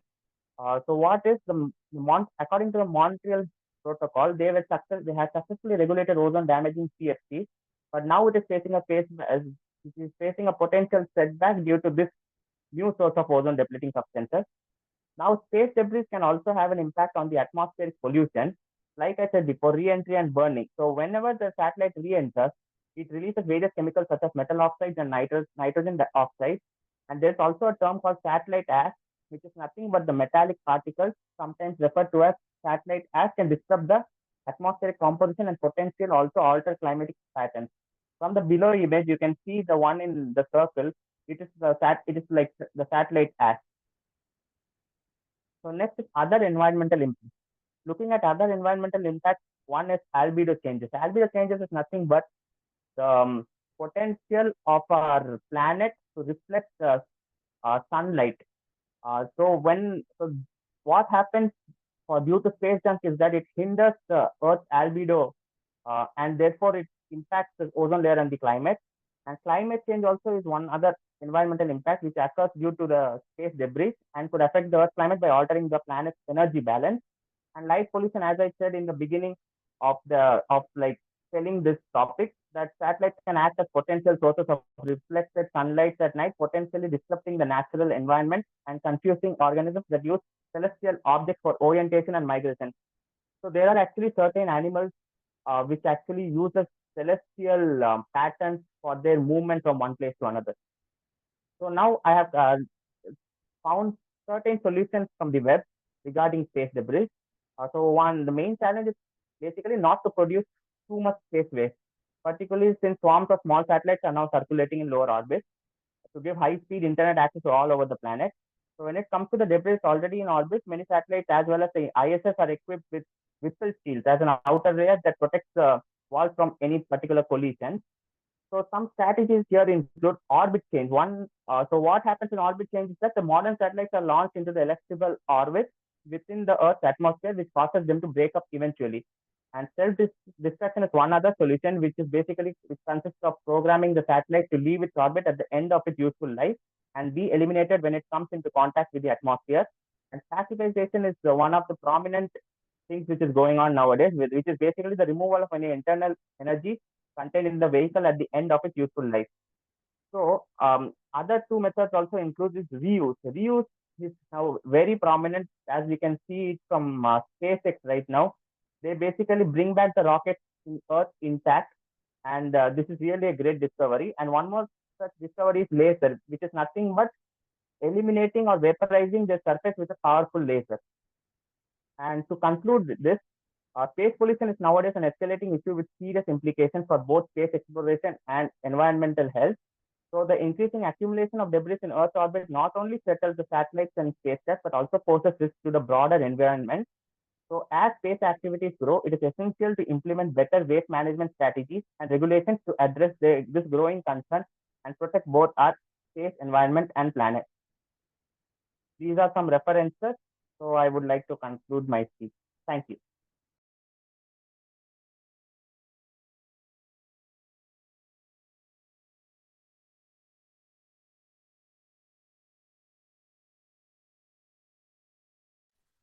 Thank you, Saptak. Now, if anybody want to ask any question from Saptak.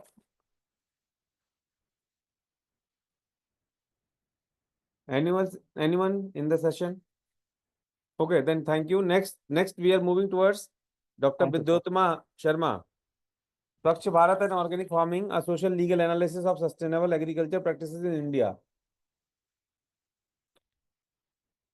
Then next is Vishal Gautam.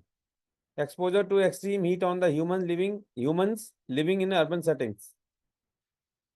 Then next is production and utilization of compost and organic fertilizer from sugarcane residues. Soumya E. Yes, sir. Yes, you are going to present? Sir, yes, Yes, I am sir. also ready, sir. Hello. Vishal, yes, I am also ready, sir. Who? Vishal? Yes, sir. Okay, Vishal, you please present. First your number, then Soumya, be ready after this. Okay, Vishal, present. Yes, okay, sir. You have 7 minutes now. So for just within 7 minutes to present, you complete your topic. Sir, I'm visible, sir. Screen is visible. Yeah, no, not yet. Please share.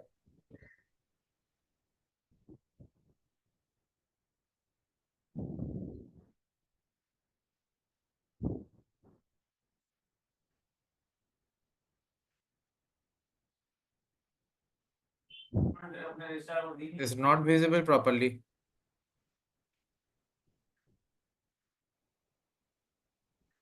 Now it's visible. Yes. I am Vishal. Currently, I'm doing my undergraduate in Ramachandra University. So my topics is exposure of extreme heat on urban human beings in urban areas. This is the overview I've taken. Introduction on what is urban heat exposure, health impacts and urban exposure effects, other impacts on urban greening and cooling infrastructure, public health and community measures and individual actions. First, we are going to the overview of introduction. It mainly extreme heat in urban areas sign health risk, including a mortality and morbidity related to heat-related illness and like heat stroke. And in Ireland, the urban island effect is cities or hotter surrounding areas amplifies these risks. And what is urban heat exposure? The heatland effects occur in urban areas where roads and infrastructure absorb and re-emit heat sun. And mainly in city, it can be 1 to 7 degree Fahrenheit higher than in greener areas because of extreme heat in urban areas of industrial due to the industrial. Health impacts are for mainly health-related illness, cardiovascular and respiratory disease, and kidney problems and mental health. And also is there's a vulnerability of specific groups and increased mortality and occupational health risks.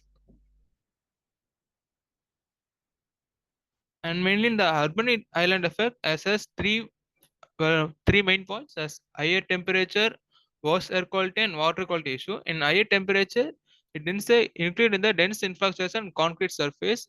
It include the retain heat more effectively than rural areas.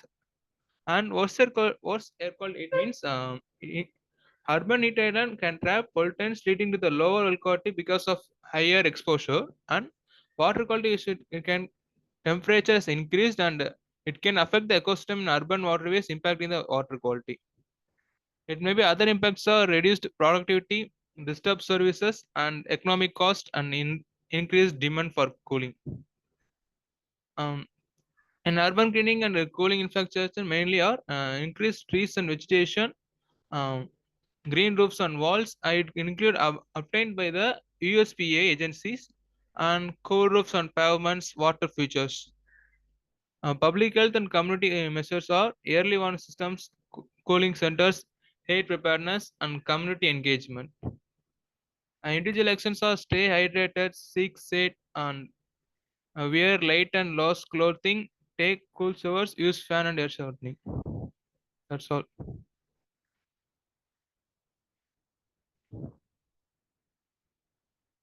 Okay, it was a nice presentation. Yes, Professor, I can continue. Okay.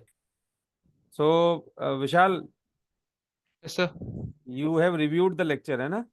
Yes, sir. Exposure of the extreme heat on the human livings in the urban setting. Yes, sir.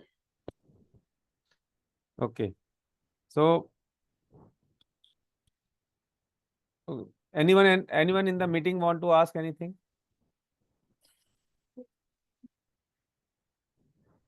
Anyone? Okay. Then next we are moving to the next presentation. Soumya, please upload your PPT, Yes, share sir. your PPT, Yes, sir. and present.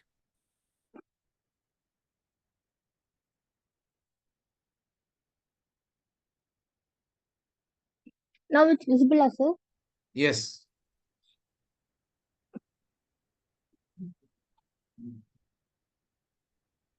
Good afternoon, everyone. Myself is Soumya from BSc Hans Environmental Health student from Srihar. My topic is about the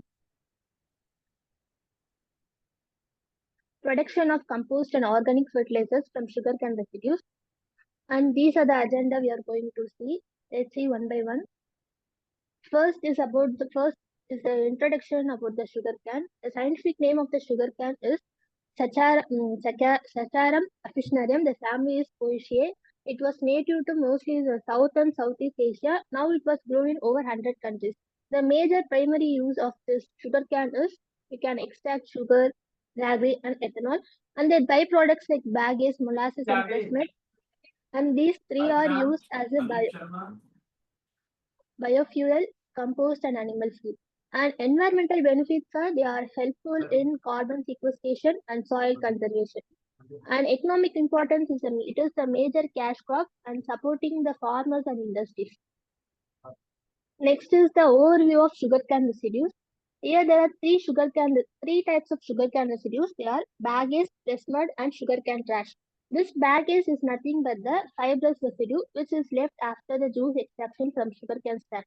This baggage is composed of 45 to 50% of cellulose and 20 to 25% of hemicellulose, 18 to 24% of lignin. Their major use was used as a fuel in sugar mill boilers, and it also used as a raw material in the industries like paper, boards, and biofuel, and also used as a composting method. Next is the press mud. This press mud is nothing but they get from the residue from the clarification of sugar cane juice, and this contains sugar, organic matter, fiber, wax, nitrogen, and phosphorus. And they are also helpful used in the soil conditioner and also used as a organic fertilizers. And last is a sugar cane trash. Sugar cane trash is nothing but the leaves and tops which was left in the field after harvesting. This sugar cane trash was rich in carbon and trace nutrients. This was helpful in controlling the weeds that was grown in the agricultural land. And next is a composting. Basically, composting is nothing but according to sugarcane residues, it is a breakdown of sugarcane processing waste, which we can add microorganisms under the aerobic conditions, which these are convert them into the organic manure or compost. There are different methods of sugarcane residues. They are windrow composting, in situ composting, vermicomposting, co-composting with other organic waste, composting with microbe-inoculants, invisible composting. Let's see one by one. First is about the windrow composting. Here it is simple where it can take on the sugarcane waste and they are arranged in a long rows and it can ready to use in the compost in the agriculture. The steps are first we have to collect the residues and we have to set the waste and we can form like windrows in the height of 1.5 meter and wide of 2 meters. And then we have to add water to maintain the moisture. Then it can turn piles into 1 to 2 weeks for aeration, and the compost will mature in 2 to 3 months and can be used for 4 to 6 weeks. The benefits are it improves the soil fertility, recycle the farm waste, reduce the pollution, cost effective and eco-friendly. In-situ composting is nothing but here the sugarcane trash are left on the field and it will decompose naturally. Like first we can spread the sugarcane residues in the field after the harvest, then we can spray the microbial resolution or molasses to speed up the decomposition, and then let it live for decompose and no need to collect or move the waste. And after over the time, then it was ready for compost. Then the benefits are here it was save cost and labor, improves the soil fertility, reduces the pollution because there will be no burning of waste, and then eco-friendly and sustainable.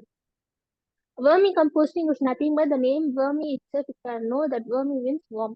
Here we are going to use earthworms to convert into nutrient-rich compost. Here the steps are going to collect and shred the sugarcane residues.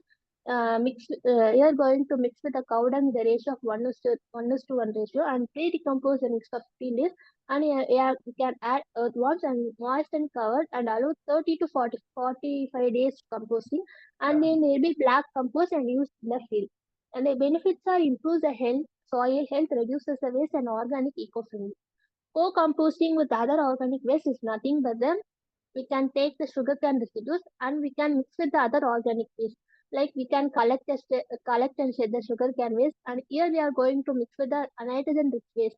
So and then we have to maintain the moisture and aeration, and we have to leave for 6 to 8 weeks for full composting. Mainly here we have to check the temperature and smell, and at last we can use it as compost in the agricultural. Benefits are balance the nutrients, speed up the decomposition, it reduces the waste pollution and improves the soil fertility. Composting with microbe-inoculants, in the term itself we can know we are going to use the special microbes like food bacteria and fungi, and it turns into compost. Here we are going to collect and shed the sugarcane residues and we are going to add the microbe-inoculant, mix well and keep compost and let it be for 30 to 40 days. Here option we can add earthworms or not. And then last can be used for compost in agriculture. Benefits are faster composting, rich in nutrients, great for soil and plants, reduced from waste. At last, invisible. The name invisible can came to know. Invisible means it can be keep it in the drums or any container. So we can take the sugarcane residues and shed it down and put it in the composting vessel or drum or tank. In this, we have to mainly check the temperature, air, and moisture inside. We have to wait for 2 to 4 weeks for composting and let it be settled. And after, we can use it as fertilizer. The main benefits are fast composting, no bad smell, clean and efficient, great for farms or small spaces. Their benefits are here mainly improve the soil fertility because you are adding because it enriches the micronutrients and slowly it enters into the soil and over the time. And it also enhances the soil structure and it binds to the soil particles and leads to better porosity, aeration, and root penetration. And it mainly reduces the environmental pollution, so we can convert the waste into valuable resources, and it also reduces the greenhouse gas emission. It also boosts the microbial activity because we are using the beneficial bacteria and fungi and earthworms. So when we are using this compost, it will suppress the harmful pathogens in the soil. And cut, cut chemical use. In this, we are going to use compost to improve soil health and crop yield. So we can allow the farmers to reduce the use of synthetic fertilizers and pesticides so that we can save the cost and retains the water. If we use the sugarcane residue compost, it can hold large amount of water, so there will be reduction of irrigation. The task is a control which most of the agricultural and maybe unwanted plants are in here, so it can reduce the weed growth naturally and can minimize the use of herbicides. Applications of sugarcane residues in mainly in agriculture sector, as we know, it was used in used as compost and vermicompost for soil fertility, and it can use to improve the soil health, soil moisture, and mainly used in the in-situ composting field. In energy sector, this bagasse is burned to generate electricity and used in the heat in sugar mills. This is used to produce the second generation of bioethanol and also helpful to reduce the fossil fuel dependency. In industrial sector, it is used to make paper, cardboard, and packaging, and Soumya, also you have crossed the time. Please mind the time. yes, sir. Please complete it. And also used in the bio-based construction materials. In environmental sector, it was reduced the agriculture waste pollution and also helps in carbon sequestration. In research and innovation, it was used in biotechnological research to innovate the new bio-based products. In art and handicraft sector, it was used to make eco-friendly craft items, trays, and decor items.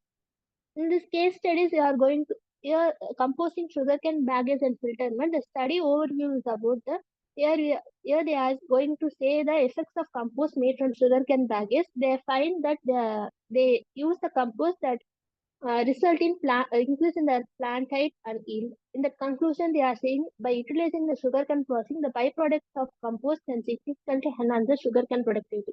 Although this some case studies across India and globally, they demonstrate the valuable resources for compost and organic fertilizers and also found that improvement in the soil health, crop yield, and environmental sustainability. These composting techniques are effectively proven with proper training, support, and awareness. The farmers can turn agriculture waste into wealth. So this can helpful in sustainable agriculture practices.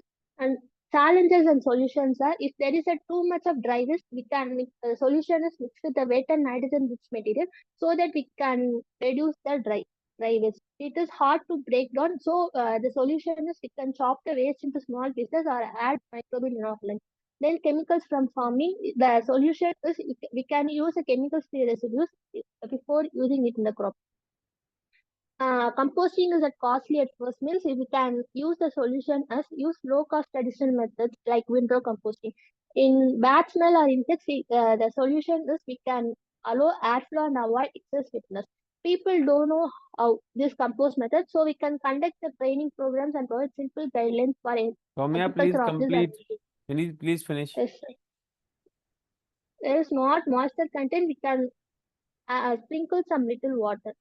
At last conclusion, we can came to know the sugarcane farming produce lot of waste so that we can convert into compost or anything and it improves the soil health. This eco-friendly and low-cost solution and it can use to improve sustainability. These are the references. Thank you. Okay. Thank you so much, Ms. Soumya. Now the Sadashri. You please unshare. Sadashri, impacts of chemical fertilizer, its challenges and future alternatives. Are you there? Shadashri Sundarajan. Sundarajan. No? Okay. Now, Kirtana S.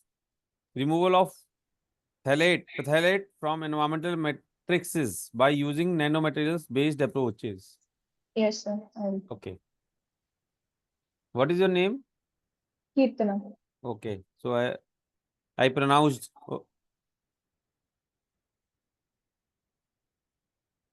Kirtana. No, it's the CP 17. Kirtana. So is my yes, sir. Is my screen 7 visible? minutes. It's the 3:53. At 4 you have to complete. Okay, Okay, start. sir. Please start. Okay. So good afternoon to one and all present here. I'm going to talk about the different approaches of phthalate remediation by nanomaterials. First, phthalate are esters, which are synthetic chemical compounds from phthalic acid. They are used in plasticides like plastic food packaging or toys, medical devices and all. It is also used in cosmetics, which we use, industrial products like paints, adhesives, sealants, printing inks and all. So these phthalate esters are used in these kind of materials, and they are actually plasticides. Types of phthalates are low molecular weight phthalates and high molecular weight phthalates. Low molecular weight phthalates include dimethyl phthalate, diethyl phthalates and all. And then high molecular weight phthalates include DHP, DINP and all. These differences are due to the number of carbons in their structure and the weight which they hold. So health and environmental concerns are due to this exposure to phthalates, they have disrupted endocrine systems, and then they also interfere with our hormonal systems. They also affect the developmental abnormalities, reproductive toxicity and allergies.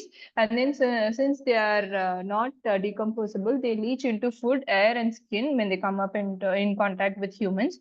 In personal care products, dyes, coatings and all, these kind of phthalates are used, and the health effects which they cause are reduced growth rate, fetal growth rate, testicular toxicity, and then teratogenic hepatocellular carcinomia. All these kind of health effects are produced due to the exposure of phthalates. So generally, how they get exposed to phthalates are from these toys, cosmetics, toys, cleaning agents, because all these contain plastic materials, which and then phthalates are plasticized. So these are included in plastics also. So when humans get exposed to all these kind of phthalates, they have health impacts which include endocrine disruptors, cancers, liver and kidney damage, diabetes, neural developmental issues, metabolic disorders, and all these kind of health impacts. So now we are going to see about the role of nanomaterials in the remediation of phthalates. So nanomaterials are used for the remediation of phthalates, even though other mechanisms are available because of their efficiency, cost effectiveness, and versatility. Cost effectiveness because even though their initial cost is high, but the potential which they possess is will give us a long-term savings due to their higher efficiency. They are highly efficient because their removal rate is high when compared to the other conventional methods, and versatility is high. They are highly versatile as nanomaterials can be tailored for the use of environment, like according to soil and water. They can be tailored in different ways. So we are going to see the different approaches to phthalate remediation. The first approach is adsorption. Adsorption is actually a surface phenomena of organic compounds and inorganic pollutants. So different chromium and lead, zinc, all these are can be removed by adsorption methods, and phthalates are also removed using this adsorption membrane adsorption method. It is like a cyclodextrin or cyclic oligosaccharides composed of glucose units. They are hydrophobic cavity and hydrophilic exterior. This unique structure will actually attract the phthalates into them, which will in turn help us to remove the phthalates from the polluted water.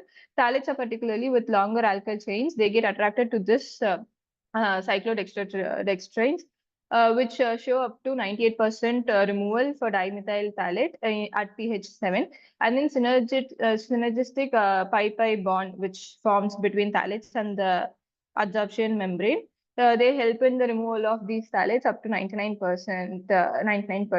And then when they are accompanied with the titanium oxide catalyst, they help in decomposition of the dimethyl phthalate up to 80%. Next method is the photocatalytic degradation. Photocatalytic degradation is the use of UV light or light rays. When these titanium oxides or zinc oxides, the catalyst nanomaterial, these are actually the nanomaterial. When they are combined with the UV rays, they produce ROS. ROS are actually the reactive oxygen species like the free radicals. Free radicals, they react with the phthalates, the organic phthalates in the wastewater or soil in which we are treating them. They form, they degrade the phthalates or mineralize the phthalates into carbon dioxide and water. So researchers revealed that over 90% of dimethyl phthalates can be decomposed using the titanium oxide, which is the nanomaterial, when they are combined with the UV radiations. And then different modified catalysts are also being used for the remediation of phthalates. The next method is the electrochemical method. In the electrochemical method, we use anode and cathode, where electricity is passed. In wastewater, if we keep anode and cathode, the anode will produce the hydroxyl free radical, and in cathode, the hydrogen peroxide will be produced, where the hydrogen peroxide is and hydroxyl radicals, both they function in mineralizing the phthalates into water and carbon dioxide. Anodic oxidation with boron doped diamond electrodes, they actually remove the phthalates more than 90%. They show more than 90% of the efficacy through direct electron transfer method. Next is the electron photon method. Here, same hydrogen peroxide is produced in cathode. When they are coupled up with the ion Fe2+ catalyst, they destroy this phthalates more than 95%. So which shows a higher efficiency than the other methods. Electrocoagulation is that the flocks are formed where they attract the phthalates, they decompose them, and when they become heavy, they settle down at the bottom and the precipitation sludge is formed. The sludge is later removed. So the drawbacks for this method is that the higher use of energy. So this can be overcome using solar power, so that this method can be sustainable also. So this is the electrooxidation method, where anode and cathode, they react and they form the free radicals. The free radicals in turn react with the phthalates in the wastewater or the compound which you are using, and they in turn mineralize them to form water and carbon dioxide. Here in electrophoton, it is combined with the ion, and in turn they show more efficiency than the other methods. Next is the ozone mediated method. Here two types of degradation occurs: direct ozonation and indirect method. Direct method is that they directly attack the phthalic acid. Directly they attack the phthalates where the electron rich sites, and that removal rate is about 70 to 90%. Whereas in indirect method, the free radicals are found when they are coupled up with hydrogen peroxide or UV light and all. When they are coupled up with those kind of catalysts, the efficiency of removal of phthalates by mineralizing them is higher than 95%. So that method, indirect ozone mediated method, is more preferred. Higher efficiency, even though it is highly efficient, it has a drawback where the pH of the medium should be maintained in order to attain the highest efficiency of the removal of phthalates. So researchers are going on to couple ozone with different kinds of activated carbon and all but even though these things are being researched, pH control is necessary for this ozone mediated degradation process. The next process is the sonolysis. Here we use the ultrasound accelerated degradation process, where high hertz of sound will be used to produce micro bubbles, where these micro bubbles, when they violently collapse, they engulf or they create the free radicals inside the medium, where the free radicals, they in turn mineralize the phthalates present in that particular medium. So the major three steps here involved here is that pyrolysis decomposition of cavitating bubbles. The next is the radical process, where the bubble liquid interface occurs, and the final step is the secondary oxidation in the solution. So the bubbles, when high volume sound is produced, the bubbles will be formed, where in turn the structure collapses, and then free radicals will be formed due to that, and these radicals will in turn mineralize the phthalates present in the solution. So this is how it works. The bubble formation occurs, where the bubble formation will lead to the radical presentation, and the radicals will in turn react with the organic compounds to form carbon dioxide and water. So although even this process is effective, it also has its own drawbacks, as it requires high energy usage, and coupling up with solar power and other things, energy saving strategies, this can also be applicable for wastewater treatment and industrial water treatment. So these are the methods which can be an alternative for treating phthalates and removal of phthalates by using nanomaterials. This can be applied in wastewater treatment and industrial treatment also. So these are my references. Thank you. It was a nice presentation and it is a very nice topic. You have reviewed that all the studies has been conducted on the phthalates. Am I correct? Yes, sir. Yes, sir. Okay, so good. Keep on working on the issue. It is a very the recent issue, and you will definitely, if you contribute something new, then that would be great. Okay, all the Sure, best. sir. Sure. Now the Sure, next sir. one is sustainable Thank you, management sir. of fusarium wilt in chickpea using plant mediated copper oxide nanoparticles. Divya Yadav. Divya Yadav, Sushmita Das, and Santosh Bukhal. Are you there, Divya? Now next is Anu Kumari. Effective removal of chromium ions from aqueous solution using biocar nanocomposite, a sustainable adsorbent. Anu, Yes, sir. I'm here. so please present. Okay, sir.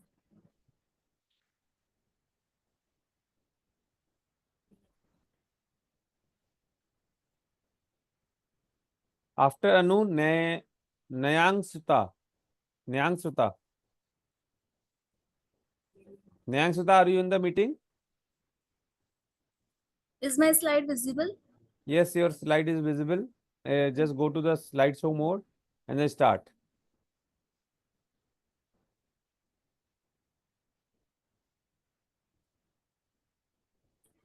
A very good morning, everyone present here. I am Anu, research scholar in the Department of Environmental Science from ICSTVB University, Rohtak. The presentation topic is removal of chromium 6 from aqueous solution using biochar nanocomposites. Let's start with introduction. Water pollution is a global issue caused by natural and anthropogenic contamination of heavy metals, toxic chemical and organic pollutants. Various organic and inorganic heavy metals and other toxic contaminants are being discharged into environment due to the growth of industries and agriculture. Heavy metals are naturally occurring elements that have a high atomic weight and density of at least 5 times greater than of water. Heavy metals are generally non-corroding, quickly transferring to food chain, affecting the natural ecosystem and human health. They are toxic due to their noxious and persistence may accumulate in the food chain and cause several diseases such as nausea, cancer, abnormal growth, obesity, diabetes, and skin-related problems. The United Environment Agency classify the certain heavy metals as hazardous to their toxicity. Here are some list of the heavy metals. Arsenic, the source of arsenic is pesticide, fungicide, and metal smelting. Harmful impact are dermatitis, skin cancer, sensory neuropathy, lung cancer. The permissible limit by WHO drinking water is 0.0 mg per liter. Permissible limit by BIS in drinking water is 0.05 mg per liter. Next heavy metal is lead. Sources are paint, pesticides, smoking, automobile emission, mining, burning of coal, batteries, waste, alloys, cosmetic, electrical cables, etc. Harmful impacts are mental retardation in children, development delay, chronic damage to nervous system, liver damage, kidney damage, affected reproductive system. And the permissible limit by the WHO is 0.01 mg per liter. The permissible limit by BIS is 0.05 mg per liter. Next is the that I have studied is chromium 6. Sources are steel industries, leather industries, textile industries, electroplating industries, fly ash. Harmful impact are carcinogenic in nature, lung cancer, kidney damage, damage to the nervous system, skin disease, irritability, gastrointestinal damage. And permissible limit by WHO and BIS are 0.05 and 0.05 respectively. Same way the cadmium and mercury. Now, why I choose the chromium 6 ions? Chromium exists in various oxidation state like +6, +5, +4, +3, +2, +1, -1, -2, and -4. The two most out of this, there are two most oxidation form that is stable, trivalent, and hexavalent, have been found abundantly in various environmental analysis.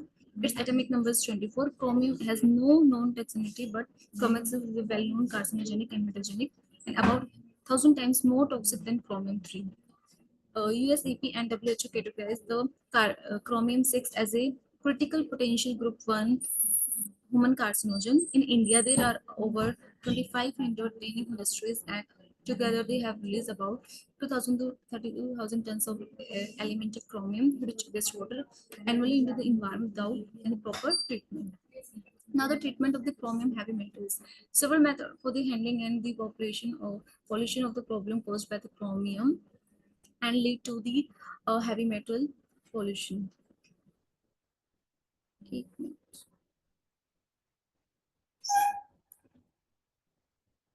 Now, biochar. Biochar is a solid material with a high carbon content and is obtained by the thermochemical conversion of biomass of temperature between 600 to 900 degrees Celsius in the presence of the limited amount of the oxygen. Biomass, which is used as a raw material for the production of biochar, is typically sourced from the wood chips, crop stalks, animal crosses, manure, sludge, and leaves. However, the biochar exhibited comparatively low surface area and limited absorption capacity when considered for a large-scale application and could be influenced by the biotic and biotic processes. Several modifications have been applied to the enhance the absorption efficiency of the biochar, such as surface modification, acidic modification, sulfate modification, and converting the activated carbon into the integrated advanced material to improve the surface topography and morphology. Now the biochar nanocomposites. Recently, biochar nanocomposites have been increasingly applied in the absorption due to their small size and large surface area. The most common synthesis of the biochar nanocomposite often relies on the pre-treating the feedstock with the metal salt, such as magnesium chloride, zinc chloride, calcium chloride, iron chloride before pyrolysis.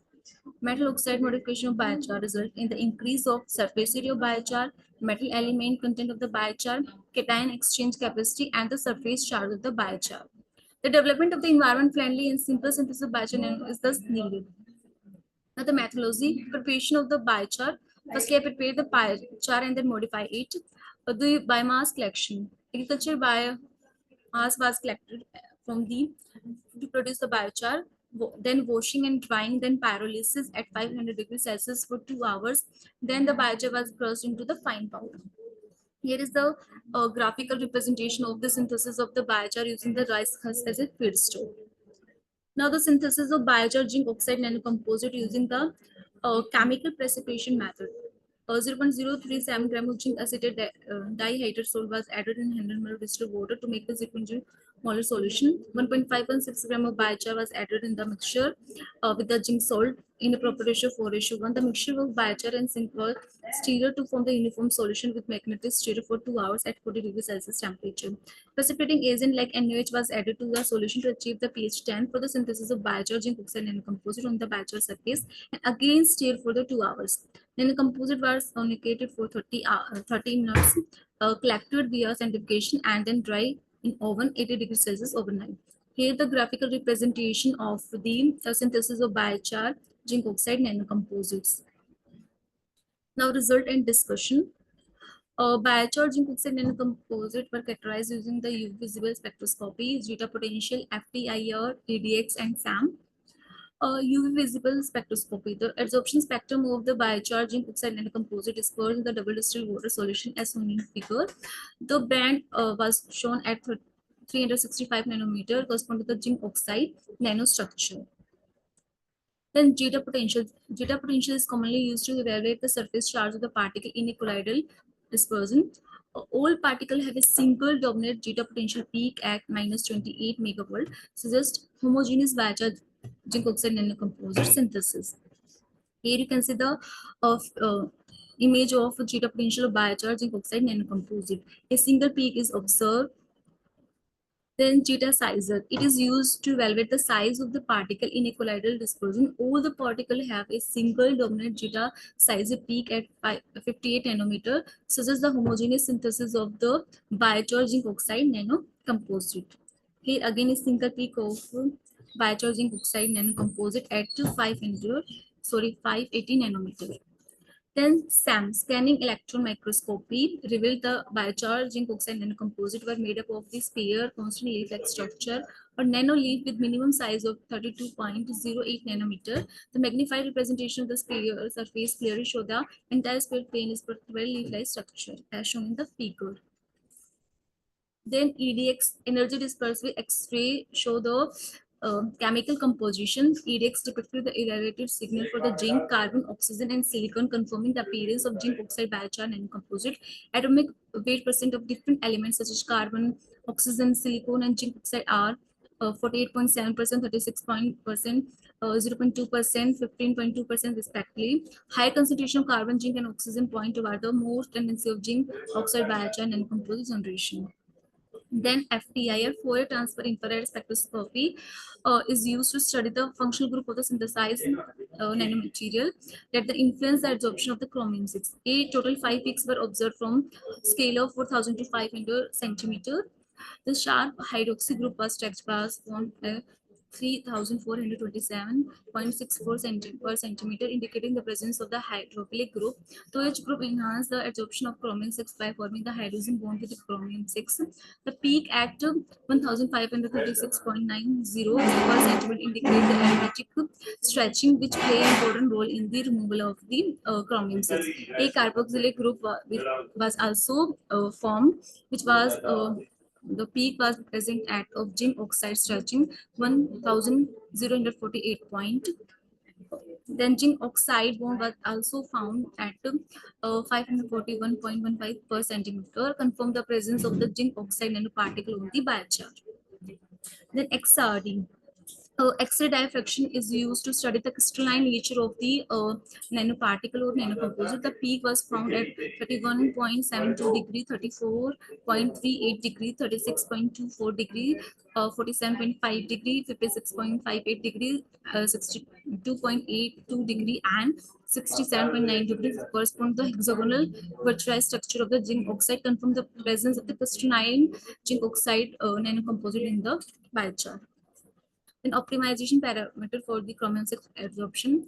First is the effect of the pH. Maximum absorption of chromium-6 was achieved at pH 3, that was 92.42%. Then the effect of the adsorbent dose. The maximum chromium-6 absorption was seen at 100 mg use of the biocharging oxide nanocomposite with the 40 ppm of the chromium-6 concentration at contact time 19 minutes and temperature 35 degrees Celsius. Then effect of the heavy metal dose. Different heavy metal concentration were studied from 20 ppm to 100 ppm with the interval of 20 ppm by other factor constant. The adsorption experiment performed using the 0.1 gram of the nanocomposite concentration, contact time 90 minutes and temperature 35 degrees Celsius. At 40 ppm of the chromium-6, the maximum adsorption was seen, that was 92.14%. The effect of the temperature. The different temperature condition was provided to check the effect of the temperature. The temperature ranged from 15 degrees Celsius to 40 degrees Celsius with the interval of 5 degrees Celsius with the other factor constant. The adsorption experiment was performed at 0.1 gram of nanocomposite, contact time 90 minutes, and 40 ppm concentration of the chromium-6. Highest absorption was seen at 40 degrees Celsius, that was 92.64%. Then the effect of the contact time. Time duration ranges from 60 minutes to 210 minutes, and the highest absorption was seen at 90 minutes, that was 92.18%. Now the adsorption isotherms. The effect of different concentration of the chromium-6 was using by the adsorption isotherm. So for this, Langmuir isotherms were done. Higher the Qmax suggests the material has higher absorption capacity for the chromium-6. Higher the Kl indicate the strong binding affinity for the chromium-6. The R-square value confirm the chromium-6 has followed the Langmuir model implied by the immunoly adsorption on the homogeneous surface of the biochar. Then Freundlich isotherms. Freundlich isotherm model for the adsorption of chromium-6 on the biochar zinc oxide and composite using its linearized form. Here the R-square value of the Freundlich is lower than the Langmuir, so we can say that the experiment, the adsorption follow the Langmuir isotherms. Then pseudo first order kinetic model. The pseudo first order kinetic model for the adsorption of chromium 6 onto the biochar is in the Lanner's form. The R-square values for this is 0.8105. Please come to the conclusion. Okay, sir. Here is the conclusion. Biochar and its nanocomposite were synthesized using the chemical route method. Then characterization using the zeta potential, UV spectro, SAM, EDX, FTIR. The SAM image show the biochar are porous in nature and its nanocomposite are needle in shape. EDX analysis of nanometal obtained confirm the purity and the good yield. FTIR analysis indicate the presence of the functional group on the surface of biochar and its nanocomposite, indicating the higher active surface of the biochar and its nanocomposite. Batch adsorption study examined the maximum chromium absorption was pH 2, heavy metal dose 40 ppm, adsorbent dose 0.1 gram, contact time 90 minutes, and temperature 35 degrees Celsius. The study for the language acetone with 166.4 mg per gram removal chemistry. Studios second order kinetic with R-square value 0.096. 30-minute study revealed the endothermic spontaneous chromium 6 removal by the biochar nanocomposite. So here are the references, and thank you so much.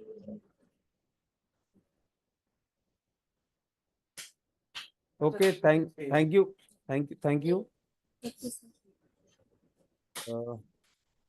This is your PhD work?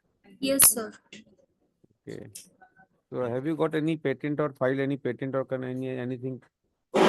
Sir. Intellectual property from your work? No, sir. No.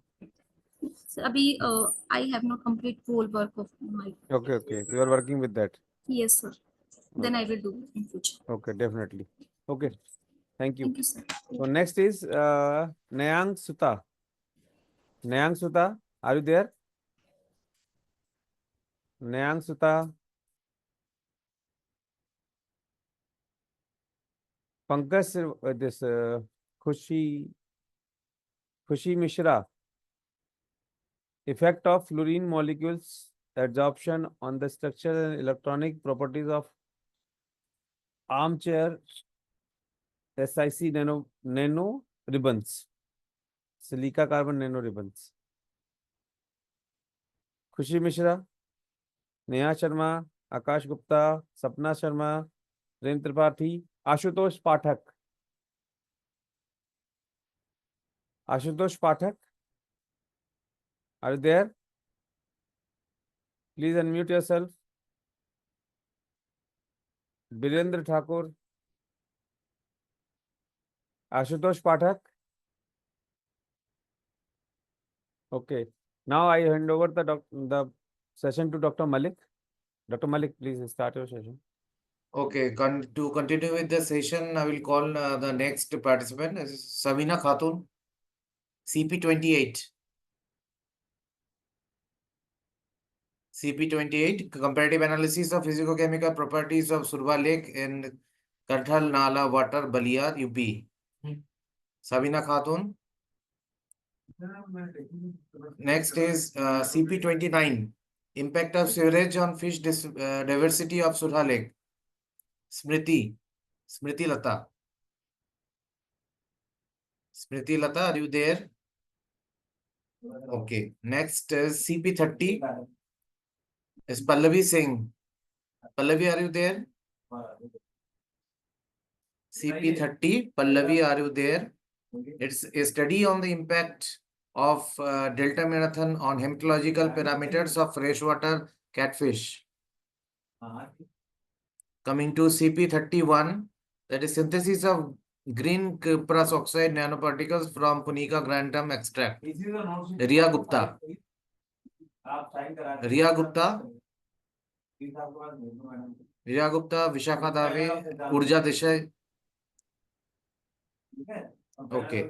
CP32, Disha Yes, sir. Bhadotia. Yes, sir. So am I audible? Yeah, you are audible. You can start your presentation. Okay, sir. Okay.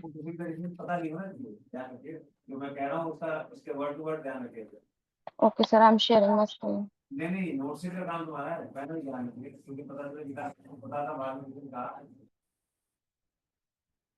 Sir, is my screen visible? Sir, is my screen? Not yet, it is coming. Yes, it is visible. Yes, sir. Good afternoon, sir. Myself Disha Bhadoria, My topic of my presentation is From Fast to Sustainable, Smart and Sustainable Textile for a Greener India. So as we know, Indian textile is one of the greatest industry in the world, but it is also the industry which is the second polluted industry. It is making a lot of pollution from it, but because of the COVID-19 pandemic, the people are getting more aware about it. The major factor of fashion industry, it is becoming polluted, is because of the fast fashion and the slow fashion. Though the fast fashion basically means is the fashion becoming the rapid production, where the production become the huge and the quality of the material is very low and the manufacturing cost is also very low. Whereas the fast fashion doesn't focus on the quality, it basically focus on the quantity, and it is not 100% organic. It is somehow polluting our environment a lot. So, whereas slow fashion basically refers to an ethical, which mainly focuses on the ethical practices which doesn't harm the environment.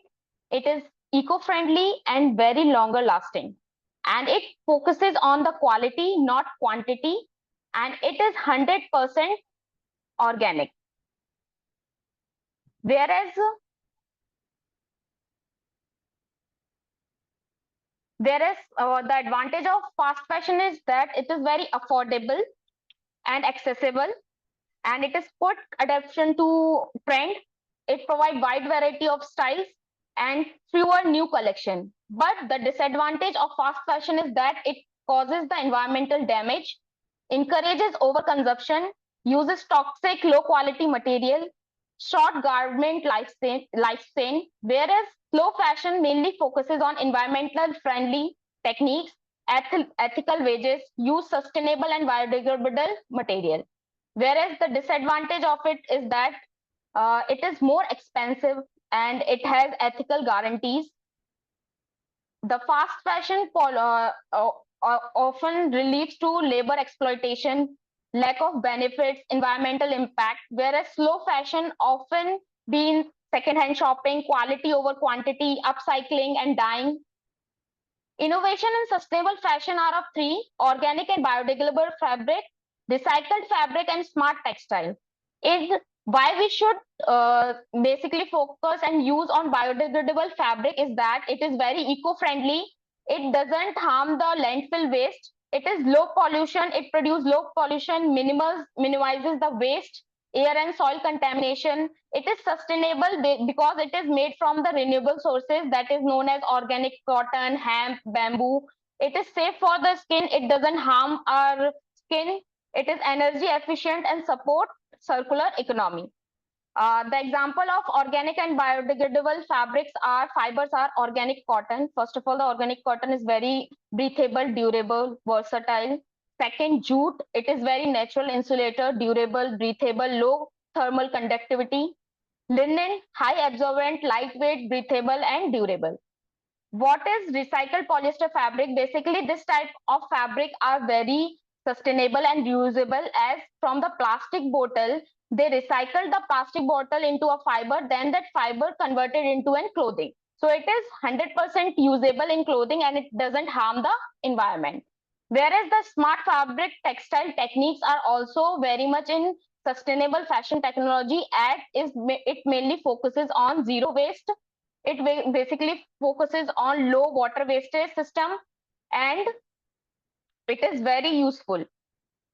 The role of biofabricated textiles are bamboo fiber, relevance of the study and research. Bamboo fibers are the the fiber which is very sustainable for our environment. It is very comforting. It is very breathable. It is moisture absorbance. It doesn't harm the environment. And in April, the bamboo fiber are used in many categories like eco-friendly products, apparel, home garments, baby products. Banana fiber is also very sustainable. It is strength. It is very durable, lightweight, moisture absorbing, and it is thermal regulation. It is also used in many applications like textile, home furnishing, handicrafts, papers. Whereas hemp fiber is also the same. It is very sustainable. It is strength, durable, biodegradability, moisture absorbance, UV resistant, thermal regulation. Its application is used in many ropes, cordage, apparel, construction material. Also, the hemp fiber is being used automobile industry. In its environmental impact are very huge. If we doesn't shift to slow fashion, the damage of the environment will become huge in the upcoming time. So we must focus on slow fashion because it is the necessity of today's time. The government also should produce initiative and should give consumer awareness about it. But in today's time, if we see, there are many initiative is being taken by the government, like Sathi, sustainable and accelerated adoption of efficient textile technology, who are basically being initiative to promote eco-friendly production method. There are many brands and designer also which are increasingly adopting the sustainable fabric and incorporating the ethical sourcing and production practices. Whereas the Make in India, the Atma Bharat initiative are encouraging domestic textile production with a focus on sustainability. Same as the international organization UNEP, United Nations Environment Program, and the World Wide Fund have partnered with Indian industry to implement the best practices in textile production. Whereas the socio-economic sustainable textile is the support for rural artisans. The main focus of today's time is that if we shift to slow fashion, it will become useful for the people like the labor, as they are somehow being get affected because of fast fashion. Their wages are not being paid on regular basis. So if we shift towards the sustainability, the support for rural artisans will increase. The fair trade and ethical practices will become better. It will ensure the fair wages for people. The job creation for the people will increase because they will get the opportunity to do more research, more innovation in that field. Whereas at last, the sustainable technology for VIKSIT Bharat are extremely important because as we see of today's time, the damage of our environment is increasing day by day. So the necessity for slow fashion is very must in today's time. We must need to shift towards it because it is very, very useful for our self and for our environment. This is bibliography, the reference. Thank you. It was nice presentation. Just want to know, do you believe that sustainable fashion is possible? Sir, it's possible. It may take time, but if we believe in it, if we start following step by step onto it, it is very easy to step onto it. I know it will take time because in today's time, the generation are more onto to buy the clothing which are coming on a very fast production. But if we think of our environment purpose, so it is must to shift on it because in your title and in your presentation also you have mentioned about the greener India. So do you Yes, believe sir. that greener India can be done through a textile Yes, innovation? sir, because the fashion industry is the second most polluter country. But if we will not shift towards it, it become the major in the upcoming time. Maybe it become the first to pollute because the chemical that the industry produce because of this fast fashion, it harms lot of the ocean animals, lot of the ocean plant, because at time we wash our clothes which is made from the chemicals. How, like number of time if we wash the clothes, the landfill will become that much polluted. So Okay. it is very important. Okay, fine. Do you think that the concept of herbal color is it or like floral color is it Yeah. valid thing rather than chemicals which can sustain for a long time? But Sir, floral. the research is being also going on. It's like the natural substance are not that longer lasting. The people are working on it to how to make that substance longer lasting, because the chemical substance are somehow harming the environment, but the natural But the substance. mindset is somehow different actually. That is Yes, the sir. problem. But if we think of it, like people thinking is that the fast fashion is somehow cheap, whereas the slow fashion is not cheap. But if we Yes. think of it like the fast fashion is cheap, but after 10 wash, the clothing become dull. You need to buy some another clothes. But if the clothing is made from sustainable practices, it will last longer, like for 3, 4, 5 years, and the quality of that product will not reduce.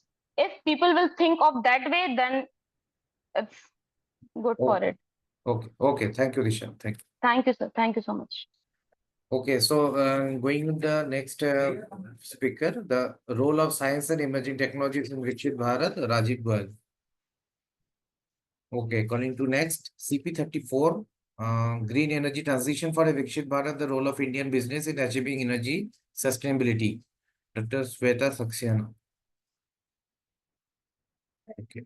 Next is plastic waste in mountain regions, issues and challenges. Sonal Singh, CP35. Next is CP36, that is application of rhamnolipids in agriculture. Mangalam Soni. Okay. We get the next CP38, Megha Dave. Megha, are you there? Atrazine degradation using photocatalyst method. Okay. Next is CP39, Sweta Gupta. Yes, sir. Yeah. So analysis of fungi source, contaminant transport in semi-infrared porous media with time-dependent adhesion and dispersal. You can start your presentation. Keep in mind for 5 minutes.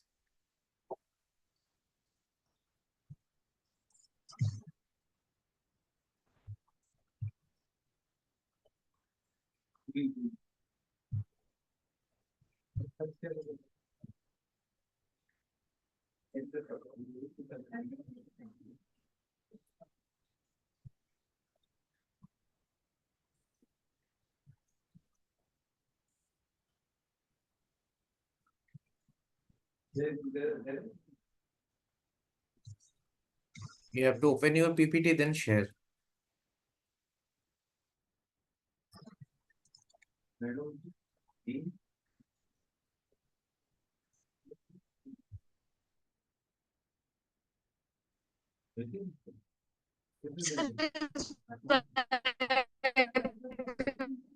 Your voice is breaking, I think.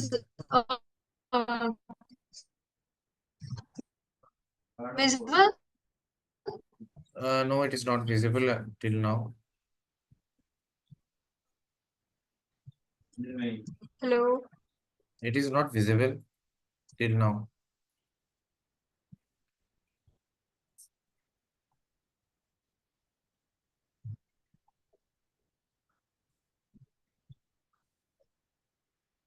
First, you open your PPT, then share.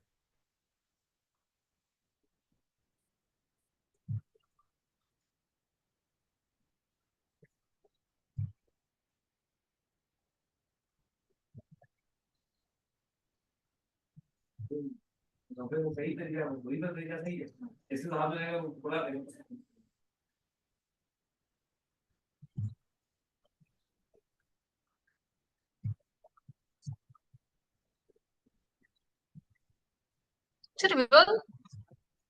No, it is not visible now.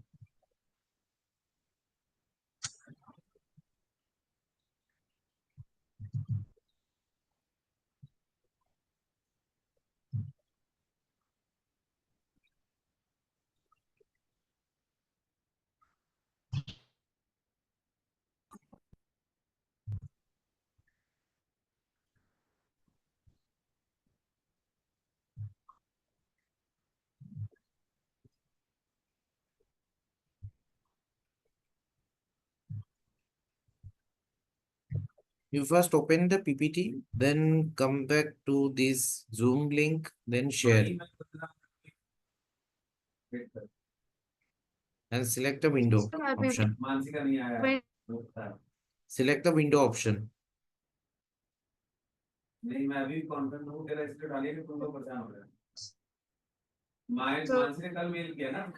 Is not coming.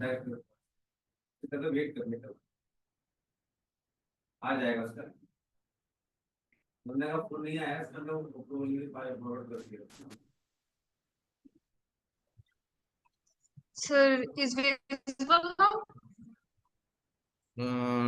No, it is not visible.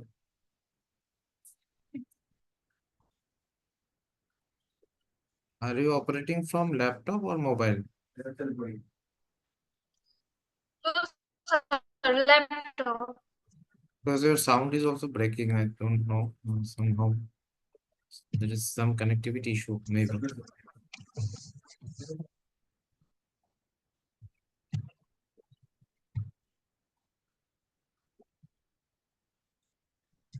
Yes, now it is coming. You can start.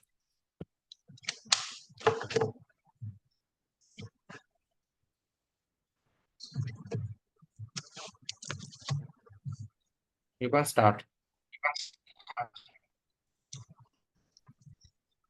Very good afternoon, sir. I am Satapta Mathematics from Amity School of Applied Science. Today I will presenting this of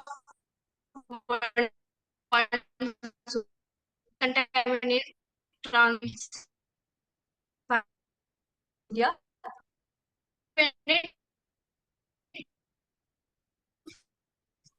Here, here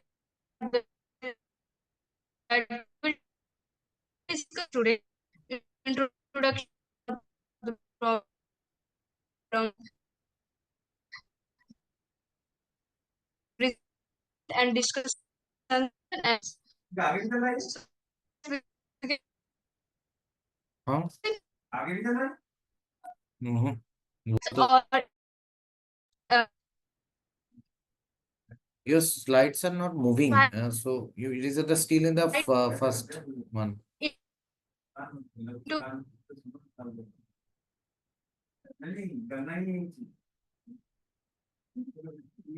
Slides are not changing.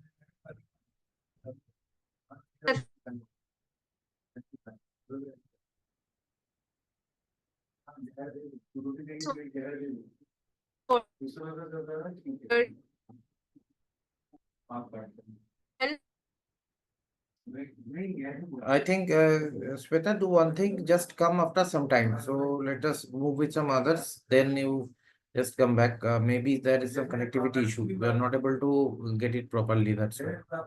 Okay, so just wait for a few minutes. I will give you next option again.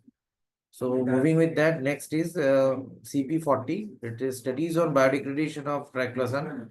Krupa Yes, sir. Karnani. Yeah. Rupa, you can start your presentation. Okay, sir.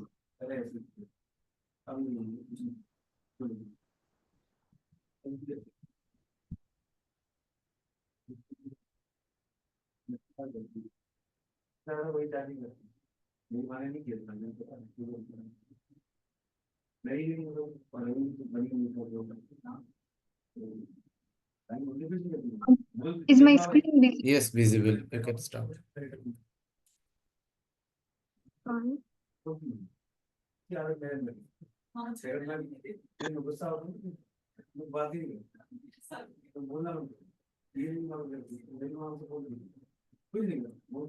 Yes, you can start. Yes, sir.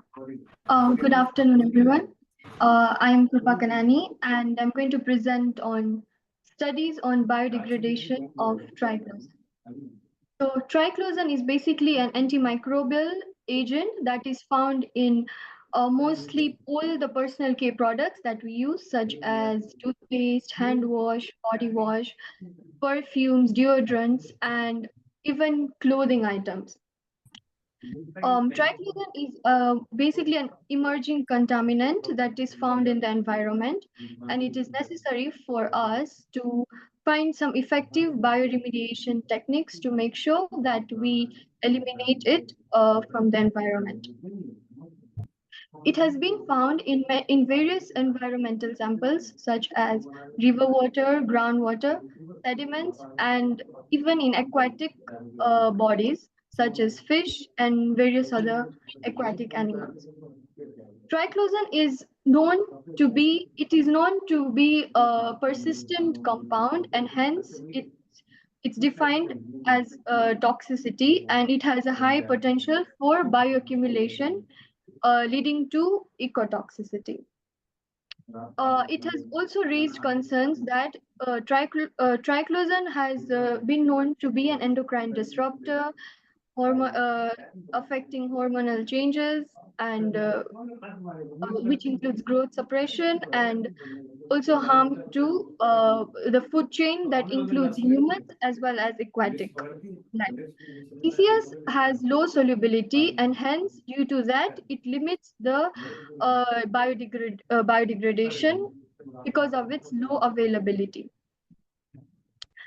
This is how triclosan has this image has shown the occurrence of triclosan in the environment systems. So basically from wastewater treatment plants to effluent to surface water treatment plants, and that's how it continues to be persistent in the water system for a longer time and not getting degraded. Triclosan for the degradation for triclosan, there is a specific degradation pathway that has been proposed, and it has been known. It follows the metacleavage pathway and the orthocleavage pathway. The metacleavage pathway is somehow defined as where the aromatic ring is broken down. The aromatic ring is cleaved through the hydroxyl adjacent to the hydroxyl group that forms some compounds, and orthocleavage pathway follows the cleavage of two hydroxyl groups again, and this passes on to the TCS cycle for energy consumption.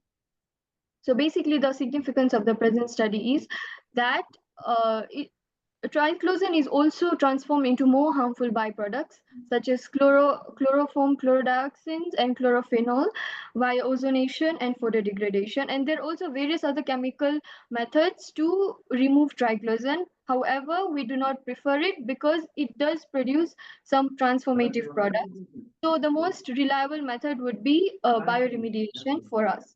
The objectives of my study was to evaluate a spectrophotometric method for the estimation of triclosan, followed by isolating and screening of bacterial species capable of degrading triclosan, and to study biodegradation under shake flask conditions initially. So with proceeding with the estimation for triclosan, I used the diazotization process. Diazotization is defined as whereby an aromatic ring is being broken down. So basically, sodium nitrate and sulfonylic acid both gets reacted to form a diazonium compound, and this specific diazonium ion will react with our compound triclosan to form a yellow complex.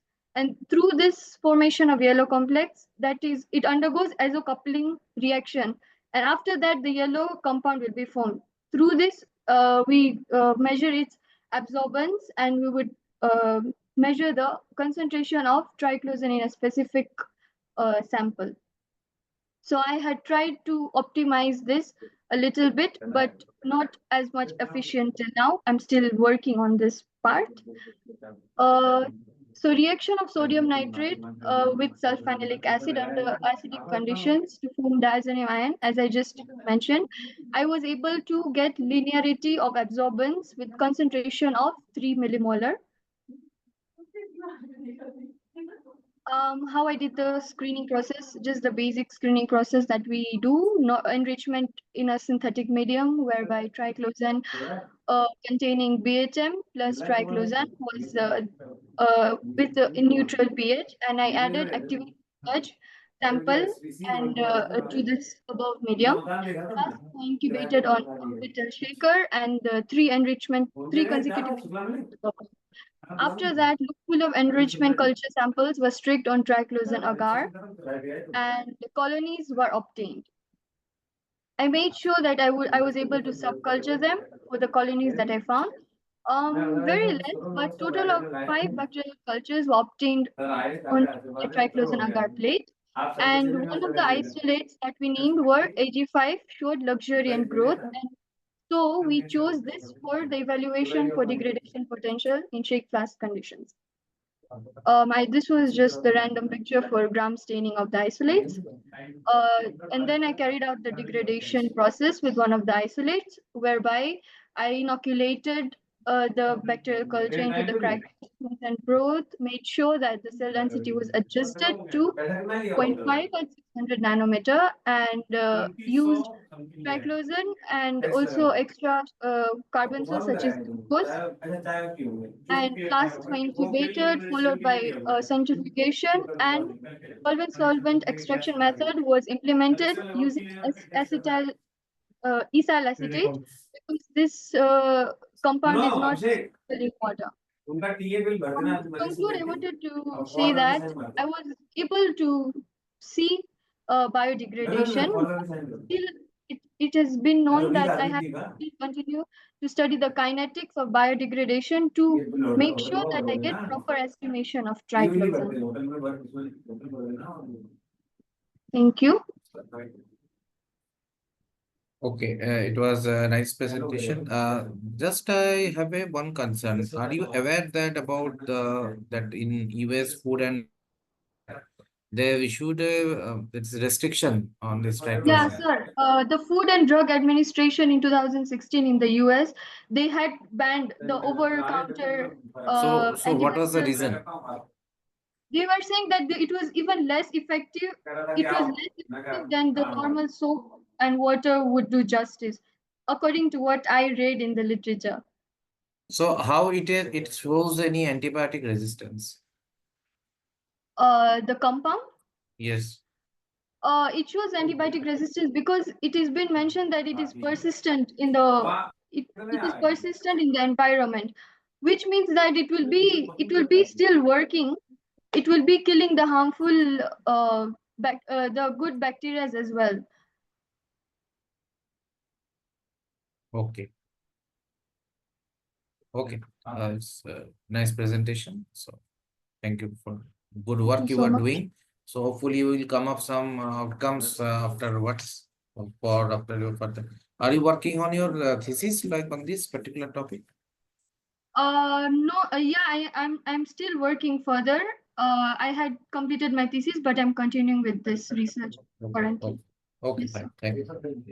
Thank you so much. Yeah. Next is CP41. So microplastic and their impact on lakes of Jammu and Kashmir. Mehrajuddin Bhatt. Next is CP43.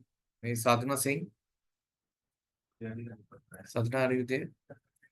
Topic is harnessing microbial and plant systems for cadmium, lead, and arsenic removal from soil. Sadhana Singh, are you there? Okay. Next is CP44. Yes, sir. Gayatri, yeah. Sustainable bioremediation strategies for microplastic removal in fruits and vegetables to protect human health and the environment. Very relevant topic. You can start. Yes, sir.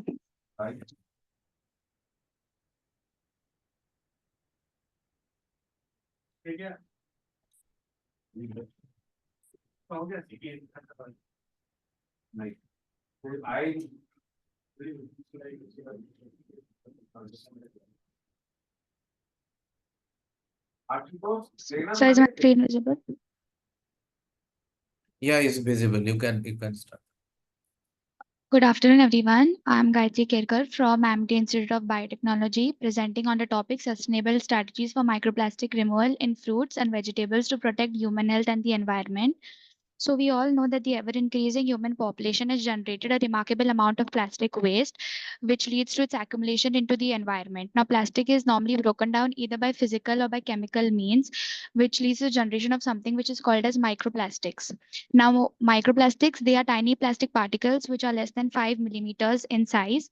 Now, they are basically of two types, that is primary and secondary. Now, primary microplastics are plastics which are intentionally made to be small, and they include personal care products, synthetic clothing fibers, industrial abrasives, and etc. And secondary microplastics, they are plastic particles which are broken down from the larger plastic particles, and they are broken down due to sunlight, mechanical wear and tear, and environmental factors like ocean waves and weathering. Now, these microplastics which are there, they are found in soil, water, air, even in food and in drinking water. Why they are of a major concern is because of their health risk and environmental risk. Health risk include potential toxicity and bioaccumulation, because these microplastics, they contain harmful chemicals like BPA, phthalates, which can cause hormonal imbalance, cancer, neurological disorders. Whereas environmental risks are associated with soil degradation and biodiversity loss. They can cause contaminated irrigation water, plastic mulch, which get released, even causes alteration of soil structure, reducing water retention and buildup of toxic chemicals. This is a schematic explanation of the fate of microplastic accumulation in plants. Here we can see how small microplastic particles, they get adhered to the root hair, and how by the process of transpirational pull, they are pulled up from the roots to all the other aerial parts of the plant. Here we can see how they even get deposited on the leaf surface by atmospheric deposition, and how they get absorbed inside the plant via the stomata. Now, this is one of the latest newspaper article, which is based on a study done by the Food and Health by the scientists from the Food and Health Network of Finland and China. In this study, they found that fruits, flowers, and vegetables, they contained anthocyanins, which helped in curing hormonal imbalance and sperm deficiency in humans, which is mainly caused by the chemicals such as phthalates and BPA, which are released from these microplastics. So, as we can see how harmful these microplastics are to the human health, their removal from the environment is very necessary. And there are various chemical methods available, such as physical removal by filtration, chemical degradation, and mechanical recycling, but they are inefficient and costly. So scientists are nowadays trying to find biological methods, and one of them is bioremediation, which is an eco-friendly alternative. So what is bioremediation is that it is a nature-based approach that uses living organisms, mainly microorganisms, that is bacteria and fungi. They use plant-based enzymes and microbial enzymes and biological agents. So these bacteria and fungi, they can consume microplastics as a food source and break them down into simpler compounds, whereas enzymes, they speed up the chemical reactions, and biological agents include some organisms which can trap, absorb, or even metabolize these microplastics to help them remove from the ecosystems. Now, examples of microorganisms, normally bacteria and fungi. There are various bacteria and fungi which have been found to degrade plastics, and one of them is Ideanola saccharensis, which is known as the plastic-eating bacteria. How they do this is known for degrading polyethylene terephthalate, which is normally found in water bottles, food packaging, and synthetic fabrics. How they do is by producing petase and metase enzymes. They produce these enzymes which help in breaking down this plastic, and the example of fungi include Aspergillus and Penicillium, which is also known as the plastic degrading fungi, and they produce enzymes such as lacases and peroxidases. These are some of the research papers showing the capability of these organisms for degradation of these plastic particles. Second is the microbial consortium for the microplastic degradation, in which a group of microorganisms such as bacteria and fungi, they can work together. How do you do is this by utilizing enzymes in which they break down these long chain plastic polymers into biodegradable compounds. Now, the microorganisms, they follow a three-step process. First is the attachment, in which the bacteria and fungi, they attach to the plastic surface and form biofilms. Second is the degradation, in which they secrete these enzymes that break down plastic polymers into smaller molecules. And third is the mineralization process, in which the broken down molecules are converted into harmless substances. Next is the role of the plant-based enzymes. Now, the two key main plant-based enzymes found are lacases, which are found in plants and fungi, and peroxidases, which are natural plastic degrading enzymes.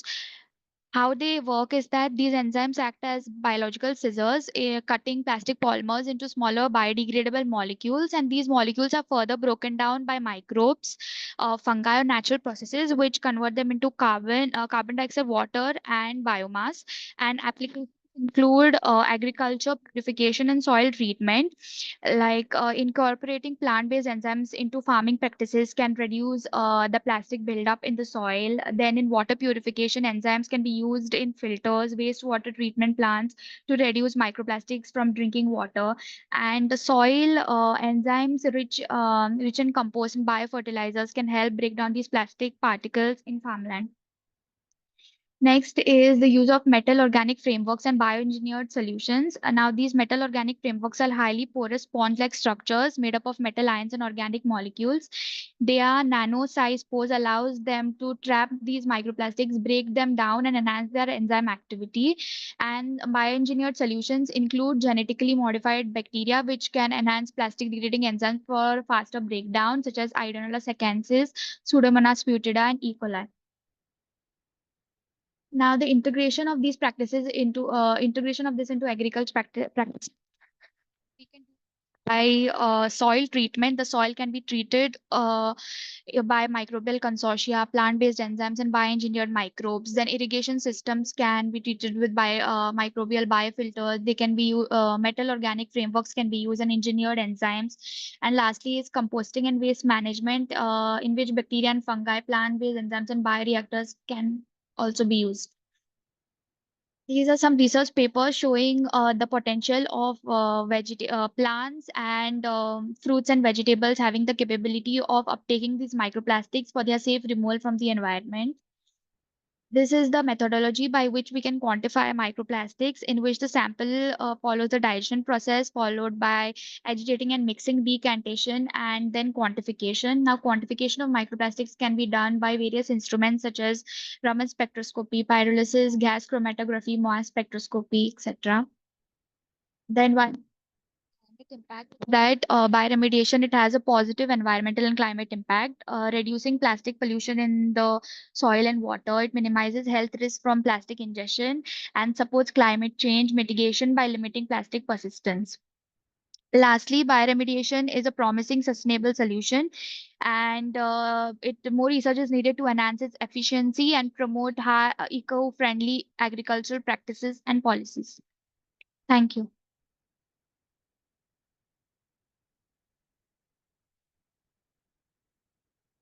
It was nice presentation. I have two questions. Do you know how many types of microplastics are available now as per the present study? Yes, sir. Microplastics are available in the market. They are available in the form of fragments, beads, and pellets. Which one Polystyrene, is which one is most harmful? So the most harmful one is polyethylene. Polyethylene, polystyrene. Okay. There are various microplastics available. Your topic actually mentions that fruits and vegetables, and there are many things up there also. So just Yes, just wanted to know, are you aware about a term called this plastic rain? Have you heard the word plastic rain? People talk about acid rain like that. There is a term called plastic rain. You know? So I'm not aware of this. Okay. No problem. Plastic rain basically it's some huge quantity of microplastics which are being flown through the air into the different ice caps and like that. Anyway, you have mentioned about this phytoremediation. So, do you think phytoremediation can be a big solution, or it's just a part of the solution that we can apply regarding microplastic? No, so phytoremediation can be a big solution because plants have the capability of uptaking these microplastics from the soil, and by doing this, they can remediate microplastics from the soil. Okay. Okay, that's it. Thank you. Welcome, sir. Yeah, moving in the next one, it's CP45. This is Sustainable Strategies to Overcome the Staphylococcus resistance by Komal Khajuria. Komal, are you there? Okay. Next is Ragini Singh, Isolation and Screening of Airborne Multi-Drug Resistant Bacteria. Yes, sir. A very good afternoon, sir. Good afternoon. You can present your Yes, sir. presentation.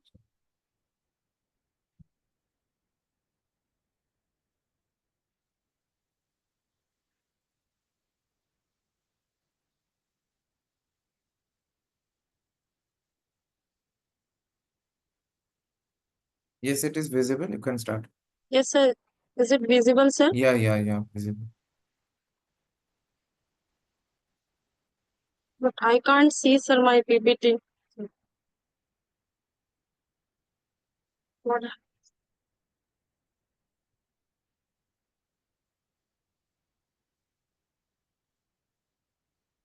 But it is visible. You can start, or you can make it full screen.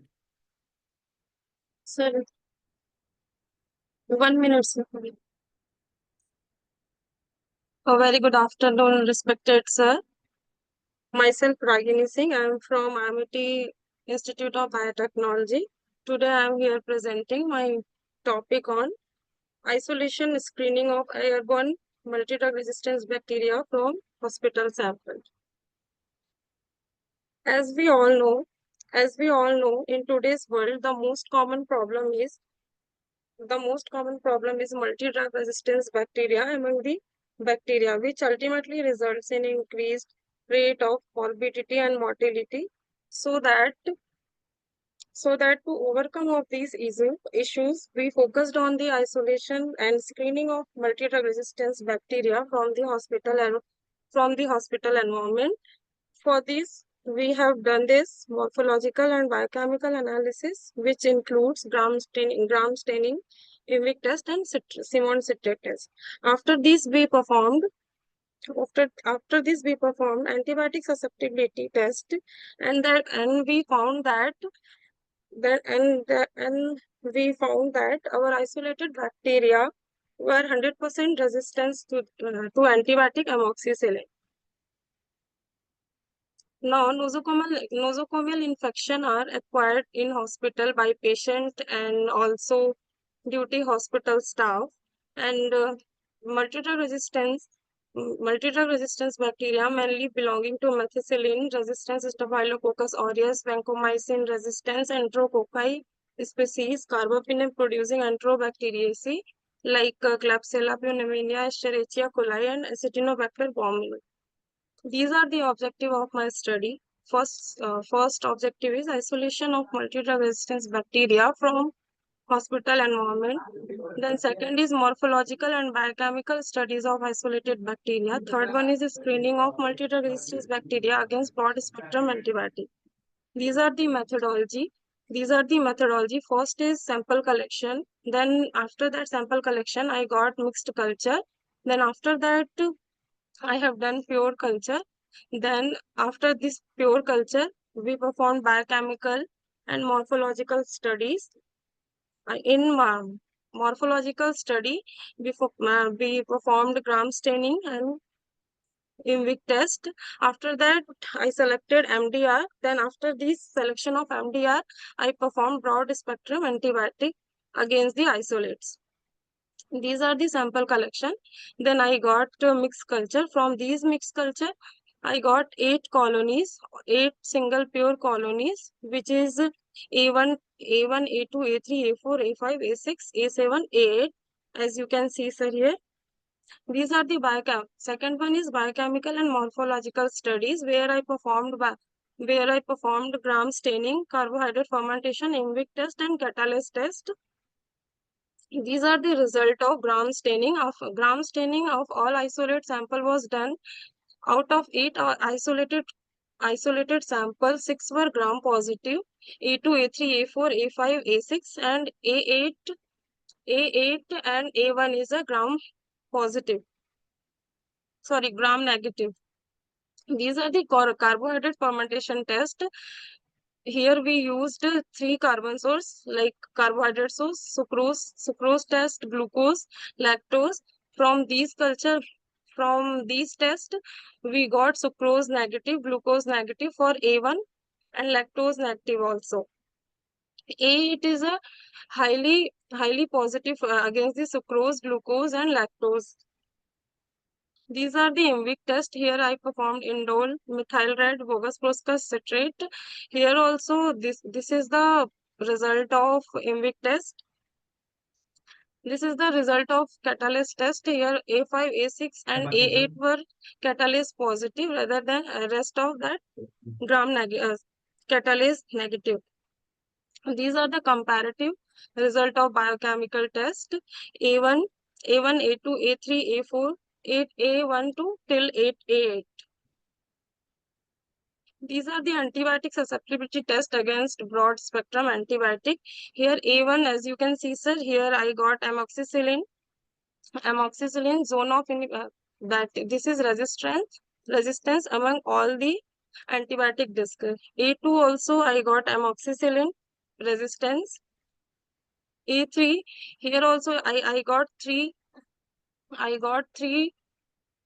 got one resistance amoxicillin, and in this plate A4 plates I got here also amoxicillin 30 is resistance against the all isolates, same as it is here. I got 3 resistance, but we can consider only amoxicillin, and A6 also, A7, A8 also. Scope of study: multi-drug resistance bacteria poses a significant, serious threat to human health because they are resistant to many classes of bacteria. Example for beta-lactam family. By screening of multi-drug resistance bacteria, we aim to develop new therapeutic strategies using repurposed existing drugs.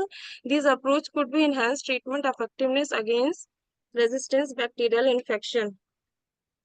Now, conclusion: present research work may help in drug repurposing to control the growth of multi-drug resistance bacteria with currently available antibiotic. Like as we know that aspirin first earlier it used for pain relief, but now we scientists have done repurposing, so we can use for heart attack, same as in remdesivir and thalidomide. Remdesivir is using for Ebola virus earlier, but in 2020 in coronavirus during period, we repurposed in for coronavirus treatment. Thank you. These are the reference, and thank you, sir. Okay, it was nice presentation and very informative. Can you tell me any by that how it can be spread by human beings? Is it anthropogenic? Sir, when we are working in hospital, if any person is admitted in long time in hospital, so we can got it from hospitals and patient while taking care of any patient or wherever we are family. When our family is admitted there, we are staying there, so we can this will be spread from hospital and hospital staff, sir. And it And can for be environment. controlled by antibiotics? Yes, sir, we can not control by 100%, but we can try it best, sir, to isolate multi-drug resistance bacteria, and we can go for new therapeutic antibiotics, sir. Oh, thank you. We're moving next. We'll call again Sweta Gupta. If you are present, you can just continue. Yes, sir. Yes, sir.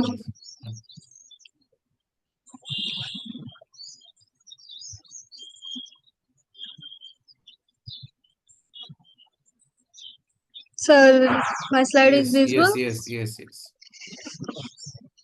So, a very good afternoon, sir. I am Sweta Gupta, a student of BSc Mathematics, MIT University of Lucknow campus. Today, I will be presenting my topic: analysis of 1D point source contaminant transport in semi-infinite porous media with time-dependent advection and disposal. And here is the outline of the presentation that we will discuss today. Introduction, mathematical formulation of the problem, analytical solution of the problem, graphical presentation of the problem, result and discussion, conclusion and reference. So here is the little introduction. So as we know that pollution affects our environment in many ways and can be classified into air, surface water, soil and groundwater pollution. Ground pollution is a major concern since 59% of the world's pollution relies on it for drinking water. To ensure safe water, it is crucial to study how pollutants move through groundwater, and its movement is described by the advection disposal equations, and based on mass conservations and fixed law, explain how pollutants spread through advection and disposals, and solving it is under specific conditions helps predict pollutants distribution and environmental impact. And here is the mathematical formulation of the problem. So as we which we discuss in the next topic, model of the problem. So here this is the mathematical model that describe the concentration of the solute in a system with diffusion, advection, and decay. The governing equation is given as equation 1. Here R is the retard, and dt is diffusion coefficient, and ud is velocity, and lambda is decay constant, and nu is the flow velocity, and c is concentration of solute. And the function of fmt can be either exponential or sinusoidal. And now let's look at the boundary and initial conditions. In equation first, when t equals to 0, the concentrations flow the functions of the equation.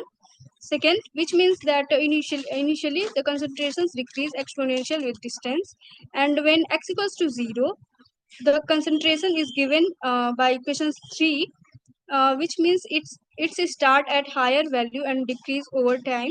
And when x equals to L, means there is no flux or change in at this boundary. And now move to the next slide. So here, analytical solution of the problem. We have considered the above discussed model with the initial and boundary conditions, equation 1, 2, 4, 3, and 4.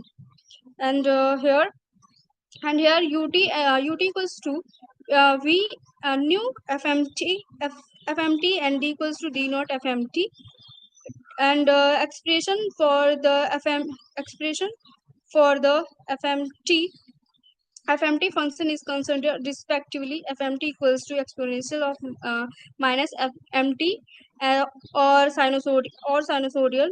Further we have considered the degradation coefficient lambda as lambda equals to lambda naught star fmt, where lambda is the first order decay term. And on putting the value of ut, dt, and lambda equations, become um, become become the equation 5. And here we introduce a new time variables, which is t star equals to integral of 0 to t fmt dt, and using the transform in equations 2 to 5, equation 5 becomes in equation 6. And express equation 6 in non-dimensionals, like c equals to c upon c naught. And these are the dimensional free equations, and can we write in non-dimensional form, like equation 7.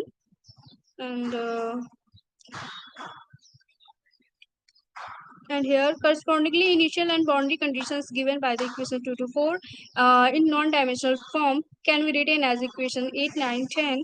And the transform c x comma t equals to k x comma t exponentials of u upon 2 x minus in bracket u square upon 4 r plus lambda naught into d into t is used to remove the convective term u del c upon del x from equation 7, so that the transform partial differential equation in equation 7 can be solved easily by the Laplace transform techniques. And here is the become equation 11, 12, 13, and 14. 12, 13, and 14.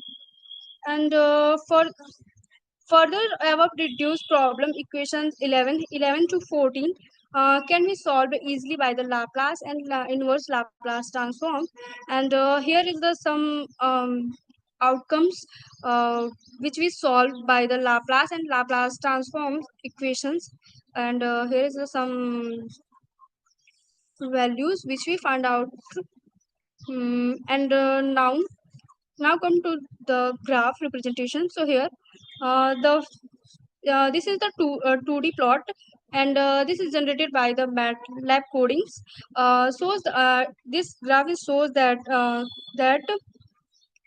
shows that the wait, sorry shows that the variation of the normalizations, contamination concentrations, C upon C naught with distance under a sinusoidal groundwater flow, and here x axis represent distance, while the y axis represent C by C naught, indicating the fraction of the contaminant remaining, and different curves represent different values of MT, where m is the frequency of flow oscillations and t is the time. At x equals to 0, at x equals to 0, the concentrations is at highest, meaning no dilution has occurred as distance increase, the concentrations decrease due to the dispersion at smaller MT values. Responding earlier times, the drop is sharper.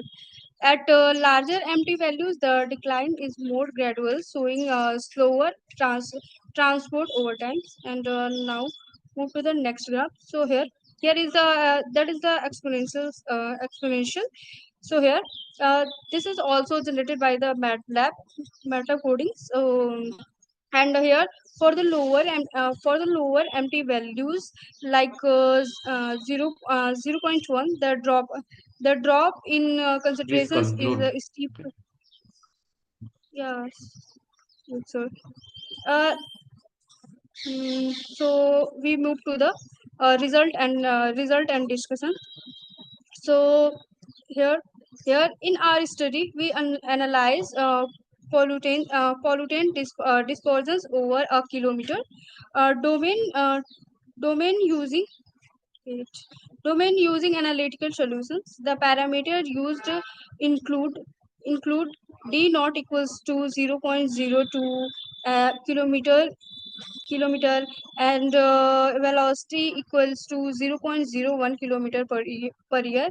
Decay rate m equals to 0.1 per year, and a retard factor of 1. The initial solute concentrations decrease exponentials with the distance, and outlet concentrations reduce with time. And we examine two time dependent velocity patterns, sinusoidal and exponential. The MT values of used to of used to 0.1, 0.4, 0.7, and 1 corresponds to 147 and 10 years. Our results show that contamination is highest at earlier times and gradual reduce due to flow resistance, the decay. And move to the conclusion. So here the mathematical solution is the presented for one-dimensional solute transport model for describing the concentrations distributions in geological formations. Various type of geological parameters are considered for the solute transport modeling. The solutions of the model is derived by using the Laplace transform and inverse Laplace transform techniques. For the graphical presentations, we have observed that solute concentrations distributions patterns increase with time and decrease with space in geological formation. The strength of pollutant concentration is started from the input pollutant strength and having the maximum strength at the inlet of the domain. But as we move toward the outlet pollutants concentrations vanish towards the zero.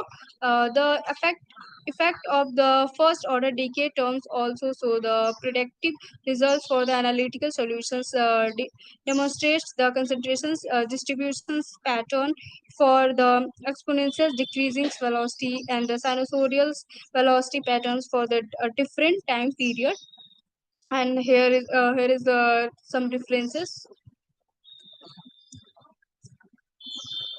Thank you, Okay, sir. Shweta, thank you. Thank you for the presentation. It was very exhaustive. I hope you can do much more work on this, and that will help in further modeling and prediction and other in future. Thank you. So I hope next is the CP50 Sustainable Practices, Meenakshi. Okay. Last one is CP51, that is Anjali Yadav. Okay. So it was a very well executed session with multiple types of presentations and different research activities done by different people. And it shows that there is ample scope of working in the field of different sustainable technologies for further work can be done, definitely. And I hope people have gathered many knowledge from the plenary speakers also. So with this, we close today's session, and tomorrow we'll be starting with the next technical session at 10 a.m. And all the participants are requested to join on time. The detailed schedule will be already shared, and further any modifications will be shared in the group. So be in the group and also join. Also, you are all requested to join the valedictory session positively by tomorrow. Thank you. So I will ask the host, please, you can close the session.